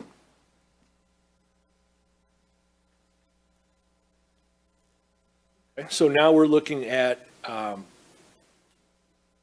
the results of each of the models. So this is result number one for option one. This is the purchase of the new yard. We're assuming that 70% of the cost would be allocated to sanitation. The other 30 would be split in we didn't consider how much per street fund or water and sewer, it's just 30% for all of them. And the borrowing obviously would also be split 70% or 70-30. So with these factors included and regular assumption on the contractual costs for the hauling and whatever else, you would be looking at a increase of approximately 8.3% every year over at least the 10 years of the model, not necessarily 20 years. The debt would be paid off over the 20 years. Now, one of the issues with doing this is if you look at the bottom right corner of this slide, the orange bar represents your projected fund balance in the fund. Right now, you've got a little bit under $1.5 million. In years 3, 4, and 5, or 27, 28, 29, fund balance goes negative. And so for that period of time, until the rates catch up, you'd have to borrow either from the OPEB trust or general fund can provide short-term financing. If you were to choose to buy and build from scratch, instead of it being 8.3% every year for 10 years, I would suggest boosting the first couple years. Maybe it's 9.5, maybe it's 10, to keep positive fund balance through the entire life of the model. And then that would allow you in years, maybe it's 5 through 10, you could do less than 8, maybe it's 6, maybe it's 7. But it's all going to be adjusted on a year-to-year basis. We'd prefer that, and the state would prefer, that you don't allow a fund to go into a deficit. Option 2, so borrowing much less money, renovating the existing yard. The calculation says you only need 6.3% per year, every year for 10 years. And as you can see in the graph, the fund balance never dips anywhere near close to zero. Now, at the end of the model in both scenarios, 2034, you can, let me go back one slide. So you can see that your target fund balance and your projected fund balance are the same. So we have achieved what we set out to do in creating the model in this scenario. You have bought and constructed, you have paid your bills, you've paid your employees, and at the end of the period, you've got exactly the amount of money in the bank that you want. Now, you might ask yourself, well, what is that? Or ask me, what is that amount and why do we want it? It's a calculation based on your debt service. So we want to have at the end of any 1 year, we want to have the debt service for the following year ready to go. And then during the course of that next year, you're saving up to make the subsequent year's debt payment. And then also keeping an amount set aside for operations. We selected 90 days. So unlike water and sewer where you are constantly billing, this is a once a year bill, right? So it's the need to have a lot more set aside for operations, or you don't have the capital that could break if you had your own water and sewer treatment plant. You don't need to have multiple millions of dollars set aside. So this maintains about, depending on the debt service, which is what really changes between these two models, you either need about 1.7 or 1.4 million in reserve to satisfy that mathematical calculation. Any questions? I can go back to any previous slides if you want me to. Through the chair. So you're proposing two rate structures based on either acquiring property for a new yard or investing in the existing yard. But there's actually a third scenario in which we say we do nothing, which is not what we really want to do, but based on the financial climate that we're in and the potential that a millage may not, millage may not pass, we may be forced to do nothing. What would be the increase? Because we have to increase to cover our cost every year. And I don't remember what that percentage was that we tend to, every year we increase the rate. Is it like 3% or? I don't know what you've been doing the last couple of years. I'll let Joe answer that. Yeah, through the chair, this is not the general fund, this is the sanitation fund. Yeah. So it's less directly subject to the millage, although our DPW staff who are going to cross over funds are. So I would argue the capital needs for that southwest storage yard, which we do need and does support a lot of different services, if we choose not to build, will need to be addressed, or else we won't be able to perform those services. Now, if we don't do anything, then the sanitation fund, you would just want to achieve your minimum target reserves, which I think we have achieved currently if we do nothing. That means we don't do any spending or new programming with that money. It just stays as a reserve.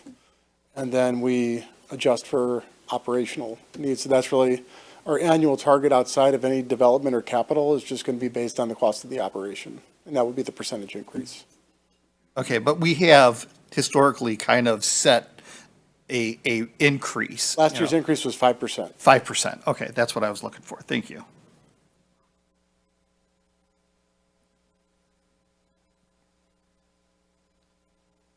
So I think, Joe, this probably might be a you question again, sorry. Oh, okay. I think that I'd be interested to know what the preference, like, we have two options here, well, three, I guess, if we're including the do nothing option. Which of these currently feels like the right option for us? I mean, I know how I feel. I'd like to know sort of your advice to the council on this particular thing. I think the minimum we have to do would be structure two. I think the best recommendation is structure one based on past, couple of reasons. Past policy, council had wanted to redevelop the southwest storage yard into a more neighborly use. I think there was an equity issue. We all recognized that past councils before had located a southwest storage yard right at the neighborhood boundary of Royal Oak Township. It's not the best use, and we wouldn't allow ourselves to do that today. So there was one motivation to correct that. Number two, actually, I think operationally, and James can speak to this, this would give us a lot of efficiencies if we can acquire the land necessary. You have three funds involved here. That would be taking care of three capital streams. You have the sanitation side.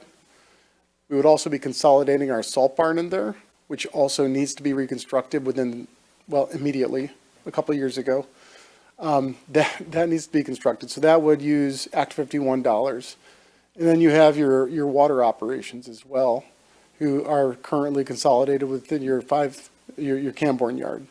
And so we have an opportunity to leverage these three non-general funds, if we can identify the land, to really reshape the internal operations and reduce costs over the long term for all three operations. So I think the best ideal is option number one. It's also the most complicated, for sure. I think the thing that concerns me about option number one, and this is just probably because it's just where I work, but I don't love models that show that I need to deal with a negative fund balance for any period of time. I don't like that. It's not a comfortable thing to do. And it's very hard to explain to the public why we should adopt a plan that technically basically requires a deficit for some period of time. That's a very hard sell. So, can you give us a little bit more comfort on that? Yeah, so I mentioned the tweaking of the front end, reducing the back end. We didn't do that because we wanted to keep it an either or, right? So that is you're picking an option, and then let's refine the option to take care of some of these other issues, that being one of them. And this hasn't taken into account whether you want to do anything with various levels of commercial property. If you preferred to do something else under this scenario, we can certainly do that. I mean, there's an infinite number of ways to do the math on this and end up in the same spot. And so our intention was to get council thinking about one or the other of the yard issue. Okay, that's very helpful. Thank you. Through the chair, going back to the rates. So I'm a business owner, I'm a restaurant owner, and I have been paying $291, for things. And then all of a sudden I get my tax bill and that's jumped up 800%. And it's going to happen for a lot of businesses. We have a lot of restaurants in Ferndale. I guess I'm concerned over a legal aspect. I mean, are we opening ourselves up to, any issues of people coming back and saying, you're gouging us? I'd like Logan to talk about the value proposition. Thank you. So one thing to consider is this rate model does include recycling and, in the case of downtown restaurants, the grease collection, fats, oils, and grease management. So as these costs have changed over time and we've added more services, there is a reflection. But also, if you were to quote individual waste, you'd be looking at around $200 a month just for trash waste as a restaurant.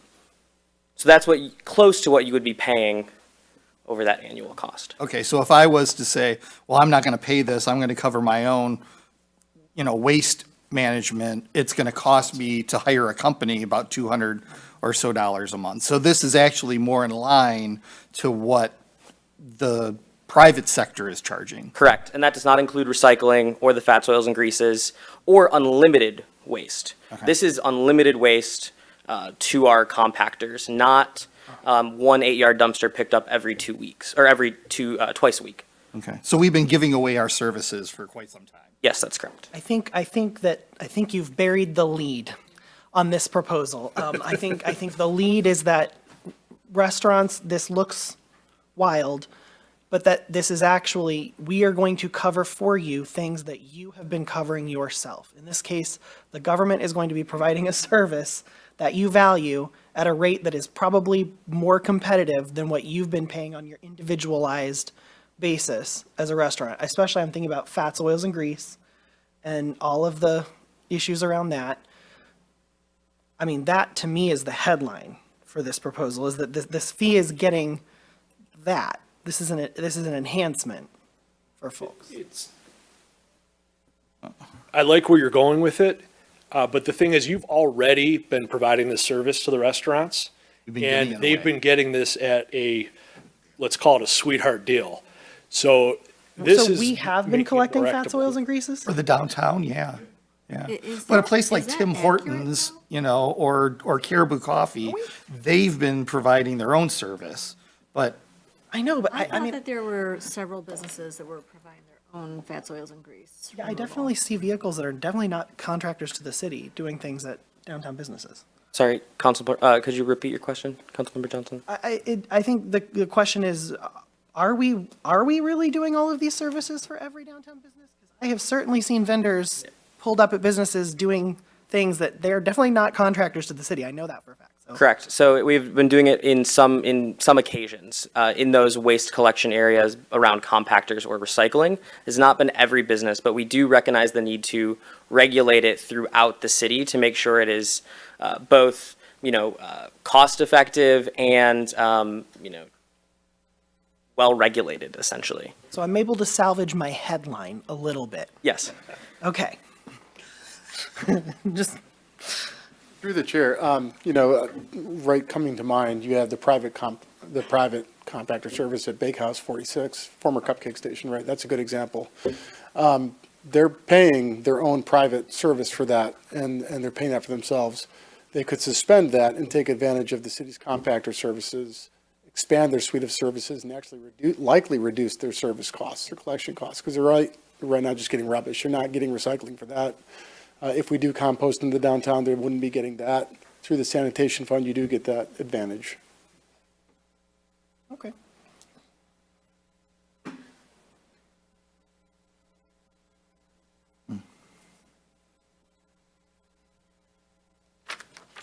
Any other questions? All right, thank you very much.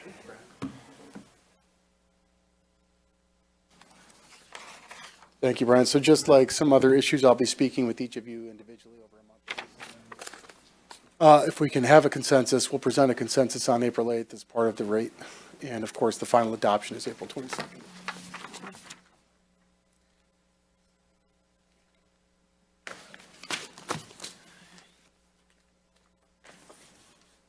I'll finish my thought broadly. It's from a downtown perspective. It'd be the city's perspective to reduce the amount of private collection points and keep your collection areas minimal and consolidated to maximize efficiencies, but also look, there's other downtowns with legacy, you'll see legacy carts in the alleys, and alleys are used for sanitation purposes, not for pedestrian pass-through purposes and space-making purposes, which is what we don't want. Ferndale used to have that. We've done a lot of work with freeing up our alleys, restoring those to public use and not just as collection points. And part of that is through our efforts to try to encourage businesses to use the downtown compactor system.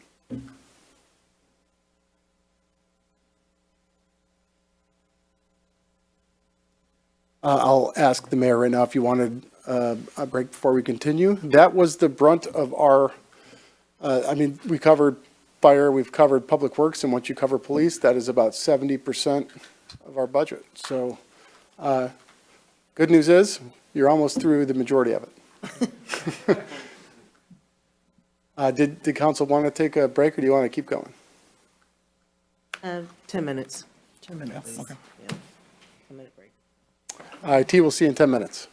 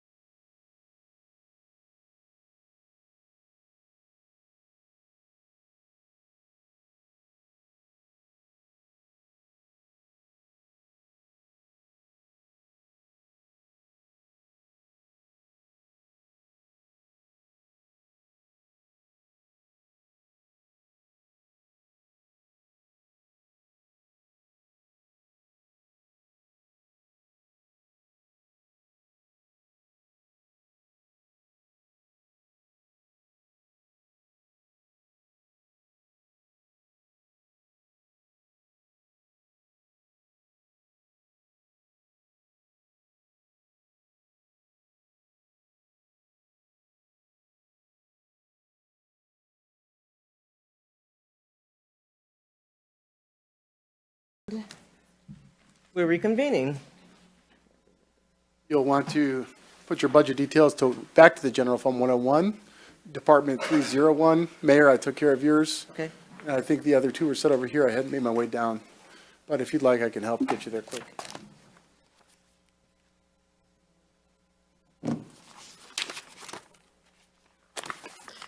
One oh one? 101, 301.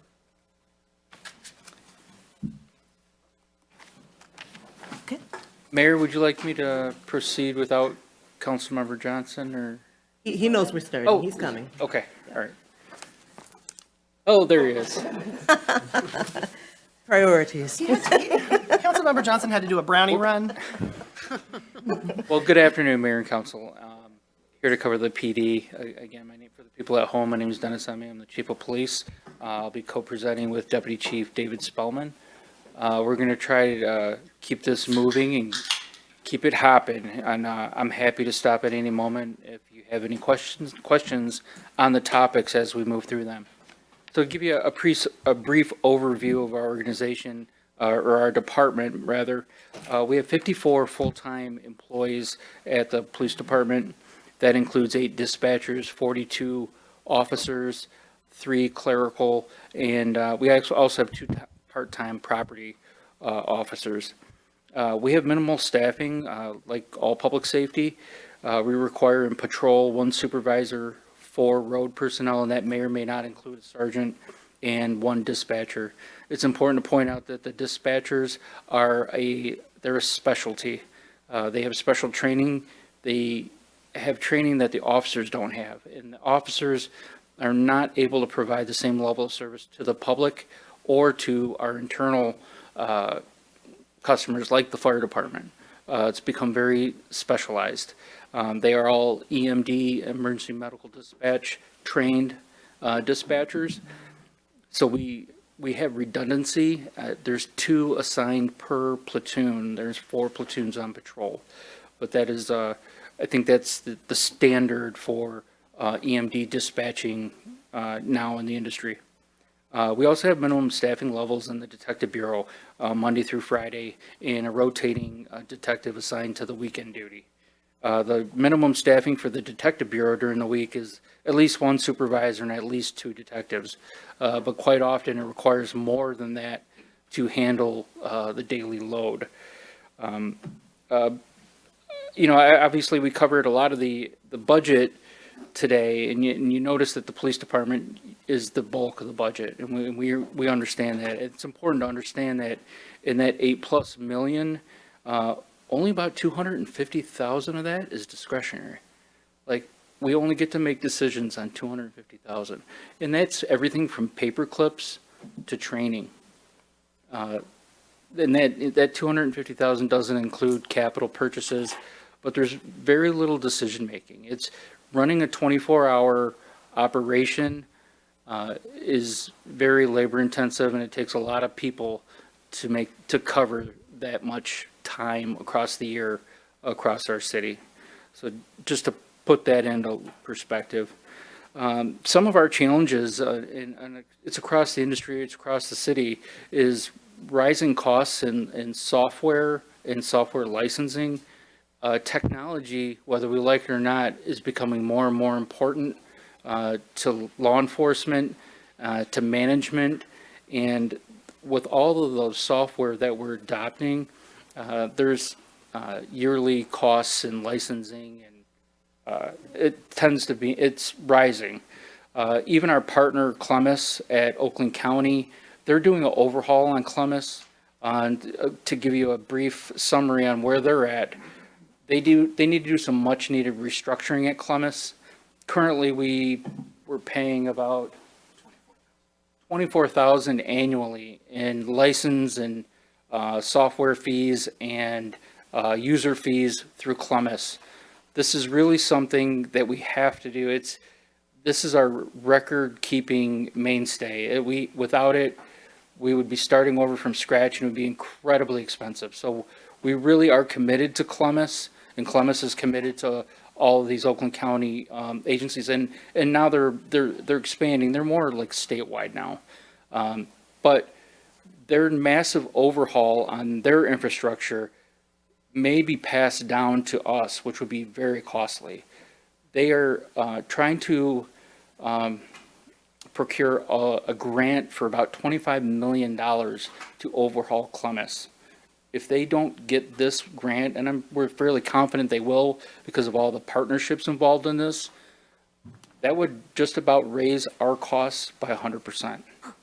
So that is how critical this grant and funding is at the state level. If you have contacts at the state level, it's important to get their buy-in. Otherwise, those costs would simply be passed down again to the municipalities, and it kind of serves as it's like a unfunded mandate on some level. But it is something that we're trying to address. The chiefs, the Clemens board is trying to address that behind the scenes, and obviously they're lobbying with our state legislature and I guess the people who are controlling those funds on that grant. Could I stop you right there? Who in the state legislature would we need to contact? That's a good question. I will contact my Clemens contacts. It's probably our local people. I don't know if I don't think that is specifically, it might be the governor's office, honestly. But they're looking to get that. That's an incredibly important grant. I think they're doing their due diligence to acquire that. But that 25 million is critical to Oakland County and the effect on the local municipalities when it comes to data management. Obviously, Clemens is our report writing, ticket writing. A lot of the data that you see from Clemens, it gets uploaded to our transparency dashboard, and it's just like our IT, I guess, central nervous system for the county. And that's separate than our radios or dispatch. That's completely separate. Clemens is a little bit of a kind of may manage some of those programs, but they're looking to overhaul. I appreciate the question. Moving forward, we're going to mention some of the other costs that we're struggling with. Obviously, we don't have a lot of capital requests. Typically, it's vehicles or occasionally a software platform or other equipment upgrade. This year going forward, we're just looking for 2 vehicles, and the Deputy Chief Spellman's going to cover our CIPs, but overall, vehicles and just a patrol vehicle, depending on the make and model, from 2018 till now, we've seen like a 20 to 30% increase across the board. A low-end vehicle, and I'm not partial to any make or model, but we're going with a Durango, which is on the lower end. When you go to a Tahoe or certain Ford models, it's much more expensive based on the trim package or the type of engine and powertrain.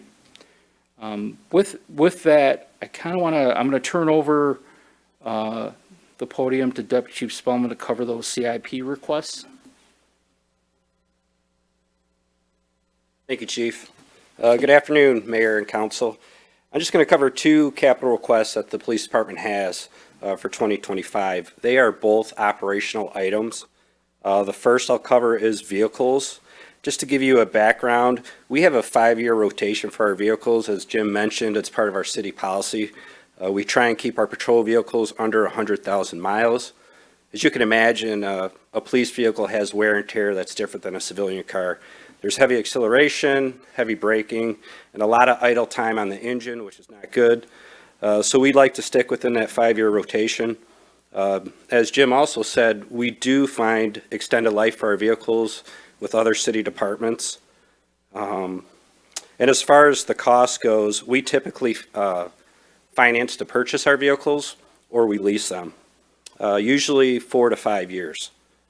And so for our vehicles this year, we've been mindful of costs because of the inflation on vehicle costs and because of the uncertainty ahead.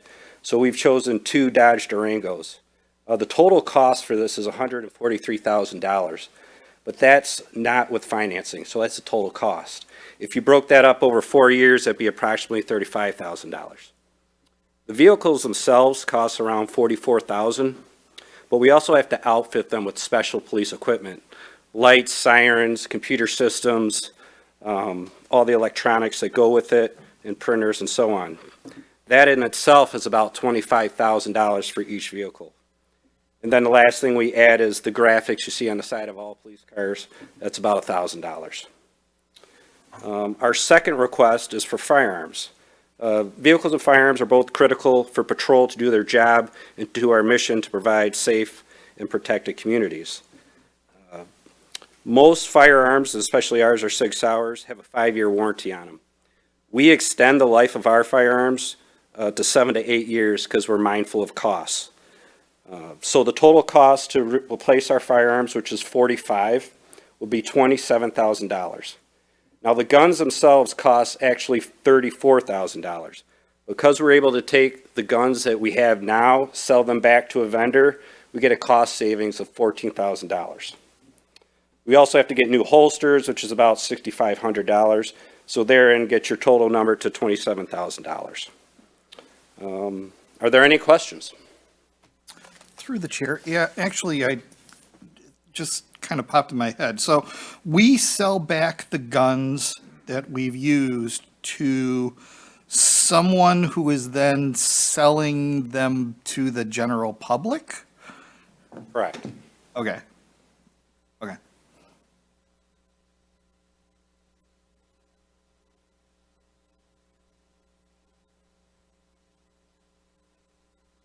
We send them back to our vendor, and from there, they often refurbish them, and we'll sell them secondhand, whether it's to the public or to other law enforcement. That might be an option once they're refurbished. Through the chair, do we just have the option of refurbishing them and using them again? Is that cost effective in any way? It may be. That is certainly an option. There are other reasons to swap them out beside the service life on them. With this make and model, we're actually looking to change the caliber of the weapon for many reasons. One, it improves accuracy. It's easier to shoot for smaller framed officers. Accuracy goes up and liability goes down. That was one of the reasons for the change. Also would allow it's a little higher capacity. There was a trend in law enforcement 7 years ago to go to the .45 caliber for penetrating intermediate barriers and holding together better through, say, auto glass. The 9mm are a little smaller round. So, there's conflicting opinions back and forth that we decided that accuracy was better than ballistics, and we were willing to trade accuracy for that. So there's also a sighting system that would be included in the next purchase, which instead of aligning front and rear sights, they would be a holographic sight, which is basically your red dot sight, which again makes target acquisition faster, which adds a little bit of an officer safety improvement. And again, it helps with round accountability under stress. So yes, it is at the end of the service life.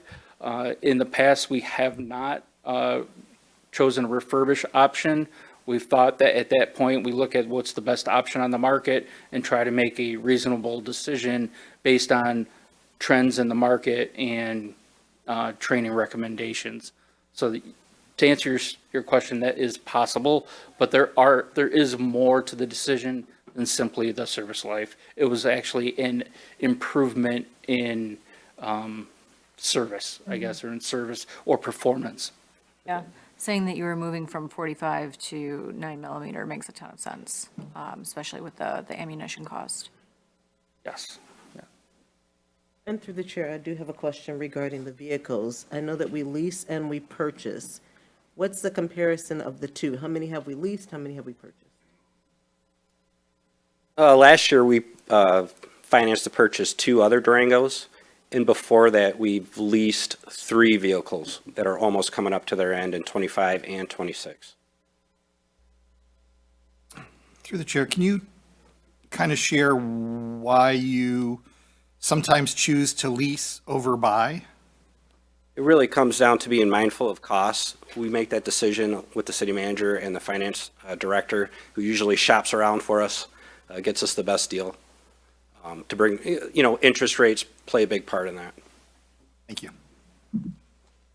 Yeah, through the chair, we started looking at this as an option when we were trying to minimize impact on capital budget with the heavy reoccurring costs of fleet. They started becoming heavier about 2018.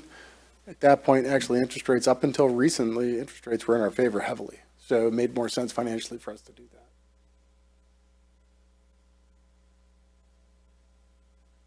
that. Just another question. When we purchase vehicles, do we try to stay away from first year new models? Yes. In recent history, I can't think of one that we've purchased that's a first year new model. Okay. I think you understand what I'm getting at. Yes. Yeah. Let someone else work the bugs out. Yes. A strategy I very much approve. Yeah. Any more questions on the material we covered thus far? Body worn cameras and tasers, sort of non-lethal things, that's not considered part of our capital infrastructure, that's part of the operating infrastructure? Bullet number 2. Oh, sorry. We're going to get to that. Got it. That is a capital purchase. We are, But it's from forfeiture. we're about 2 years into a 5-year contract with Axon, all of which was to be paid out of drug forfeiture funds. So that's not a general fund expenditure. And I was actually just about to jump into drug forfeiture, cover some of, obviously it's got limited use as drug forfeiture. It's covered by federal statute that's administered by the DOJ. And obviously Phillips can speak more to it. But obviously we get audited annually and we have to remain in compliance to receive these drug forfeiture funds.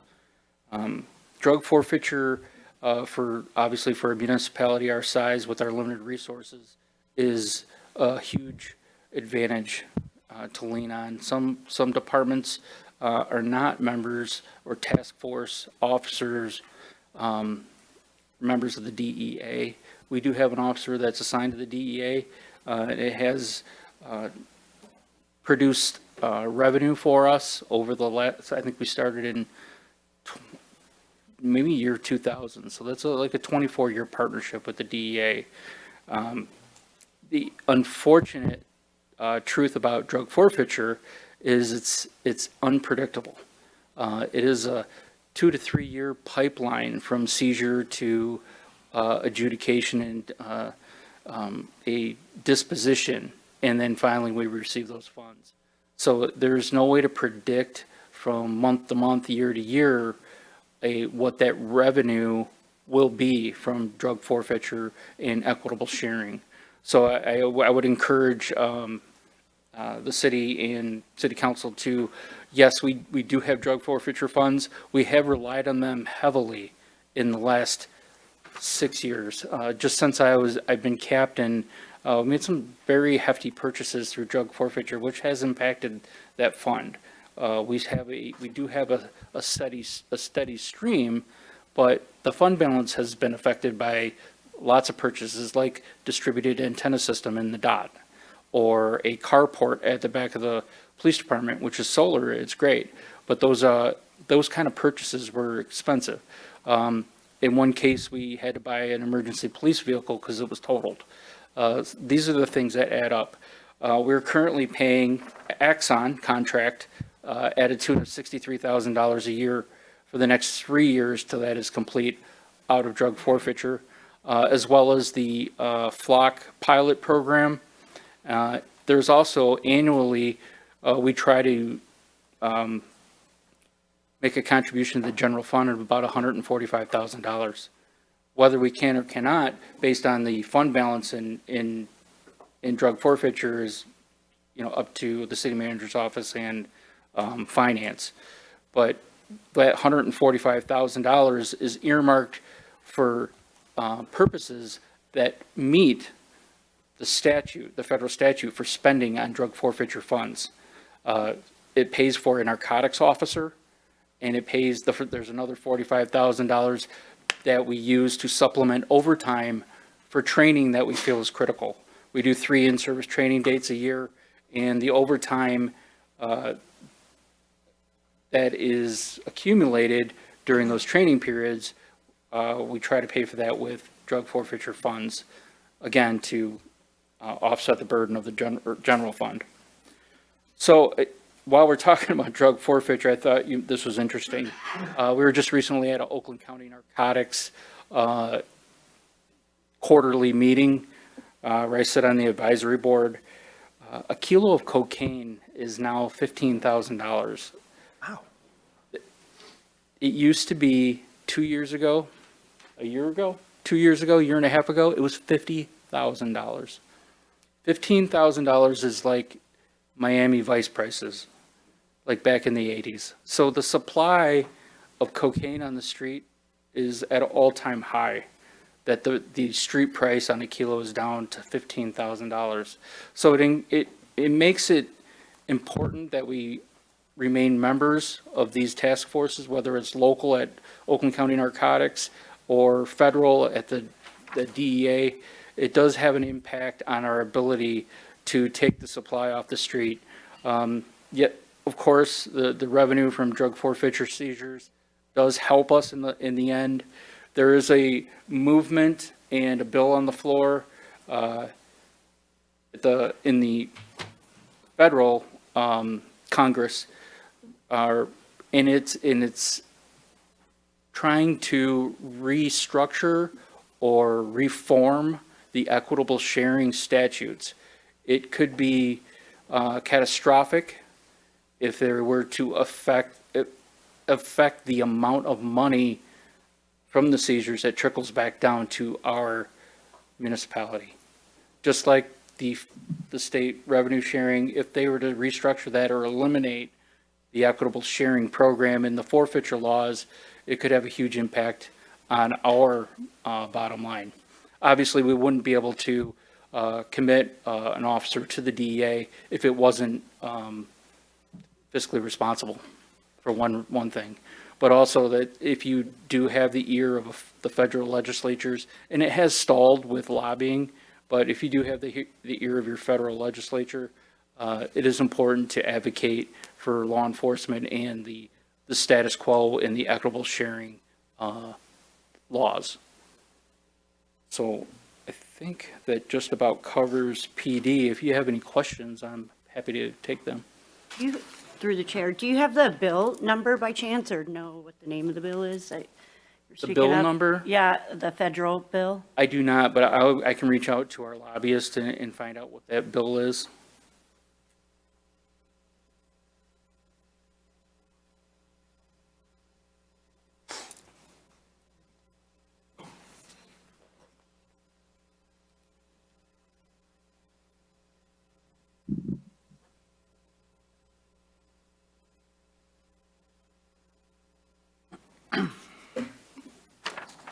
Anything else? Well, thank you very much.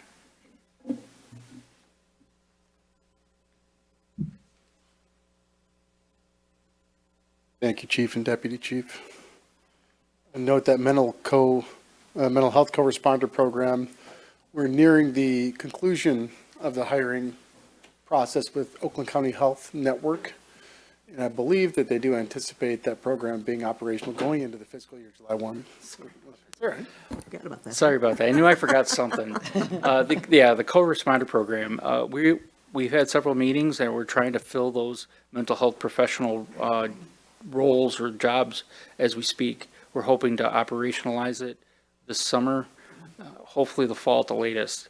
We're hoping that it has a substantial impact on the unhoused population in our downtown. I continue to receive calls from business owners, and we're working cooperatively with them. We're trying to stay in touch with them. We're coordinating. It is difficult to explain to them that some things are just simply not against the law anymore. Loitering, panhandling, once upon a time, those are all crimes that you could possibly be arrested for under city ordinance. Now it's simply not the case. So we do our best to find first restorative measures, to find them, to connect them to the resources that are available, but they have to be willing to accept those. And that's sometimes the difficult part of this. At some point, we may have to, do some enforcement and make some arrests if it's criminal in nature. And then we hopefully, through the court system, perhaps we can force them to get the help that they need. But we're looking forward to this co-responder program. They've had fantastic results in Pontiac through one of the pilot models that's being operated. And so we're really excited about it. The two co-responders who we have yet to hire, they will be housed out of the Royal Oak Police Department. They have office space there for them. So we're logistically moving forward. And it's just, as hard as to find public safety people, it's hard to find mental health people as well. So we're hoping to fill these spots. If you know anybody, please tell them to apply to the Oakland County Health Network. Right, through the chair, Chief, I just wanted to know that, I was just curious that, of course, we've heard about situations, I believe, in Withington Alley, that alley particular. Can you tell me what has your response been, and do you have a success story pertaining to that at all? As far as someone getting intervention, someone getting help, outside of what you're proposing for CORE? Yes, we have had some success stories of getting people into, whether it's rehab or Social Security or housing. It has happened. I wish I had more success stories. I think off the top of my head, I can think of maybe two. Often we find them temporary housing, and then sometimes they return. So the benefit of the co-responder program is a constant availability and follow-up and access to more programming by people who, that's what they do for a living. These social workers, they know where the resources are, and better yet, they know how to communicate and get the victims or the unhoused into those, appeal to, I guess, their need or understanding. That's the problem, is the police officers, you can give them all the CIT training in the world, and they're still not going to be a social worker. So we're hoping that this helps us bridge that gap. Thank you.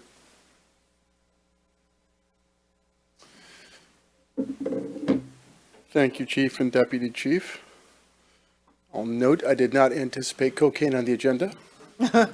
So thank you for getting us up to speed. It's a bargain. All right, I'd like to introduce Micah Schlief, who is our account representative from Macro Connect, who is our help desk services provider, and Micah is also a resident of Ferndale. Welcome, Micah. Thank you, Joe. Good afternoon, Mayor and Council. I just want to take a quick opportunity to say thank you to Taryn and Wes, who are also in the back room providing the AV. So they're also Macro Connect employees. So I'm really happy that they could help out with today. So we're going to be getting into the IT budget items and just kind of some highlights from the last year and our partnership so far, and then getting into the actual capital improvement requests. So just breaking down kind of the services that we provide. So there's a vision and a planning element. So that is both quarterly and weekly meetings, sitting down with Joe's city manager and discussing, IT needs. So those quarterly sessions that we sit down and kind of look further ahead, they're called the VCIO meetings. So it's essentially virtual chief information officer. So outsourcing that portion of the IT management. So what we do is kind of look ahead for the city and try to plan out as far as possible, what are the needs that are going to be coming up. So we also provide infrastructure for the city. So any of the network connectivity equipment, switches, access points, firewalls, that's something that we're able to provide and implement for the city. We also work on end user technology, rolling out new staff devices for everyone in support of those. And then the help desk needs, right? So we do staff two employees here full-time that, are able to support the city and all the different departments. So that's kind of like the breadth of services that we offer. So every week in our weekly meeting that we sit down with Joe and some other members of the team, we go over our department objectives, and we make sure that every one of our initiatives that we are working towards kind of falls into these categories. So those are to have a predictable capital budget, protecting against disinvestment in IT through intentional policy and predictable strategic capital budgets, and sustaining a first-class service to reinforce a resilient and effective mobile workforce. So really, any decisions that we make tend to fall into one of these categories.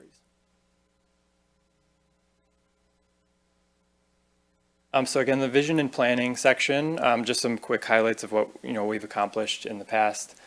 So we did work on rolling out Microsoft Teams to the city staff and kind of bolstering and making sure that we're tracking engagement with that tool, making sure we're utilizing it to its full capacity. We are ensuring multi-factor authentication is rolled out and in use everywhere to protect the security of city data.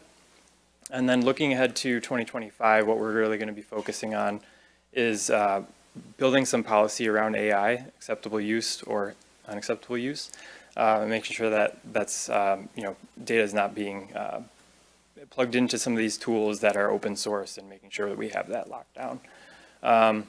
Going to be working on rolling out Windows 11 to all staff devices and making sure that that's done in an orderly fashion.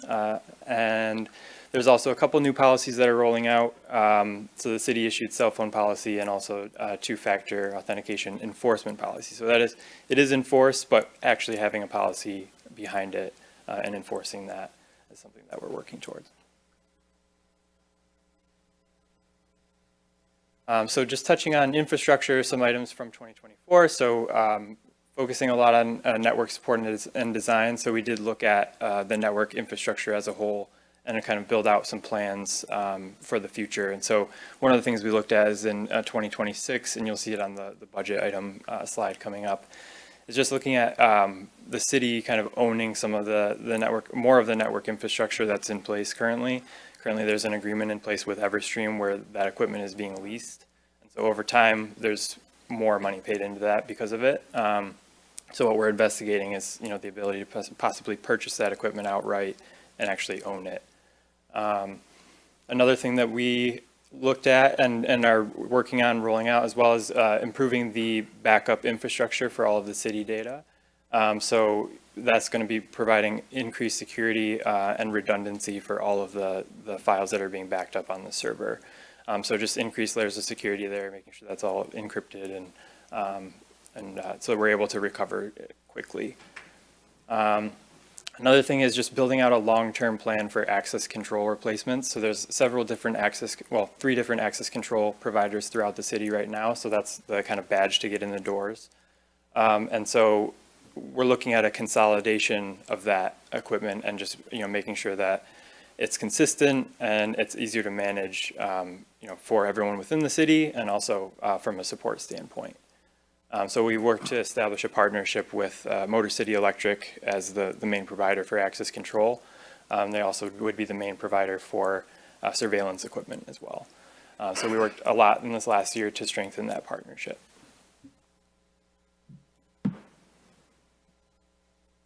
This is a daunting table, but I did break it down the actual amounts at the bottom just so that it's clear what the ask is in each of those sections. But just exactly what was discussed essentially. So system camera replacements is just something acknowledging that it's going to take continued investment to make sure that those are up to date.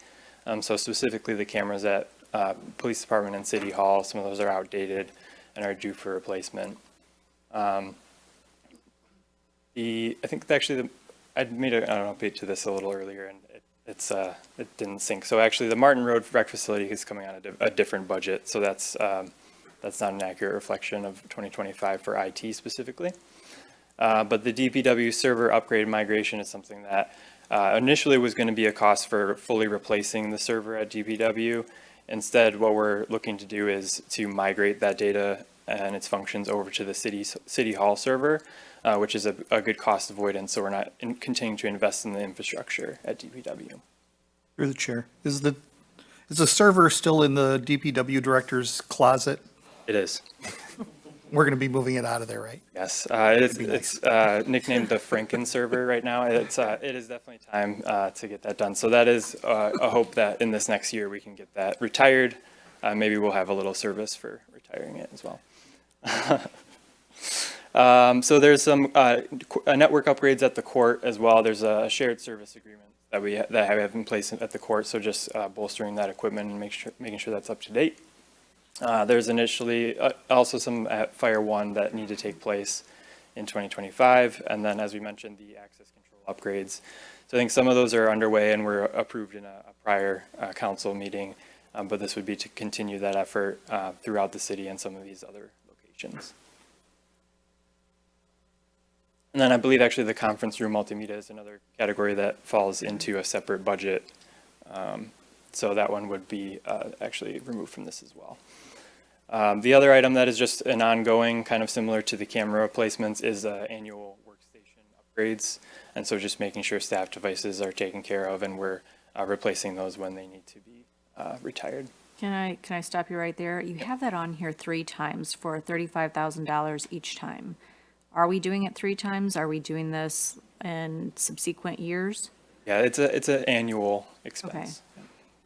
And Yep. how many workstations are being replaced each time? So that would be probably in the realm of 25 total. So we're looking at, there's about $1,500 to $1,800 per workstation.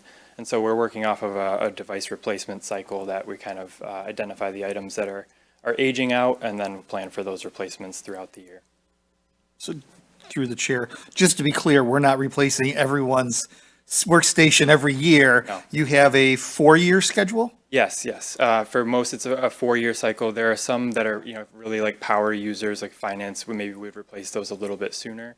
But generally for the laptops, it's 4-year replacement cycle. And then the rest, we don't. Just to give everybody an idea. So 4 years is actually really good. At Ford Motor Company, we do it every 3 years. And just in general, there's a little bit of catching up to do with that. So we do want to, allocate those funds and make sure that we are sticking to that. But, there are some devices within the city that are a little bit outside of that. We're going to look to catch up on those. Through the chair, what are the multimedia improvements to support meetings? So that is kind of improvements that we see in here. So like a projector upgrade, items like that will just enhance the meeting. Yeah, exactly. This TV was replaced a couple months ago. So items like that throughout the year that come up. And I believe that is a separate fund, as we had mentioned. Yeah, through the chair, that's through the Public Education and Government Fund, or PEG fees. The cable fund actually pays for this operation. And so that's just noted as an annual basis. Now, I note on the life cycle replacement program, Councilman Polka, you might have been here. At that point, we didn't have centralized technology oversight. We had decentralized, and Windows XP came to be expired, and we had no plan for that. So we actually ended up having to replace the licensing in many of our devices all in 1 year before the Windows XP support shut off. Well, since then, we've established the life cycle program. Yeah. I remember when a new employee was hired that the city manager gave him a credit card and said, go to Best Buy and buy a laptop for yourself. If I may, through the chair, so things such as like phone operations at City Hall, is that under, what kind of system is that under? Is that under the VoIP system? It is, yeah. So that's it's 3CX is the provider for that. But yeah, we do provide support for that system.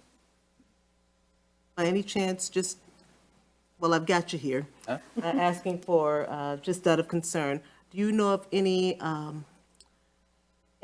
supports for, say, residents that are finding that they want to keep their landlines, but it's costly to use that type of system, the VoIP system?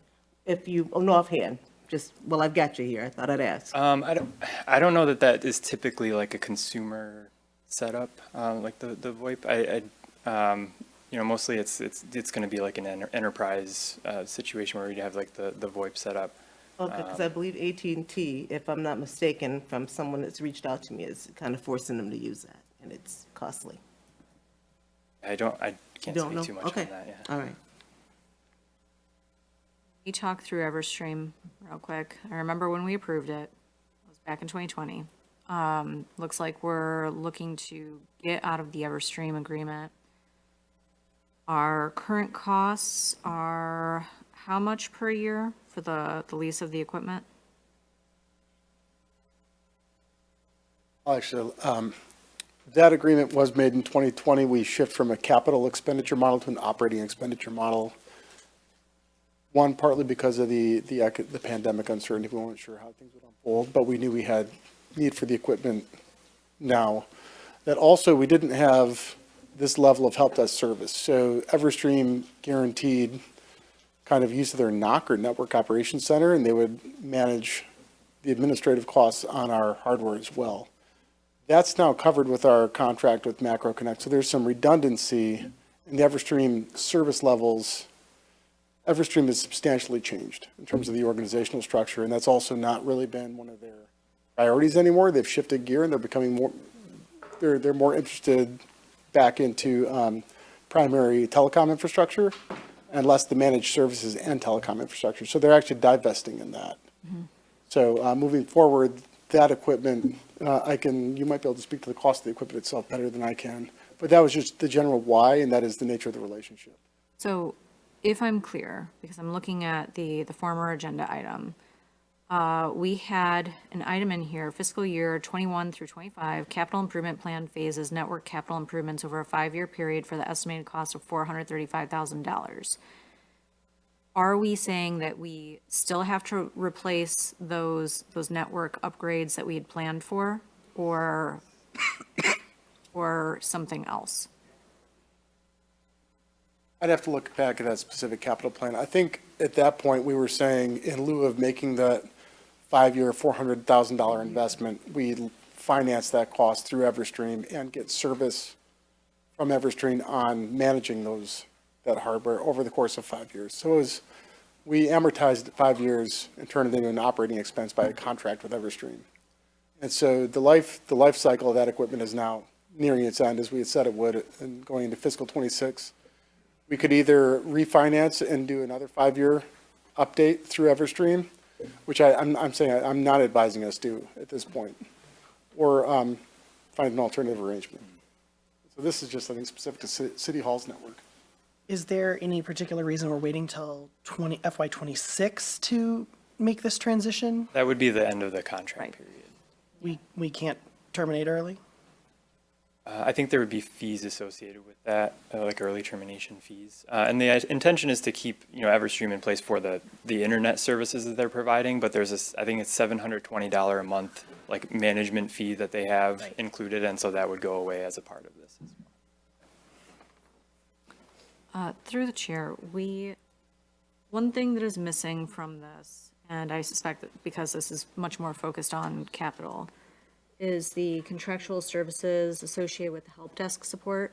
Do you have a breakdown of that? Can we talk about personnel and staffing costs associated with Macro Connect? Yes, so I believe, I can't say exactly off the top of my head actually what the monthly arrangement is, or the annual. I know we're in a 3-year contract right now, and we're now in the final year of that contract. Joe's pulling up that exact number right now for you, it looks like. And you said that we currently have 2 full-time help desk support individuals, is that correct? Correct, yep. And then there's also there's other, elements that are included in that. So there's the monitoring of all of the network equipment. There's the different security tools and services that we're offering alongside the contract. And then there's also the strategic planning aspect that's, the weekly meetings and then the quarterly planning sessions. So that's included in that. So yes, it's the 2 on-site resources. As a homework item, something that I would really like to see, given that this item within the budget breakdown is 412,000. I would like to see a real breakdown of what everything goes into the help desk support. Sure. Yeah, through the chair, I will gladly provide that detail, but if it's about $33,000 a month in recurring fees for that pays for the actual personnel and then the off-site service from Macro Connect. So their help desk center, if we have an overtime cost or an issue on the weekend, the first call will go here, and then if they're not available, it'll go to their center. So we get some scale benefit from the contract there. Now That I have covers those additional costs. homework for you. I would like to see what our use rate is of the Yeah. help desk. That was my question as well. Yeah. I think it's in another slide. Yep. And then there's also, they manage a lot of annual software costs, such as our security costs, and that's bundled in through their pricing in the contract as well. So we get lower enterprise pricing through them, and that's part of that fixed $415,000 too. So a piece of that is personnel and contract management, a piece of that is software. And I can break that down for you for sure.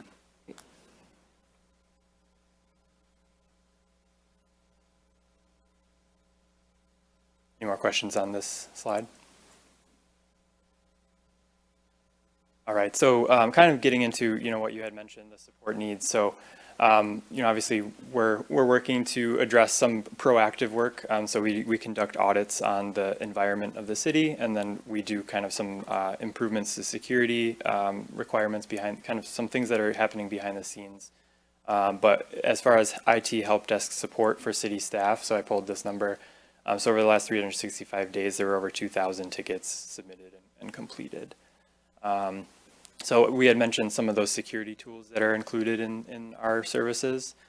So each time one of those tools generates an alert to our help desk, we are taking a look at each of those incidents individually and just making sure that there's no ongoing threat to the city.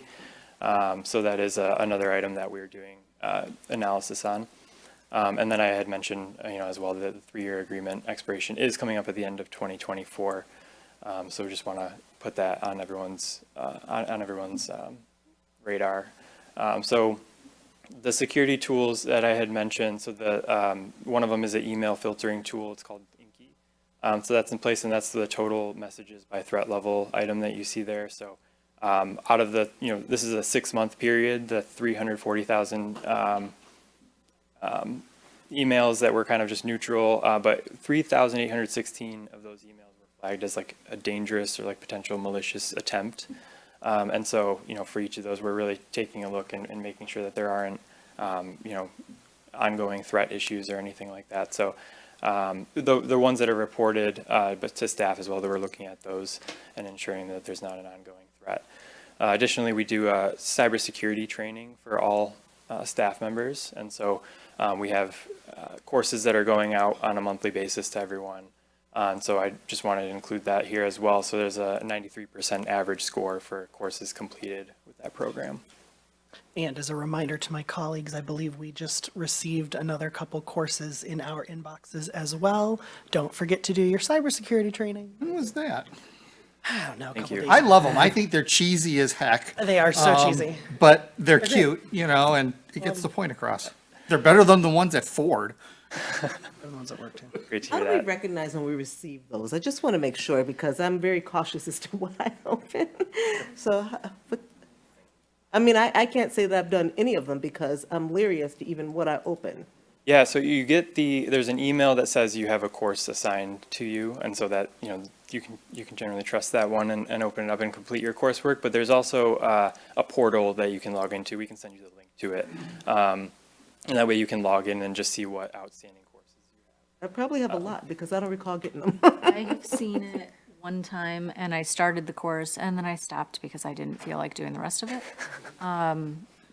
But it's very interesting. I do have a question about this slide, though. Sure. The 2,000 tickets, do we have any indication as to, like, severity level of tickets? Are these password resets? Are they, people who can't get into a system or have been hacked or something like that?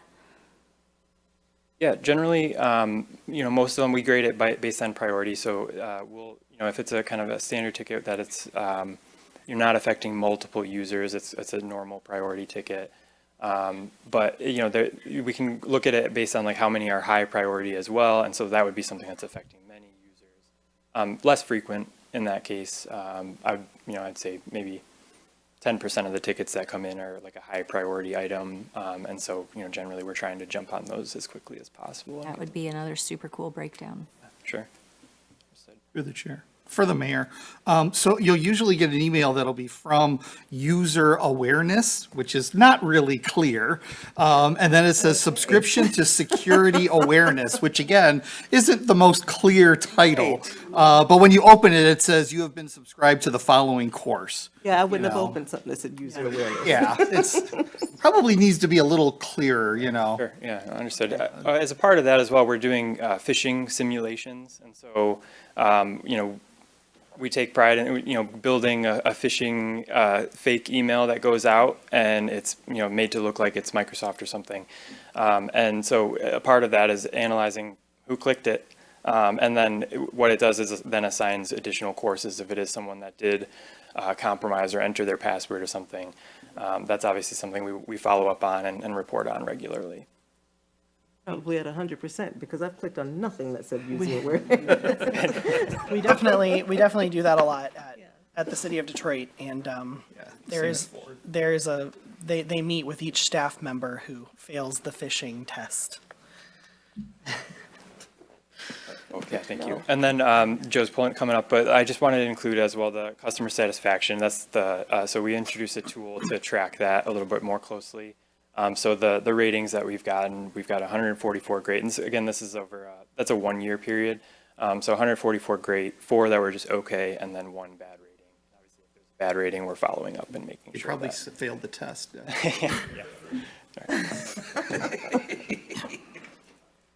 I do have a breakdown of the contract, and I would add, I'm very thrilled that they do the anti-phishing training.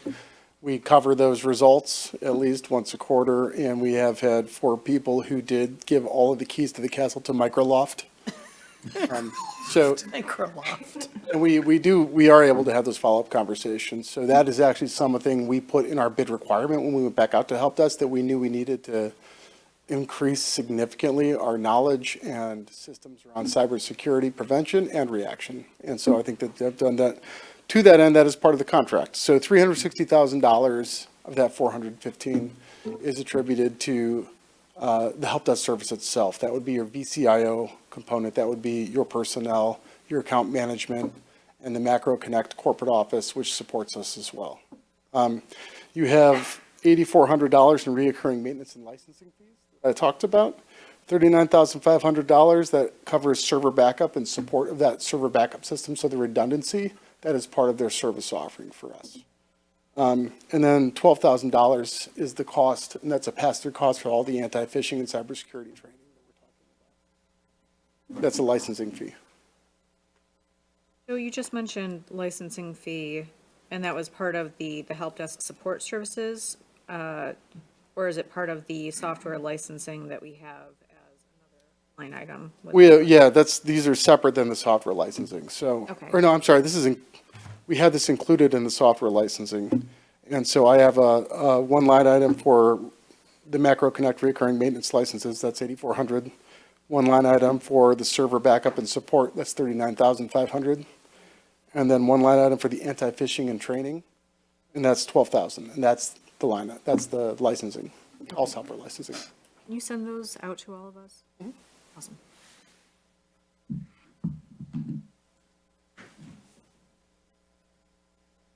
More questions? I think that's all I have.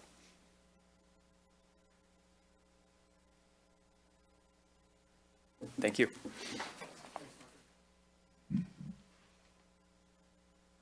And thanks, team. Okay, at this point, we're going to do human resources. And then after human resources, we will essentially consolidate your city hall, because we've gone through most of the major features we need to. Of course, we are here to answer questions if you have any on the smaller budgets. The only budget we'll specifically feature after human resources is Parks and Recreation. With that, Dan Jace. Thank you. Good afternoon. This is the Human Resources Department. Of course, there's myself. There's Justin Torlando, your Human Resources Manager, who will speak here in just a moment. And then we also have Emmanuel Robinson, who is our Retirement and Pension Specialist that we spoke about earlier this morning. So, culture eats strategy for breakfast. Peter Drucker said this quite a while ago. And what did he mean about that? What did he mean by that when he said it? So we can have all the strategic planning meetings that we want to have, but if we don't have a culture that develops and supports the team, they're not going to be able to be engaged enough to deliver on that strategic plan, and we're going to fail. Now, before 2020, you would also hear people say that culture eats wages for breakfast as well. After 2020, with the labor shortage that we have now, that's no longer considered to be true. Wages are now considered to be the cost of admission. I'm going to give you some reasons for that in just a minute here. Well, actually, right next. So I want to talk about the economic pressures that we've had on wages. And so this first series of numbers I'm going to talk to you about come from the World at Work and the Society of Human Resource Managers, both huge organizations that measure things like this. The average raise for employees across all industries in 2021 was 3%. In 2022, it was also 3%. In 2023, it was 4.4%. And in 2024, it was also 4%. It's important to note that when we do municipal contracts, it's very common to see raises go up or wage scales go up by 2 or 2.5%. So now that we are having an even harder time attracting quality applicants, we're competing more with the private market. And so this is even more critical to note that wages just aren't really keeping up. Inflation rates is another thing that are driving wages, and these came out from the Bureau of Labor Statistics. In 2021, inflation was 7%. In 22, it was 6.5%. In 23, it was 3.4%. You also have the highly publicized negotiations of places like the automotive industry, where people got life-changing wage increases that also put pressure on people to really look at the wage offerings when they go to apply for a job. This is compounded by the fact that the police department or the police industry has huge shortages, and this is across the nation, but especially also here in the region. So we have unprecedented regional raises in the last 3 years. Normally, when a contract is settled, it's closed, and you don't open that contract again until the end date of that contract. But contracts have been reopened across the region to address recruiting issues. Royal Oak reopened their police contract in October of 2023. Madison Heights opened their police contract in 2022 and then again in late 2023. And Lincoln Park opened their contract in 2023 as well. I mentioned these specifically because Royal Oak and Madison Heights are both close, and Lincoln Park is considered financially comparable from the income that the city takes in when we compare Ferndale to other like cities. So it's important to know all that. I can tell you from the human resource networks that I'm involved in, this is happening everywhere. It's not just here. Everybody is trying to make sure that they're doing what they can to attract the best talent. In all of these situations, they negotiated the contract and the wage increases took effect immediately. Right? They didn't wait until the end of the contract. As of 7/1/2024, Ferndale will be about 8.6% below Madison Heights in the way that we pay our police. And we also fell below Lincoln Park this year. They're ahead by 1.9%. We have the same thing in fire, huge fire shortages. I did want to point out to the union environment here, we have 80% of our employees in a union environment. And in the fire situation, the previous contract for fire was negotiated on 7/1/2020, and this was right in the midst of COVID. There was huge uncertainty about what the financial situation was going to be going forward. So fire was negotiated at a straight 2%. And this was at a time when we already knew that we were behind in fire wages. That contract became open again on 7/1/2022. And we effectively negotiated it was an effective 11% raises that were given to our fire department at that time. Madison Heights gave additional raises this year on 1/1/24. and Ferndale is now about 3% below what Madison Heights is paying in fire. As far as DPW is concerned, there are a lot of different grade levels in DPW, so it's a little hard to say that we're, give you a one rate about where we are with the wages in DPW, but I can say we're about 3% below Madison Heights. So we're at par on some, we're below on a few, we're over on a couple. But overall, the overall budget for DPW employees would be about 3% different. We also have a clerical and technical union, and these are very difficult to measure job equivalents.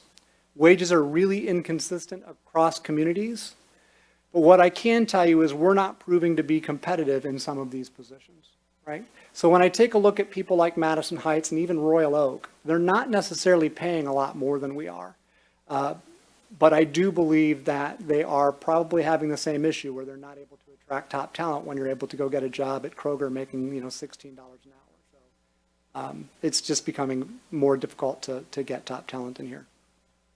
I also wanted to let you guys know that our collective bargaining contract renewals, DPW supervisor will be this year, July 1st, 2024. So we'll start looking and negotiating that next month. DPW General, Police Patrol, Police Command, Fire, and Clerical all come due on July 1st, 2025. So the next slide we're going to go into, Justin's going to talk to you a little bit about staffing. I don't know if we want to ask questions now or if we want to wait until we're done with staffing. I have one question. Sure.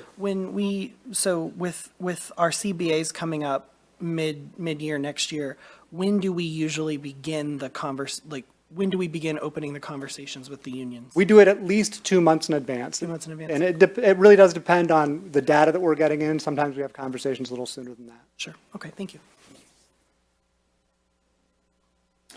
Sorry, through the chair. So if you can go back to that slide. So in 2025, we're going to have to renegotiate our contracts with basically 4 different departments. Police and Patrol and Command are basically one department. How many people are that? Are that? Let me think here.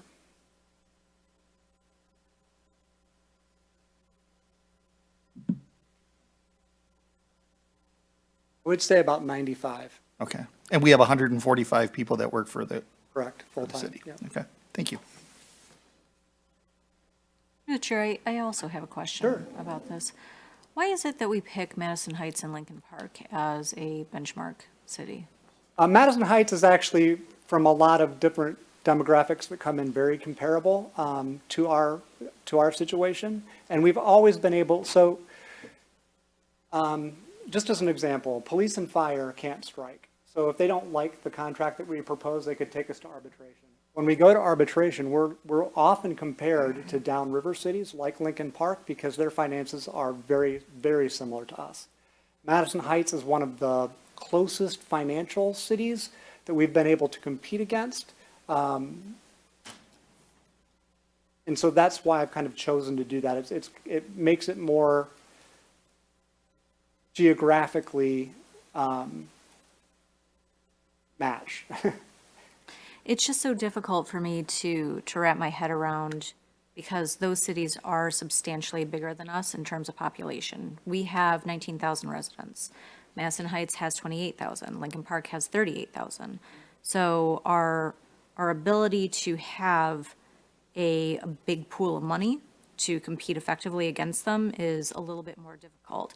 So for instance, would it make more sense to also pull in maybe the numbers from Hazel Park where they have a population of about 15,000? You want to, part of this is also about ability to pay. And so if you look at our taxable value comps, which we have to look at, this map kind of illustrates we're closer to Madison Heights than Hazel Park in terms of ability to pay, in terms of value of your taxable value. So we're more than 2 times more valuable than Hazel Park, so that's going to be a difficult comp. Gotcha. And speaking to that size versus revenue situation, you can see Madison Heights, those numbers,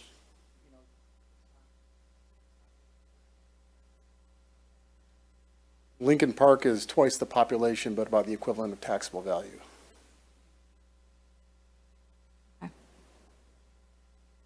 Where were we? Sorry about that.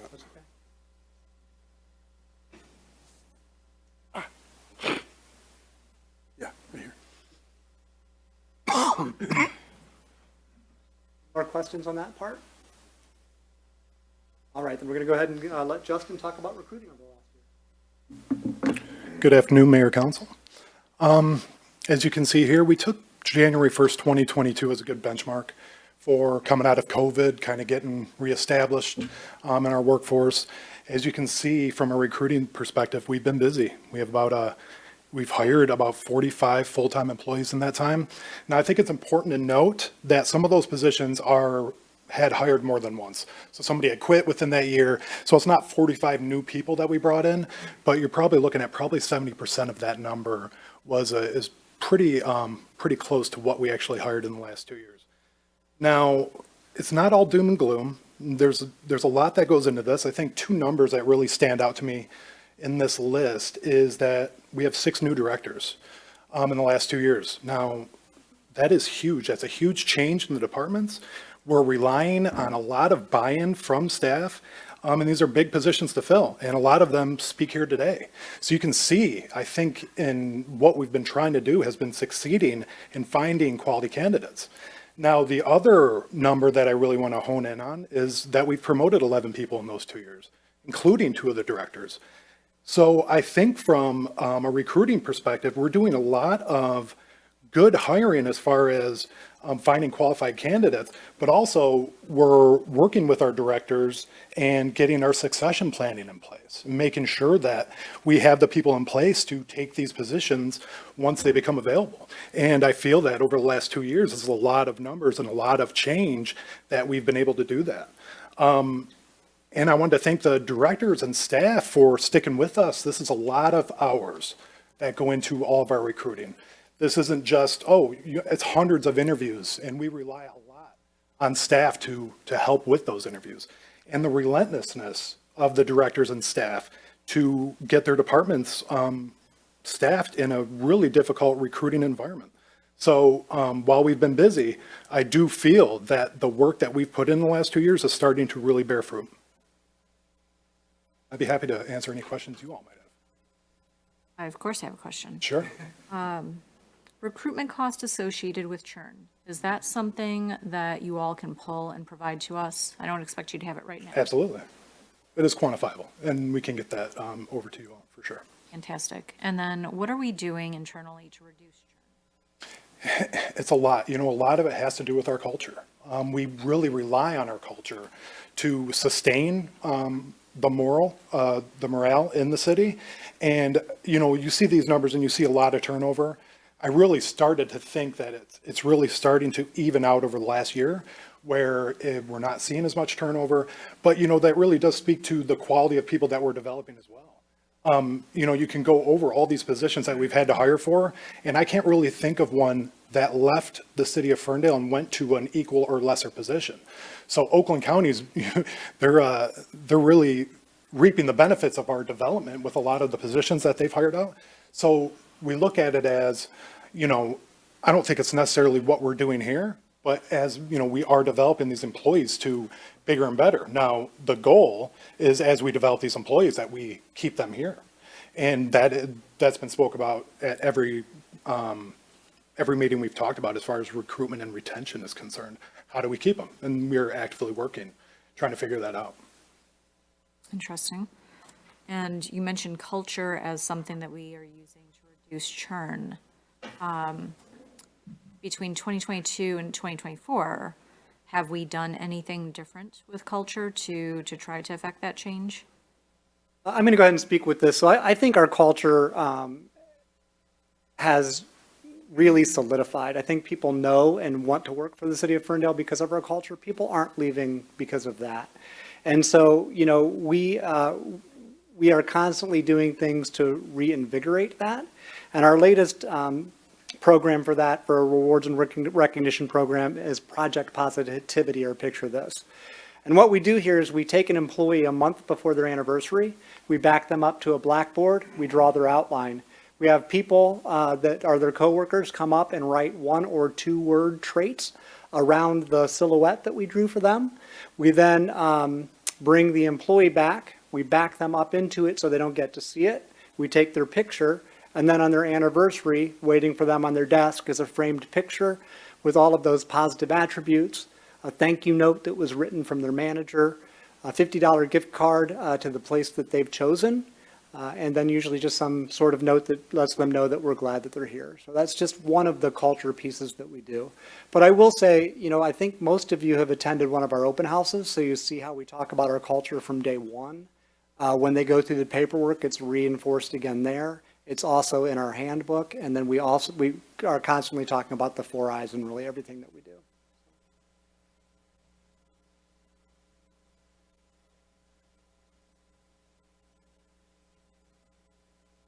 Are there any other questions as far as recruiting?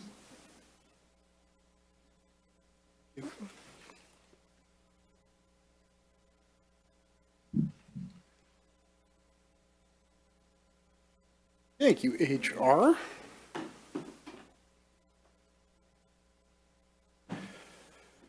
Some of those faces have changed. Here we have a composite picture of the City Hall administration team. So all the departments that are listed on the left include their budget number as well. These departments are much more smaller in terms of budget. Finance is your most robust budget out of here.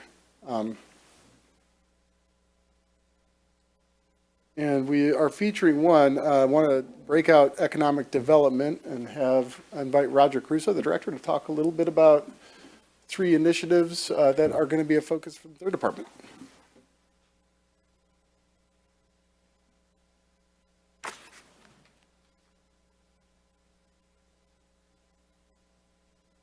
Good afternoon, council. I want to make this bigger again.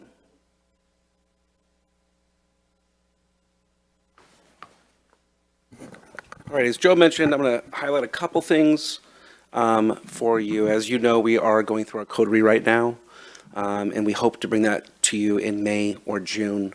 The code is going to be very progressive. We are simplifying it. We're making it much easier to understand. We are opening up avenues for different types of diversity of housing stock in the city. So I think you will find it will be an extremely progressive document. We're looking at the last draft of that next week, and then hopefully we can get it to the PC for review in the city attorney. But I would envision we will be pushing out to local newspapers, MML, APA National, and so there's probably going to be some spotlight on Ferndale zoning code. But with that, one of the things I would like to do is also simplify the fee schedule.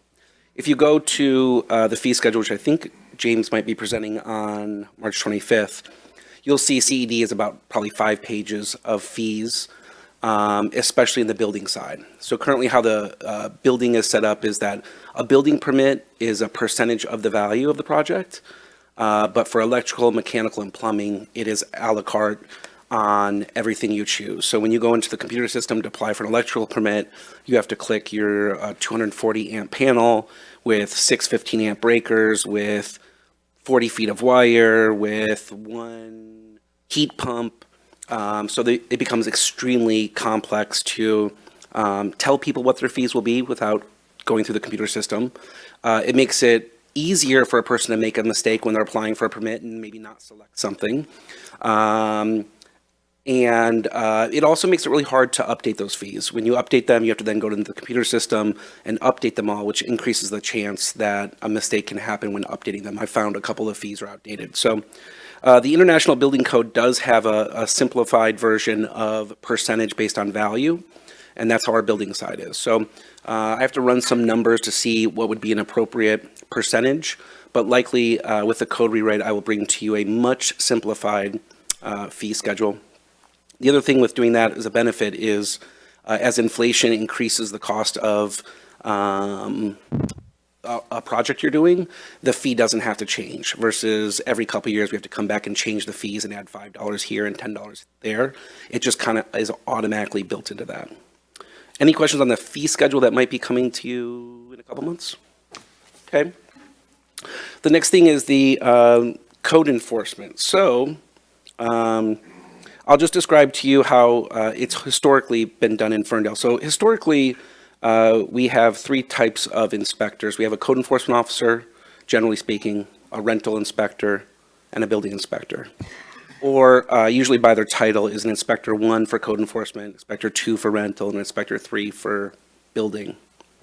In coming into the organization and watching for a little bit, I realized the community that I see the comments on Facebook, I hear citizens calling me, I hear council reacting, is that code enforcement needs more effort towards it.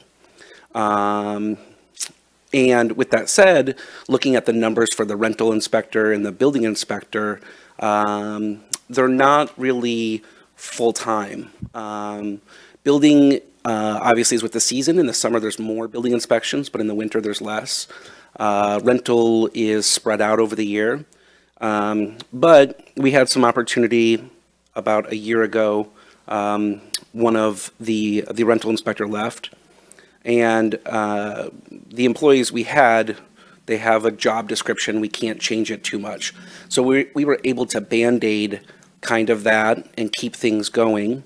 But another employee left, one of the inspectors went to a neighboring community, become a building official, and then one had some family issues and moved out of state. So with change comes opportunity. So we worked with staff, worked with the city manager and HR to re-envision how would we get more code enforcement help.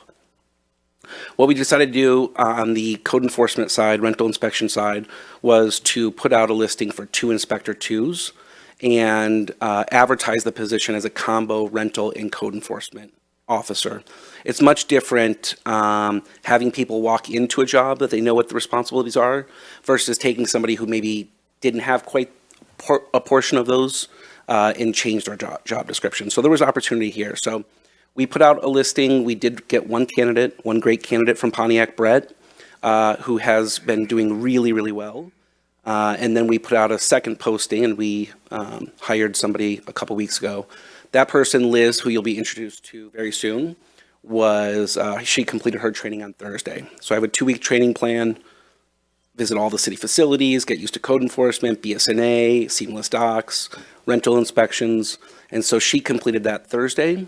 So effective Monday, we will have 2 trained employees. It'll take a couple weeks for her to get caught up. But what we've decided to do is divide the city into 2 for code enforcement. So there is 1 code enforcement officer north of 9 Mile. That is Brett. We're going to be working with communications to push that out to the community so they know who to reach out to. And then the other code enforcement, Liz, is south of 9 Mile. One of the things we also previously didn't do really was downtown. We did it more on a reactionary basis because the code enforcement officer was previously really swamped. So Brett will take downtown, and I'm really excited for that. Both have their personality is to knock on doors, talk with people versus sending out letters. So I think over the summer, they're going to become a lot more active in downtown businesses, Woodward businesses, and just residents in general. Rental inspections for them, what we've decided to do is each one does citywide. And what that does is gets them familiar with the other district that they're not really doing code enforcement in. But we do it by AM and PM. So Brett is the morning rental inspector and afternoon code enforcement officer north of 9 Mile. And Liz is the morning code enforcement officer south of 9 Mile and the afternoon rental inspector. What that also does is if one happens to call in for rental, code enforcement can be pushed around. A lot of it's just follow up. But rental inspections are scheduled every half an hour throughout the day. So the way we split it up, if one happens to does call in or something happens, we won't affect customer delivery because the other one can jump to doing that. So I'm really excited for that. I think overall we did get probably, if the rental inspector was doing solely that job and it was about a 50-60% job, this essentially has created a half-time person with no cost to the city. So I'm really excited for that. And then the Withington Alley pedestrian plan, Joe and I have started to talk about it, but I think in the budget this year, he put in a $50,000 request to look at the Withington Alley and see what the community wants. So we're gonna We haven't decided, we need to talk about it, but probably putting out an RFP to a design firm that will engage the businesses in the broader community on what to do with Withington going forward. Through the chair. So is there a possibility to also, well, we, as council members, we get, of course, complaints regarding the trees, but we also get complaints regarding code enforcement. Is there an opportunity maybe to provide some sort of something listing of priority levels based on geographical areas or something, so that we're not getting the same calls all the time about code enforcement issues? So just maybe a breakdown, maybe when something's completed, maybe when something's in process or something, so that people who are calling us can maybe look at, and maybe something we can refer to as well. So all of that is tracked through BSNA. So when I go to the BSNA software, I put in an address. All that is tracked in there. So if a complaint is received and substantiated, the inspector goes out there and sees it is an issue, or even proactively, an inspector sees something, they will knock on the door and talk with the person, hopefully. But when they come back to the office, they put it in BSNA as a violation. And then there's thumbs up and thumbs down and different colored thumbs, green and red if they comply. They usually push it for a week later to follow up. And then a week later, they go out there. If it's still an issue, then they will either write a letter or ticket. But every correspondence is tracked through there. I don't know if the public can see that part of BSNA. I think they can see code violations. So I think they can. I don't know if they can track ones that are, I don't know if they can track ones that are pending. Maybe they're the closed ones they can see. But I can go on BSNA from a user standpoint and then report back to you, because that may be the way to direct people to the online portal that would tell them if something's being addressed. That's generally how we track code enforcement. You have a question? Okay, got it. Through the chair, I do have a question. I'm sorry. You want to go first? No, go ahead. We did move some, first of all, actually, let me back up. I am so excited that you are redesigning the code enforcement department. This feels like such a smart solution because we've got people dedicated to certain areas. We know who is going to go respond to it. It is going to make communication so much easier, so much smarter. And I know that we reallocated some CDBG money. Did that make this happen? And is there any flexibility in some of that funding? Because I know we took it away from some of the special programs, and I have some thoughts on where we might be able to flex it to help our residents. So you want a recap of CDBG and what we did? Yeah. So CDBG is a federal program that gives communities money generally for blight removal or to improve certain census tracts. Ours is done through Oakland County, so they're the fiduciary. They handle all the processing, all the paperwork with the state, I'm sorry, with the feds, and they tell us what our allocation is. We do the work on spending the funds. Historically, you can have up to 4 different types of programs going out for 1 year. But what I would say is the more creative you get in projects, the more creative they get in oversight, which means more staff time just gets absorbed. So we had lots of great ideas in the past of doing, $11,000 or something for down payment assistance, $30,000 for minor home repair. Overall, we get about $86,000 a year. So a down payment assistance program is awesome, but it's $11,000. You have to create a program, find people, qualify them, and give them $2,000. That's a lot of work for $2,000 per person. So what we did, and also I'll say, is that the county wants us to be no more than a year and a half unspent money. So if we get $86,000, they don't want to see that we have more than $135 or so unspent. About last year, the county reached out to me, and I think we were about $380,000 unspent because we did all these allocations for programs. We just never followed through with them, COVID, et cetera. So we needed to quickly move the money out. And those programs aren't quick programs if you haven't even started them and you're 4 years behind. So what we did is we came to council and we reallocated a lot of the funds. We left the money that we had for Haven. We left some of the money we had for yard services, just depending on what year was there. And then in 1 year, food banks. So I know we just gave a food bank some money. But for a majority of the money, we reprogrammed the down payment assistance and the home renovation program into code enforcement.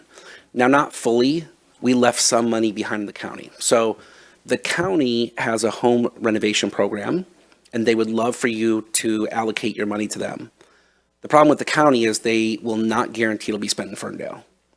So what they said to us was whatever money we left behind for home renovations, they would administer, but no more. So we have a good relationship with the county. What happens is a senior calls into the city, a resident already knows and tells them, they call to the county, whatever it might be. A resident needs a new hot water tank, furnace, roof, whatever it might be. We direct them to the county and they apply for a no interest loan. The county will come out, assess the entire property, and say, here are all the things you need. You need new windows, new roof, new heating system. They'll give a rough budget for it. It's $40,000. And they usually offer $19,000 as an interest-free loan. There's wiggle room there. They'll give a little more. But usually what they do is they call us and say, hey, Roger, you left behind some money in 2019 for home renovation. Can we use 20,000 of it for this person? And we say yes, and we just sign a paper and transfer it over. So I don't remember the numbers, but I think we've helped in the last year maybe residents with like $75,000, and I think we have 60,000 remaining. So we are still doing some home renovation. For 2019 and 20 and 21 and 22, we reprogrammed a lot of money to code enforcement. And the numbers for 2019 and 2020, we've been paid. So the county paid us a couple weeks ago. That totaled $65,767. I just submitted the paperwork to be reimbursed for 2021 and 2022 last week. So I would envision we're going to get paid for that for $87,917. What I couldn't reprogram was 2023 because they were in the middle of it and they didn't want us touching it. So now that the feds have finalized our allocation for 2023, I'll be coming to you with a reallocation for some of the money to code enforcement, and that will be $60,484. So the total we're taking in for CDBG, we'll have in general fund that we were not expecting is $214,168. Going forward for programming, we are going to keep it really simple. And the feds have tightened rules on how much we can do for public service, like yard and Haven. So we're going to be coming to you with two simple requests for the entire allocation, which is 15% for yard services. That's the max we can do for public service. And then 85% for code enforcement. It makes it super easy because I just collect pay stubs. I put a cover letter together. I give it to the county and they pay. So the management of CDBG will go from a lot of time to probably 20 hours a year, much more manageable to do. What we've said is that we would bring to you a policy soon. So I got to do that very soon on what to do. I think the thought process was we could take this money for code enforcement, offsetting the general fund. And that's what we're doing.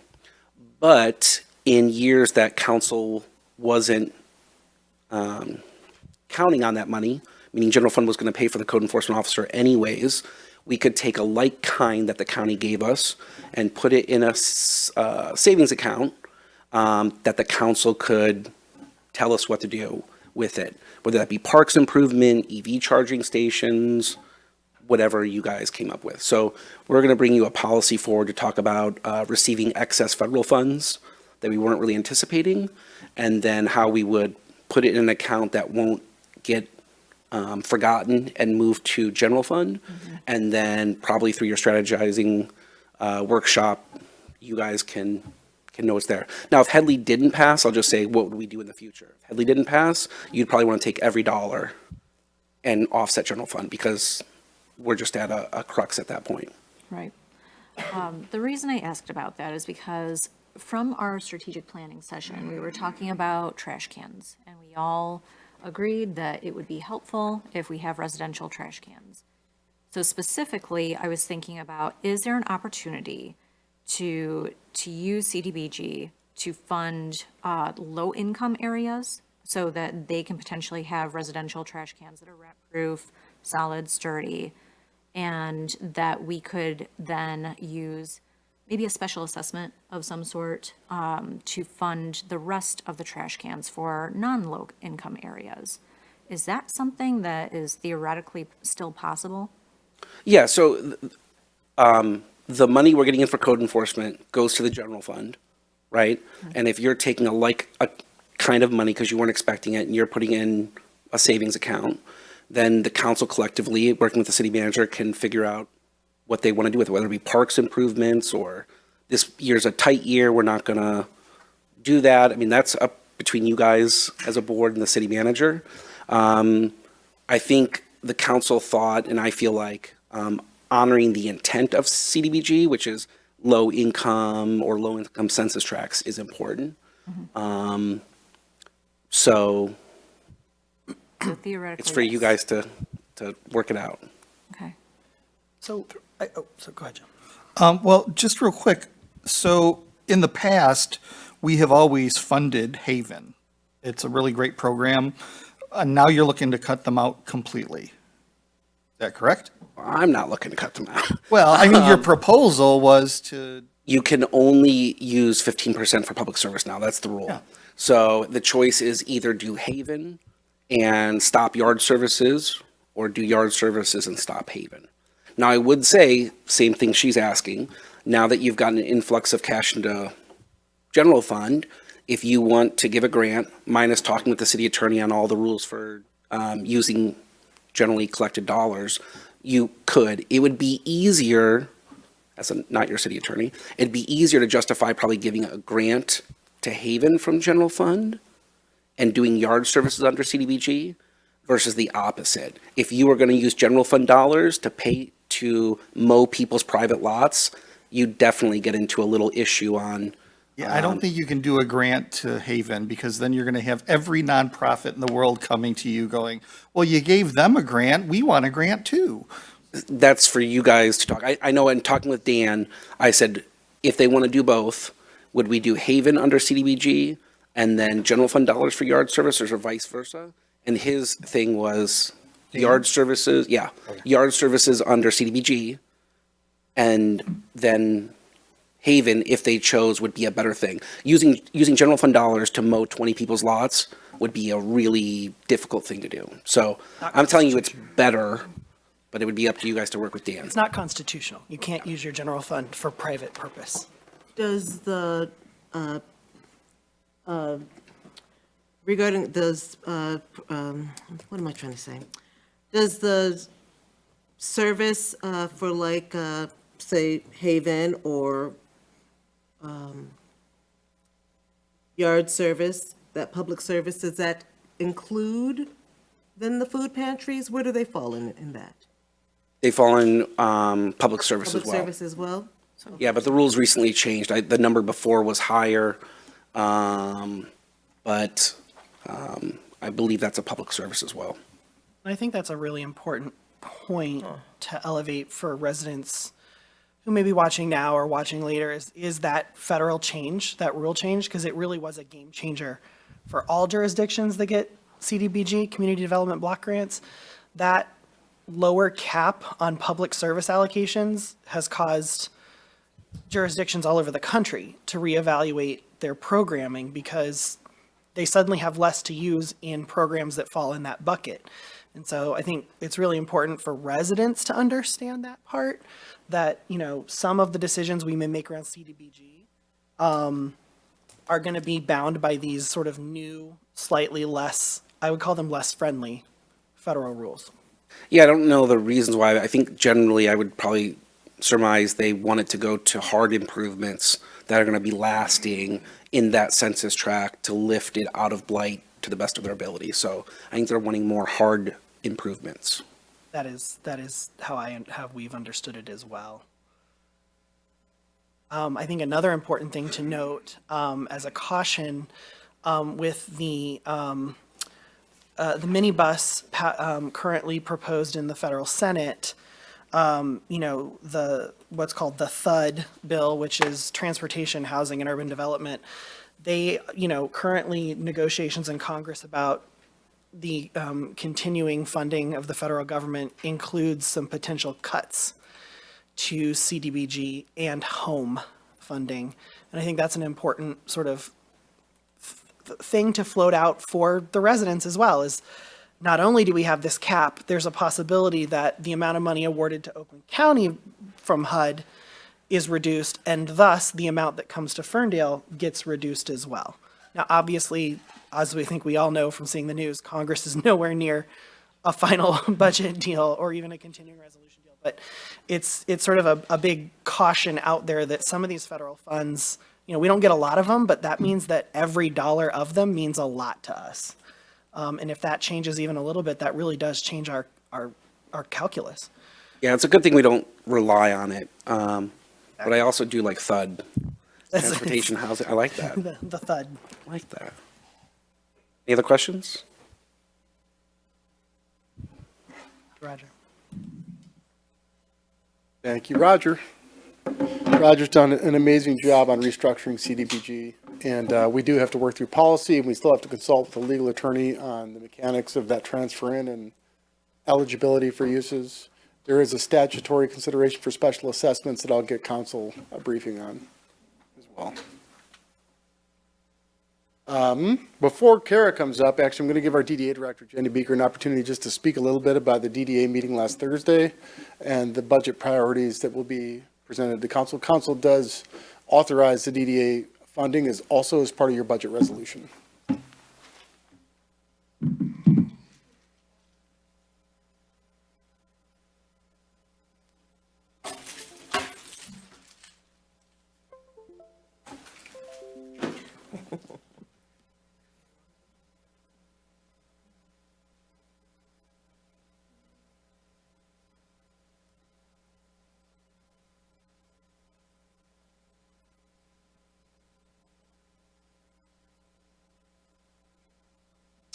All right, so for DDA, we are your cousins that live here. We're your live-in cousins, part of like the extended family and just a little bit different than your exact siblings. So wanted to just like remind people sort of what do we do, the different hats that we wear as downtown Ferndale, part of Main Street Oakland County, part of Main Street America. We, as of Tuesday, now have our completed board. We had 2 new members affirmed. So our first priority right now is level setting, getting us all on the same page, defining a strategy for moving forward. That is going to require a little bit of training that we're all undertaking in the next couple of weeks, hopefully. So just getting us on the same page and putting a strategy for us to work toward. Part of that will also be informed by some data-driven sources that we're looking to find. We want to make sure that we're acting with expertise, whether that is market studies, outside consultation, just making sure that we are both taking into account what we're hearing here in Ferndale and also leveraging outside best practices so that we are looking for what other communities are doing. We're looking for inspiration and ways that we can implement good projects. Key area for that is going to be continued safety and mobility and environment building, I would say. We're wrapping up Woodward Moves. We're going to be spending a little bit more in the remainder of this fiscal year on just informational campaigns, making sure that people know how to use the bike lanes, that when you're coming to Ferndale, you think of the downtown Ferndale brand, that is attractive. You want to come to Ferndale via car, via bike, via foot, however you get here, you will feel comfortable moving around in Ferndale. So we're looking just to continue more excitement on that focus on mobility. Part of that will also include sidewalks, making sure that as you're moving around downtown, if you need mobility aids, however you're moving around, you can do that safely and comfortably. We are looking to get matching funds from Oakland County as a Main Street Select community. We'll be reinvesting in sidewalks. We're also hoping to use this as an opportunity to incorporate some wayfinding and letting people know, hey, where are you parked? Like, which lot are you in if you're behind, WAB right now that is named after something else? Where is the dot? How can you park best on the street? Making sure that we are mindful of disabilities and all abilities when we're designing signs and instructing people where to go and how to get around. But we're excited about that because it will be more comfortable with just conformity of the sidewalks, hopefully putting some branding on that too so people know that they're in the downtown.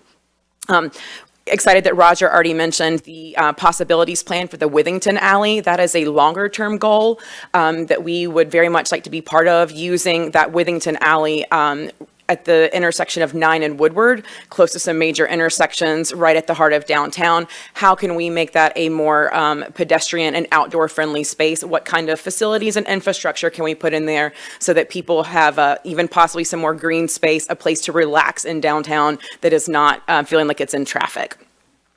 Much of our budget, as you'll see, is going to be continuing our services through Public Works, namely our downtown maintenance, keeping things clean. There's a great crew that keeps the streets clean after festivals, after weekdays, after holidays, after weather events. They do a great job. They also help us out with the overall aesthetics, with the decor, making sure that the plantings look healthy, that it has a holiday spirit when we put those decorations out. We're also very supportive of these sanitation solutions that the Zero Waste Manager talked about earlier, because we want all downtown businesses to feel comfortable when they have to dispose of their waste. If they're going to our compactor facilities, that it's clean, it's inviting, they feel safe going there at night, their staff doesn't have to worry about, any concerns they shouldn't have to in a work environment. So I think that'll be a great solution for us to explore with them. Also looking at some capital investment. Councilmember Mikulski is talking about trash receptacles, making sure that we have those downtown so that people have a place to put their waste, not on the street. There's a can or something nearby for them. There's also a bike rack close enough for them to lock up to. There's mobility storage in the dot that we're looking to activate, and that leads into our last area of advocacy for parking solutions. It's been a good partnership with the parking department as well, making sure that they hear what the concerns that we get about accessibility of parking. Is it available at all times? Is it affordable? How does that look for them? So these are great ways that we, again, as the cousins of the city of Ferndale, can have this line of communication and making sure that we're advocating for our stakeholders. With those stakeholders, looking to continue keeping them engaged and actually building on that. We're excited to continue some public art programs in the next year. We're expanding from just murals to consideration for other opportunities, and just keeping a fun and vibrant feel downtown, making sure that we are spending those dollars to create a fun and funky Ferndale like we all know, but then also balancing that with other areas where we need to invest for just like fundamental infrastructure. We're also looking to revamp our website some, so that that's a little more user-friendly, that we can better maintain information there, and that we can reach people with that information. Overall, looking at our CRM system management, how are we keeping in contact with our businesses when we need to give them informational updates? How are we contacting residents, whether it's through social media or events on our website? Also making sure that they can engage with us through public meetings, that we're more transparent in what we're doing. So if you don't know what the DDA does, all the different hats that we wear, how can you reach us? What can you talk to us about? What kind of resources can we help connect you to? Any questions? Through the chair. I love that you have your priorities here. I would really love to see a budget breakdown, so some of your financials, just to see where some of the money is going. I would also be remiss to not mention that in 2022, I did ask Lena to go through an exercise basically identifying what TIF revenue would be returned if the DDA was not in existence. I think that would be helpful, just given the budget considerations that we have coming up, to have that in the April meeting, just as an item. Is there any part of that question in particular you want me to answer now? No, I don't think so. Perfect.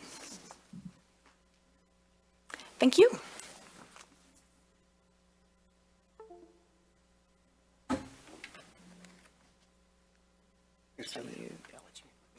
Don't worry about it. All right, we'll get back into ours, and we are nearing the end. I do appreciate our time, and I'm looking at the clock. I know we've run long. We will do comms, and then Parks and Rec, and then we'll wrap up. And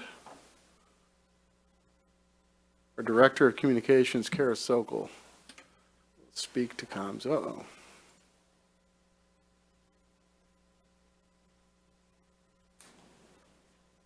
There it is.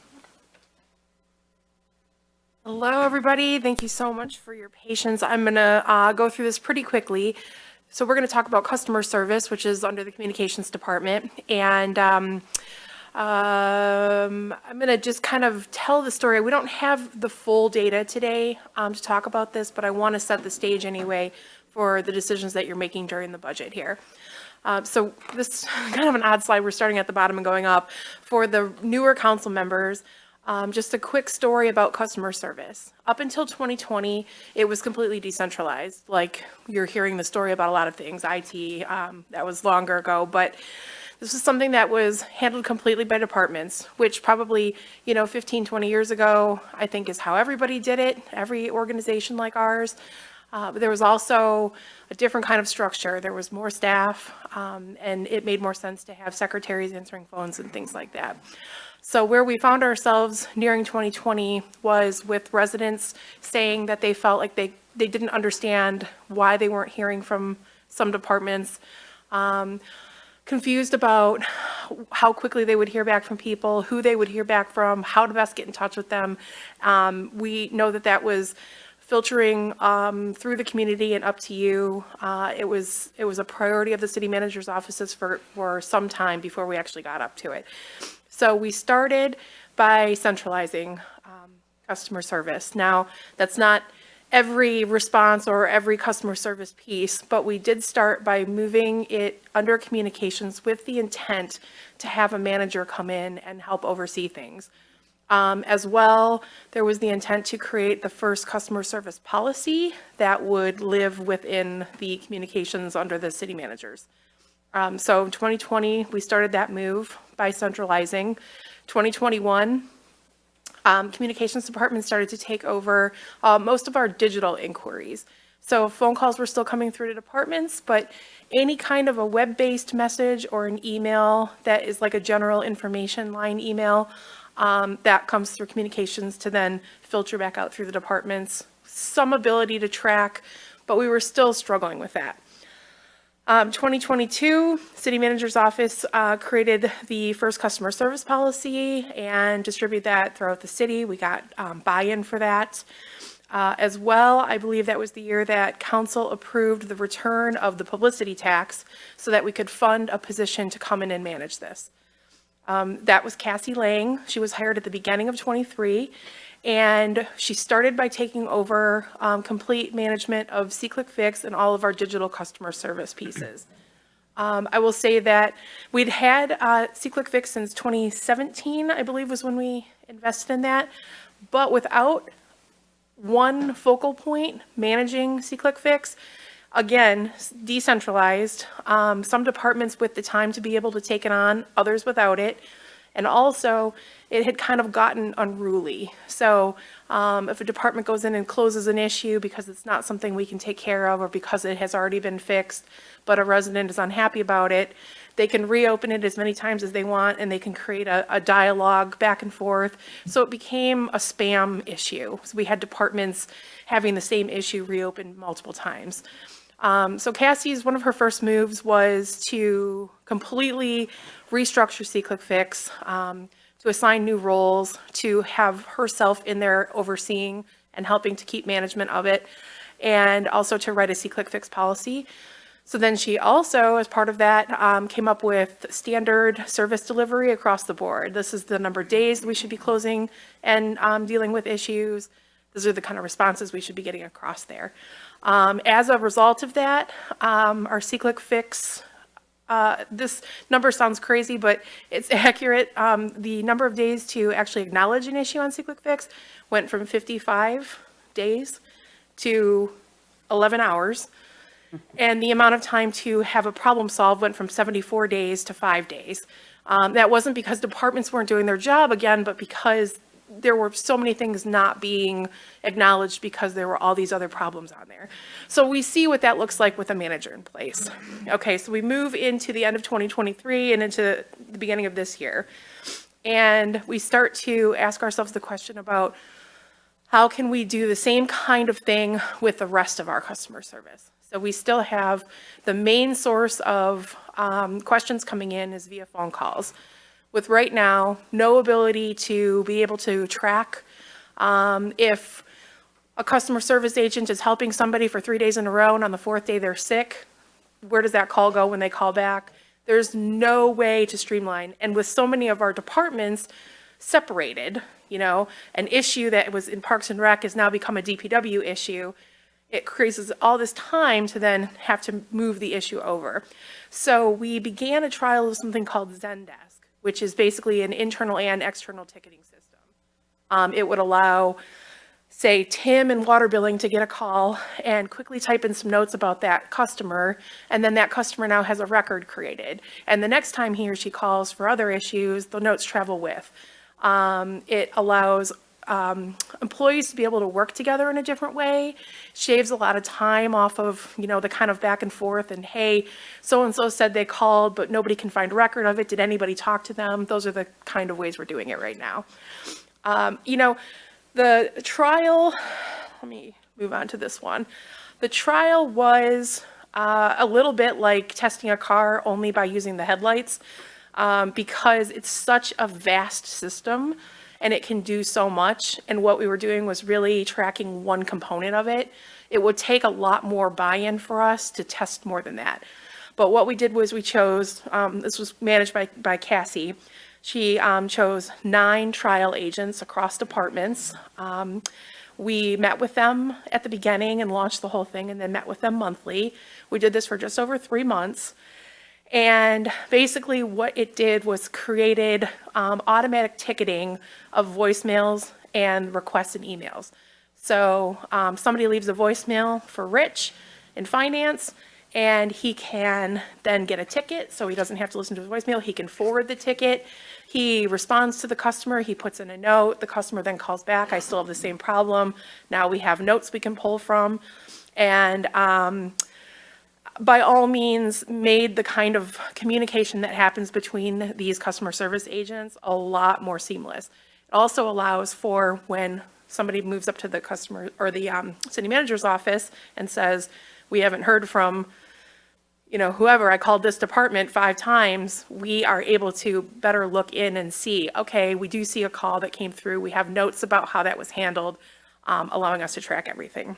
So leads us to a question, or it leads you all to a decision point. So Zendesk has the ability to have an external ticketing system as part of its functionality that would run just like C-Click Fix. So we wouldn't do a system like this and a C-Click Fix. The other challenge is that C-Click Fix has grown exponentially in cost. When it was, I wasn't the manager of it when it first came in. It was well under $10,000 though at that point, right? Its most recent invoice we got annually was $30,000. So in about 6 years, it has gotten almost to the point where we have to debate whether or not it's worth it. It was acquired, yes, which is when we saw a lot of that price go up. So, you know, we have some pros to keeping something like C-Click Fix, which is we already have community buy-in, which is great. That's hard to create. You know, it works well for a staff like ours and a community like ours. But again, we're going to basically, the functionality we have now is the functionality we're going to get with it. We have worked with IT. We've tried to explore some options, but it's basically what it is. And then we've looked at Zendesk, tested it out a little bit, and it's basically the exact opposite. We have a lot more capability to expand. We can move ourselves into an internal ticketing system that really does put customer service all under one roof, so to speak. But it's going to be about double the price. Now, what I don't have here are exact numbers or finals. Councilwoman Mikulski, sorry, Mayor Pro Tem Mikulski, I know you will say, well, what else have you looked at? Are there other? So that's where we're at. We need to do some benchmarking. For C-Click Fix, I can tell you that it's pretty much the only thing of its kind. Polls through 3CMA, which is City County Communications Marketing Association, have come up with the fact that there really isn't another that can handle what that handles without being either completely like twice as much money or kind of stinks. So C-Click Fix is what it is. I know there are some other options for Zendesk. We will put together our final numbers for the trial, and we will also put together some benchmarking for some costs.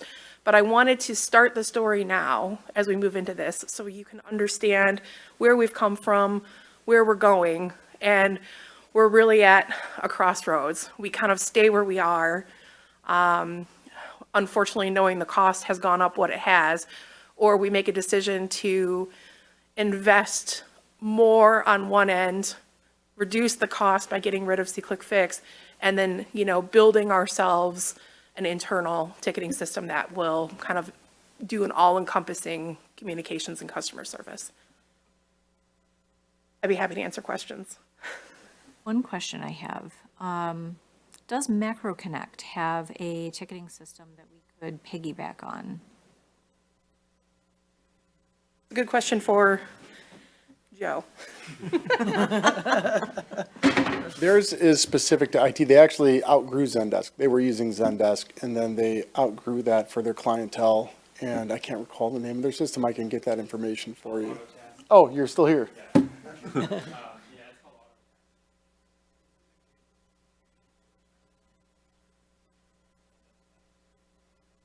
Yeah, that's a bummer. Okay.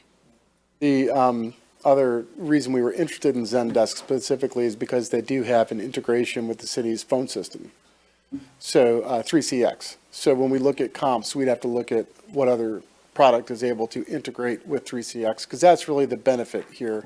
It's able to plug into that phone software, and that's where the customer agency benefit happens. If it can't plug into 3CX, it's not much use to us. Through the chair. So one thing that I used to like about C-Click Fix was that with an issue, if it was closed, I still had the opportunity to respond to it. And now you open it, it gets sent, and you have no connection with it. And whatever happens is all on the city side. And then they close it based on their choice, and then I have to open up a brand-new ticket when the issue hasn't been resolved. I'm going through that right now. So does Zendesk allow the user to respond to the ticket?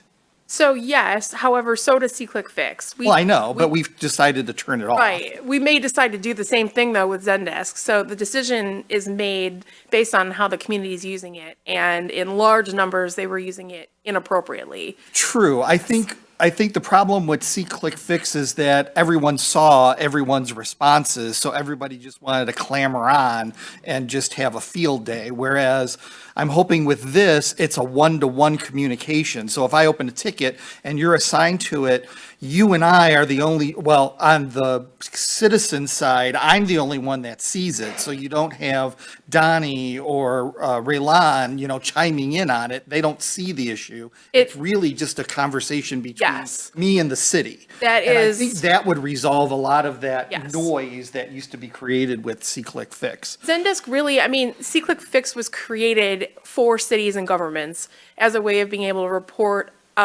external things happening in the community that need fixing.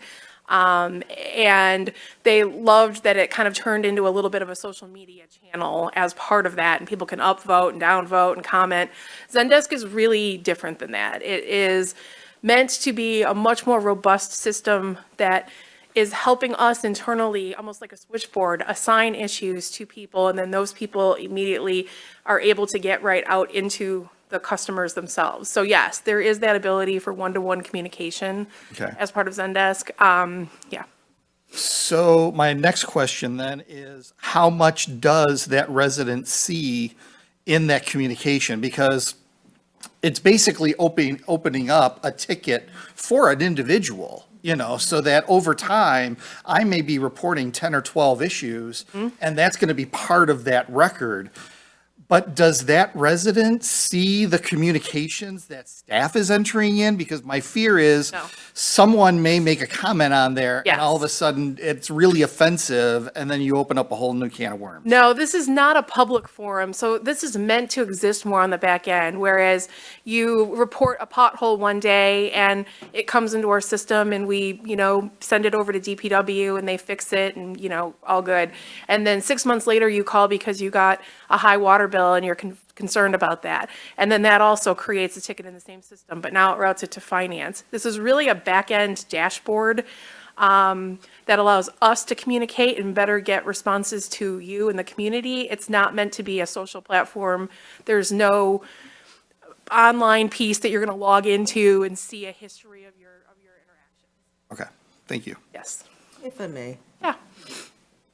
It sounds like then that we've utilized some trial regarding Zendesk already. Is there a cost associated with the trial, or is this, what is that? It was $1,000 a month. And how long have we been utilizing? 3 months. 3 months. Does Zendesk, so the thing about SeeClickFix is, it's an app. People can have it on their phone, they have it with them, when they see something, they can do it. I'm not aware of Zendesk being an app-based platform. So this is where it gets a little interesting. So Zendesk itself is so broad and used by so many different kinds of organizations and companies that what most people do is they hire, we have a person, a company identified already, their name is Saturday, and what they do is they set up Zendesk for governments specifically. And that means that they'll set us up the whole back-end system, and then they also will figure out, do we need an app? Do we need a web presence? What does that look like? And set that up as well. That's a one-time fee that we would look at. It's not terribly expensive. It's a few $1,000s. And then they would step out and we would manage from there. But generally speaking, you're going to work with a contractor and you're going to tell them exactly what you need Zendesk to do for you, and then they're going to set it up for us.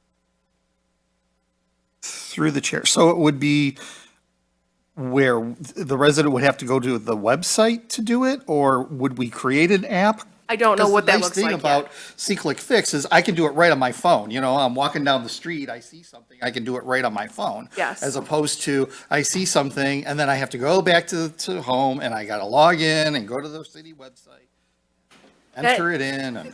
It remains to be seen. It probably depends on funding. I don't know what it all looks like. So in order for us to go and get really specific details about these kind of things, we kind of have to walk further into the situation. And so by bringing it here, we can gauge interest and we can see what kind of details do we need, how much detail do we need to come back and bring a proposal appropriately. Okay. The next thing that I would want to see as part of that report is how often is SeeClickFix used? How many tickets are actually actioned as opposed to someone opening up a ticket and right away it's closed, because either one, it's either garbage, or two, it's something that we can't control. For example, this is a bad example, but DTE, a light's burnt out, all we can do is call DTE and tell them the light's out. We can't actually take any action. So I'd be curious to know what our percentages are of tickets being opened, action. I can absolutely get that for you. It's pretty dependent on season and month. If we get heavy rain, we could have 150 in a day versus a regular month where we might get 45. So, it'll be dependent on those kind of pieces, but yes, we can absolutely get that.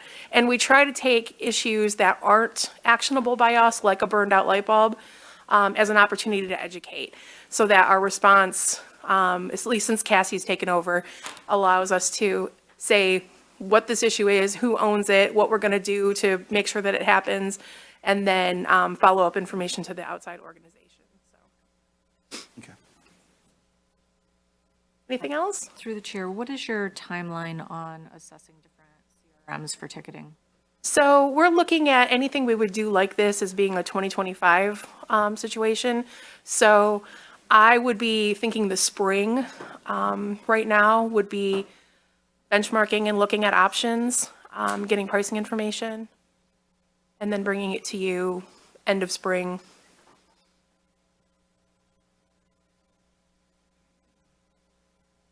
Oh, yeah, that's right. Thanks for the reminder. C-Click Fix ups in May, and we're already committed to C-Click Fix for the next cycle. So that's one of the reasons that we're driving this timeframe the way we are. Got it.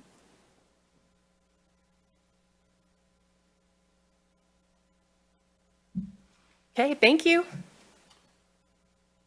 Okay, given time constraints, we are to our last department. There is the water rates, but I'm going to go ahead and I've asked Phil if he can prepare that model, and I'd rather add that to Monday's agenda, the 25th, to spare our time here. And that also uplifts the discussion about lead service lines as well, and I think that's a good thing. Council's comfortable with that? Okay, I will invite our Parks and Rec Director, Lorena Wheeler. Her team is here, and I'll thank them for their patience. It's not easy being last. All right, so I feel like I've been up here quite a few times the last few meetings. Excuse me, a lot of updates about. Oh, I've been fine up until right now. Thank you. A lot of updates about our parks and different projects we got coming. But one thing that hasn't been on the radar that much that should be, because it's coming up, is our Martin Road Park Improvement Project. That will be realized this year, so we'll probably start construction late spring, summer, sometime this year, and finish this year as well. But it'd be the budget would be mostly impacted in fiscal year ending in 25. And so that project is very exciting. I know a lot of our pickleball users will be happy that we're installing pickleball courts and basketball court, shade structures, which will include a pavilion, as well as by the pickleball court, we're going to put a shade over the seating area, so like a nice bench with a shade over it since there's no trees over there. An ADA path connecting, thank you so much, to our larger path. Okay. ADA parking improvements. We're going to be incorporating more ADA like van accessible spots, landscaping, and some general amenities like trash bins, benches, drinking fountains, and picnic tables. The cost of that project is around $538,000, but we secured some money. So we have an MDNR Trust Fund grant in an amount of $68,000, an Oakland County grant and $200,000, American Bloom grant $25,000. And we have to match those grants. Some of them are matching each other, but what we have to provide so far from the general fund is $68,000. This was already approved when we applied for the grant. We have a resolution for it and support from council. There is other funding that's going to be needed in an amount of about $177,000, and we are working on those funding sources as we speak. Again, that will happen later this year. You have a presentation come before you in a few upcoming meetings. Where we are with that is we're waiting for MDNR to approve our RFP, basically to bid out the project. And so once we get that approval, we'll bid it out. And then we'll select the contractor and bring that proposal before you for approval. And you guys are already aware, like I said, we have some other projects going on, such as our Wilson Park project. And another project that we will probably start planning for this year is also at Martin Road Park. And that is for a play structure expansion and some stormwater management. And we received a Oakland County grant to help fund that.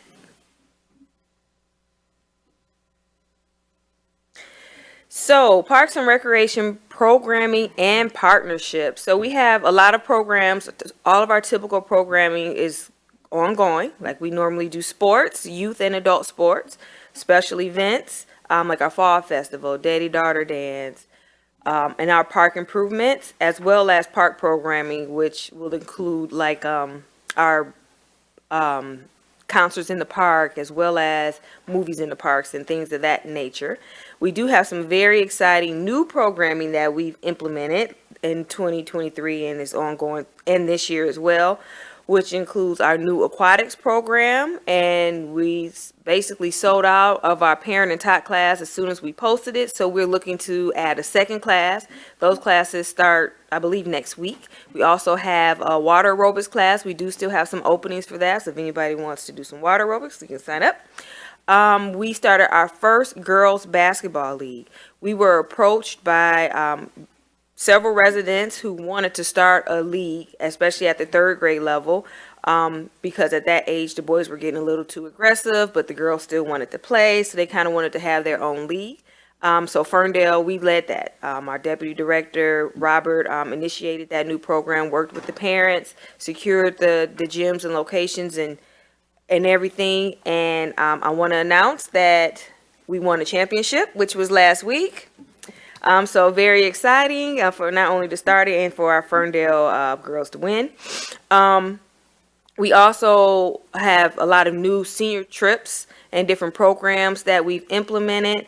Ferndale Public Schools Summer Camp, we did that last year, which we plan on, we're in talks of doing that again this year. It was very great to extend our partnership and our camps to the Ferndale Public Schools. So we offered 2 camps last year, just to be clear. We had our Ferndale camp, and then we also had the camp at the school. And then we just implemented adult soccer drop-in, which just started, and our youth baseball officials. So we already have a youth officials program for our soccer, and we did one for basketball, and we just started one as of last year for our baseball as well. Some partnerships that you guys are probably already aware of will be with Ferndale Public Schools, Hazel, God bless you, Hazel Park, Parks and Recreation Department, where we hold our senior meetings at their community center. We also have our quad and tri-city leagues. If you're not aware what that is, we partner with the city of Oak Park, Hazel Park, and Pleasant Ridge to offer various sports programs. And we do that. We each have our own teams, our own registration and everything, but we partner with these cities to make our league more competitive and just more robust. And we've been doing this for years. And then lastly, our partnership with MParks. I currently sit on the board for MParks, which I think gives us an advantage of things that are coming down the pipeline, as well as I'm now sitting on the policy board, which I'm learning more some things that are being approved through the state that affects our local municipalities. So yeah. We also are working on a lot of prospective partnerships, especially since we're at Incubizo. We no longer have a rec center at this time. It's very important for us to continue to build on partnerships so we can have facilities to offer different programs and things to the community that we once did. We are working with the Free Methodist Church, which is right behind Martin Road Park, who, again, we're in talks with utilizing their gym that they're offering up to us.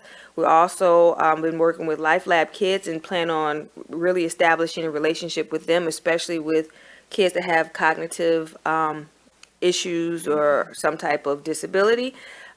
We've been approached by Credit Union 1, and we're trying to do a tour of their facilities to see what we can offer out of that location. And then lastly, Tri-County Education Center, which is also part of the Ferndale Public School System, but they specialize in basically youth that have special conditions. And so we are looking to work with them too, and to provide some type of programming for that demographic. Can I ask a quick question about the Credit Union 1? What's the vision there with the prospective partnership?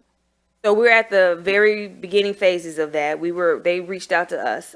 They do have rooms that we can utilize to offer some community programming. Interesting. So we're going to do a tour of that space to see what would fit our needs.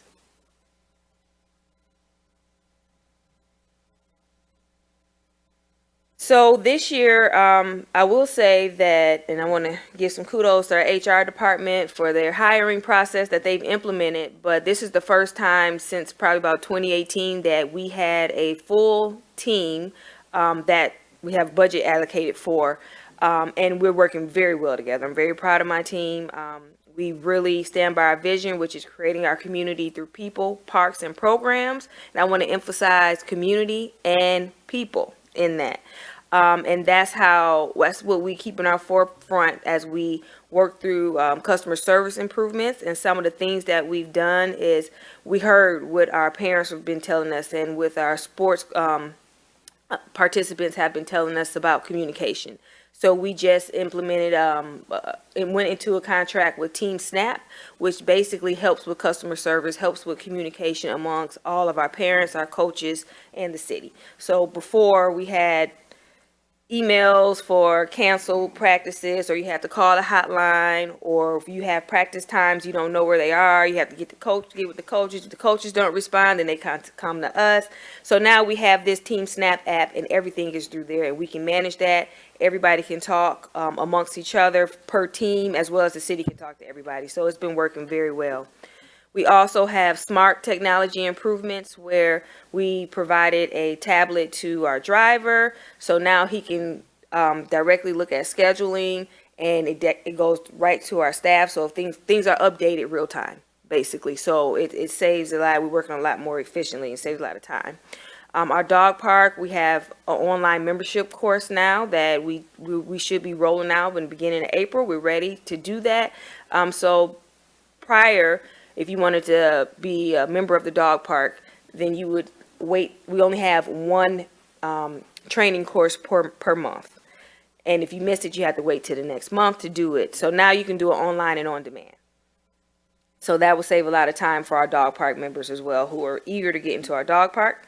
We have our senior newsletter improvements, as well as staff support. So we have Alicia, who is our senior coordinator and smart coordinator, who is really engaged with the seniors, and we're providing some of the service that we used to, where now we can look up more trips for them and organize them and be that contact person, as opposed to the seniors having to do a lot of things on their own. So we're able to provide that support for them for trips and smart and everything else. We're working on our SOPs as well, and this is more of a customer service improvement, not only to our customers, but within our department, because now we aren't working in, we try not to work in silos anyway, but now we can collaborate. For instance, rentals is a specialized thing. So if you don't do it right, the person on the other end will get very upset if the dates aren't correct or the money isn't collected as it should be. So those SOPs will help our staff be able to handle the front end of things. So we can keep things moving. We don't want customers to come in and say, oh, our rental coordinator isn't here today. You just have to wait till tomorrow when she's in. So now we can do some of those initial registration or programming activities. And then Amelia is our recreation software.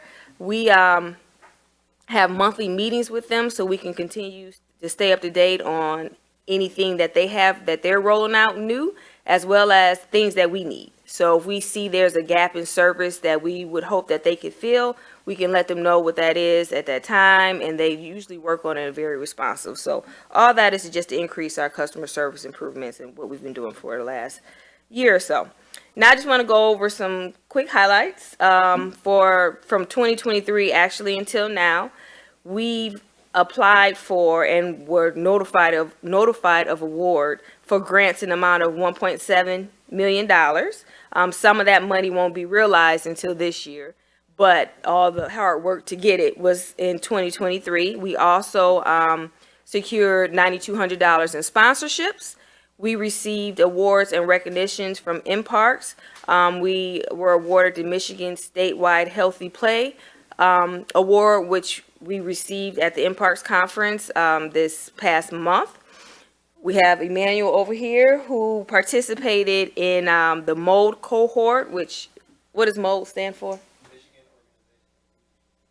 Yes, and he was among other administrators and just people in the field as well. It was only 20 that were selected throughout the whole state. And so that was a pretty big accomplishment and a great professional development opportunity for Mr. Emmanuel over there, as the campers call him. Our senior activities, again, we've done a lot, but just to highlight a few big things, we have our Mackinac Grand Experience trip that we've been trying to get in the door for years, and we finally realized that, and the trip is this May.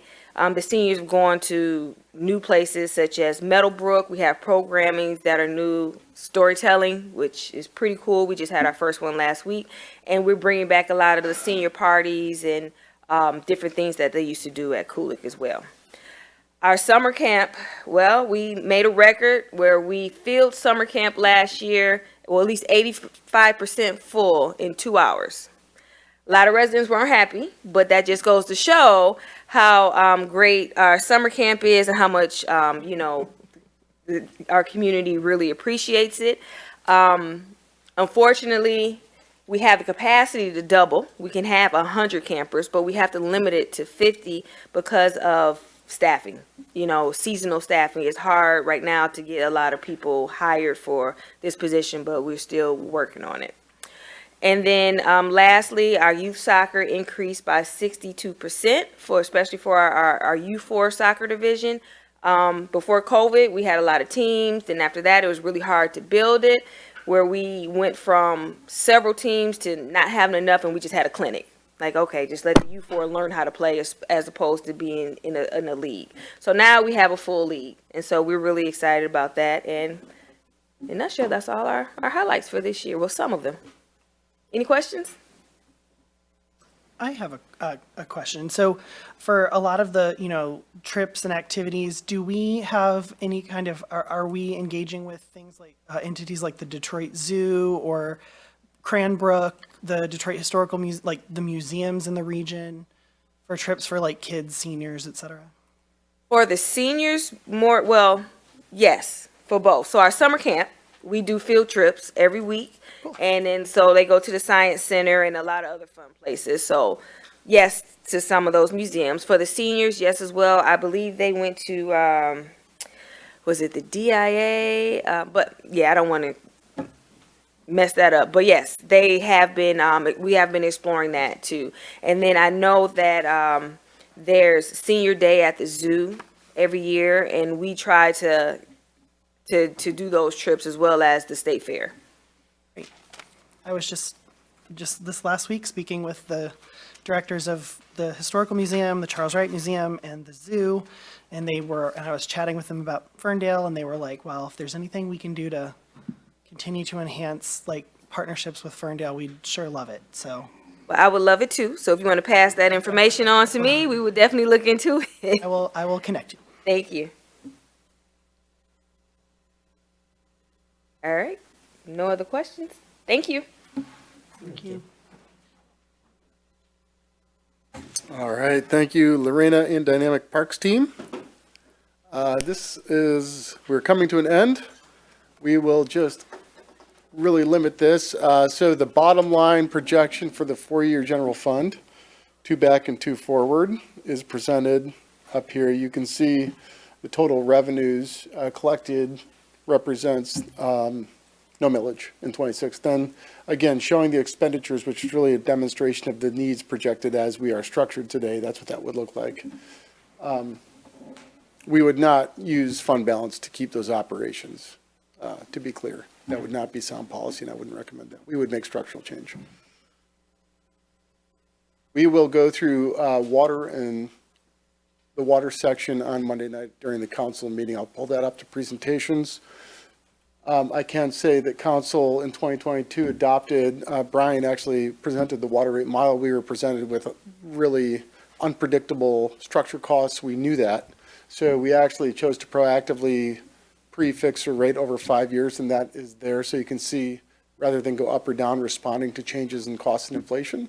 If you go back to the beginning, about 9 a.m., we saw that the water main costs have gone up about 83% over the course of 5 years. So I think that was sound planning, and we saw that reflected in the audit. If you can take yourself back to December, we were in much better shape than we were in 2022 on the water side. But there is one change, and that is going to be lead service line replacement funding. We talked about it a little bit in January. We'll talk about that specific proposal, which is in your supplemental packet, on Monday night's council meeting.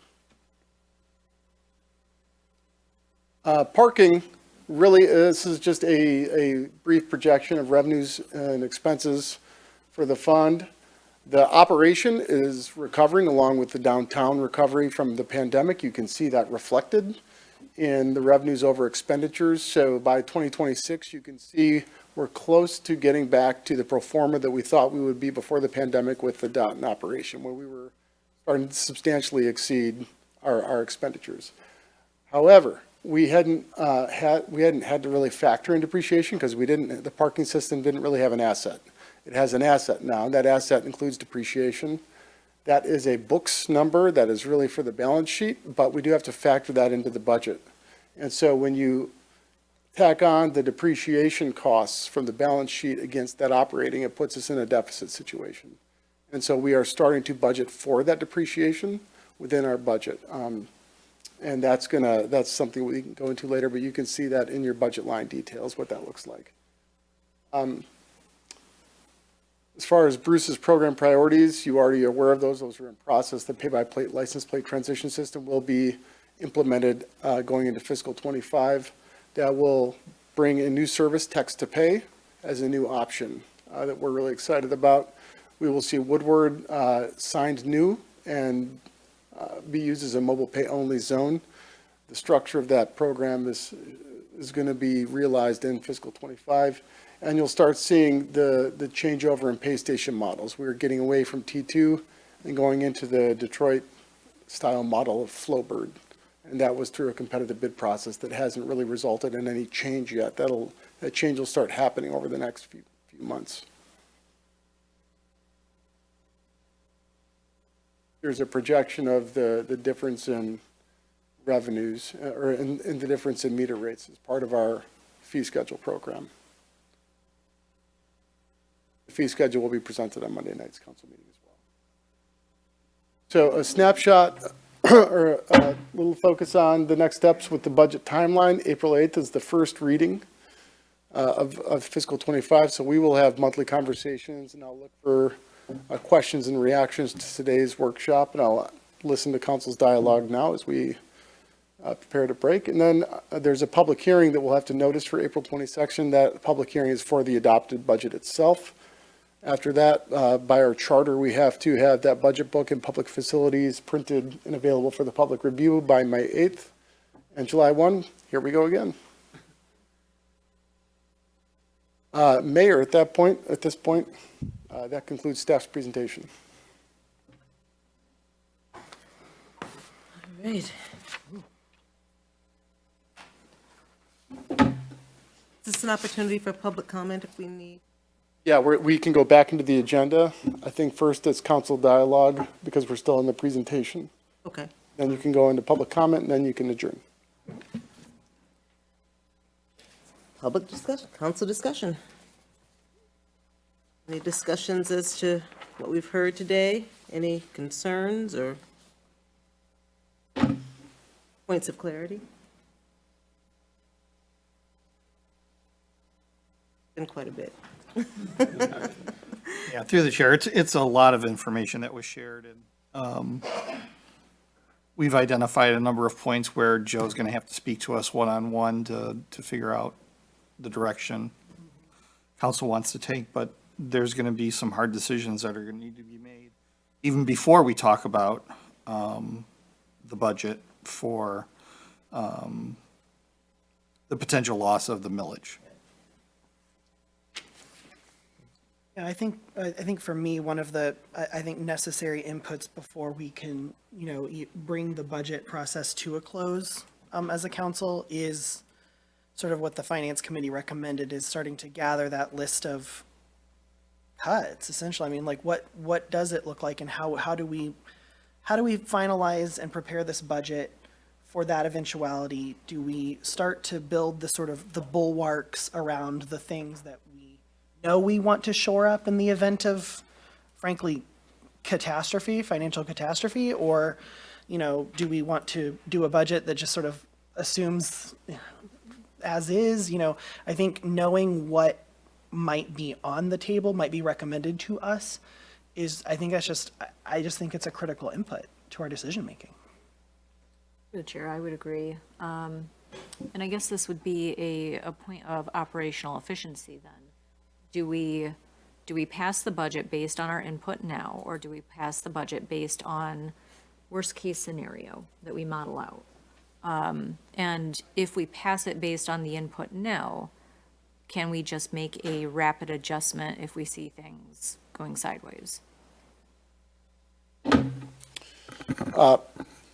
You do have the current millage in place for this current fiscal year. So the budget you're actually adopting and allocating is only 1 year, and that's fiscal '25. We projected '26 and '27.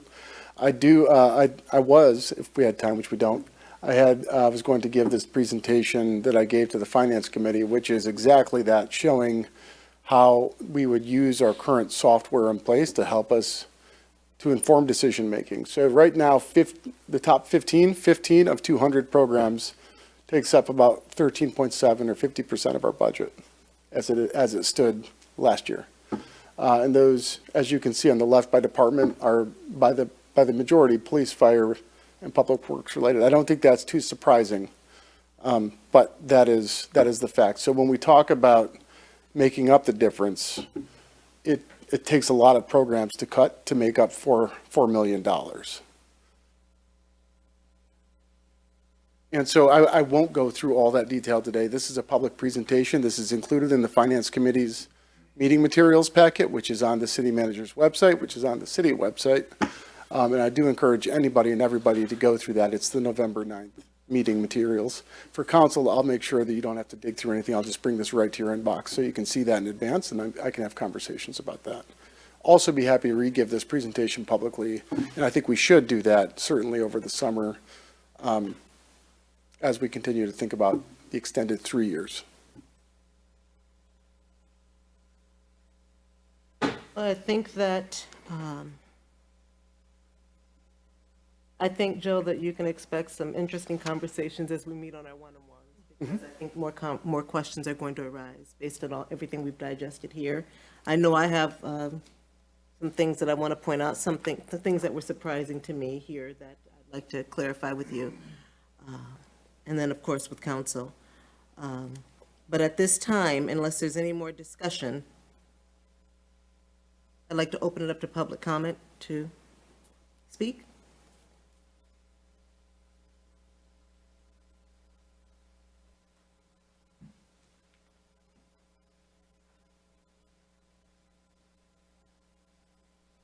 I managed to get it in under 3 minutes this time.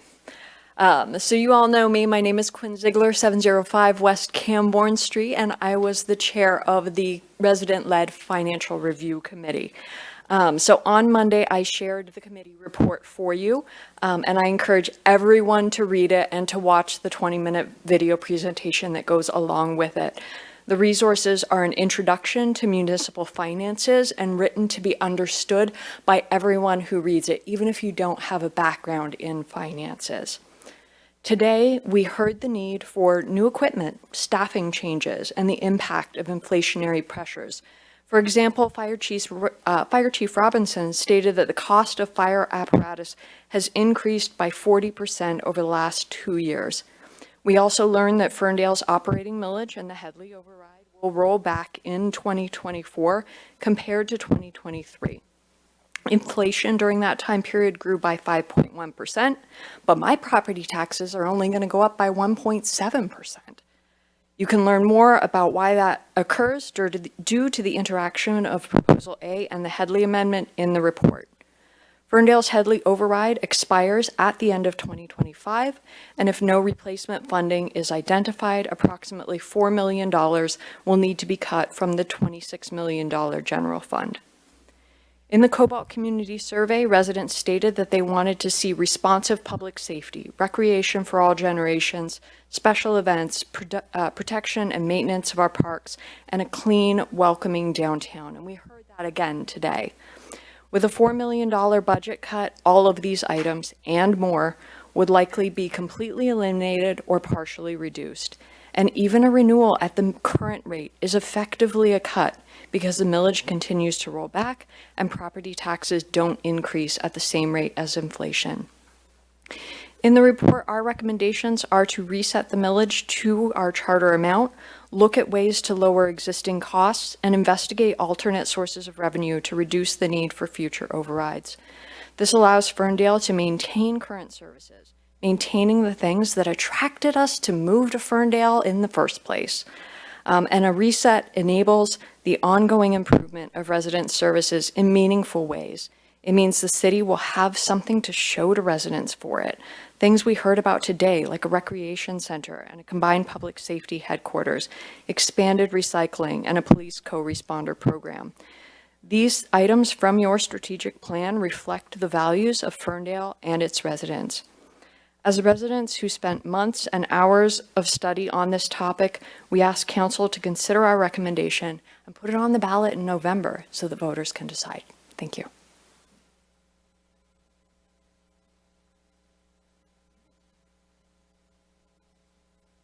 With that being said, we'll entertain a motion for us to, is this a formal? Okay. Who will entertain a motion for us to adjourn? Or Joe, did you want to close out with anything before we did that? Okay. I move we adjourn.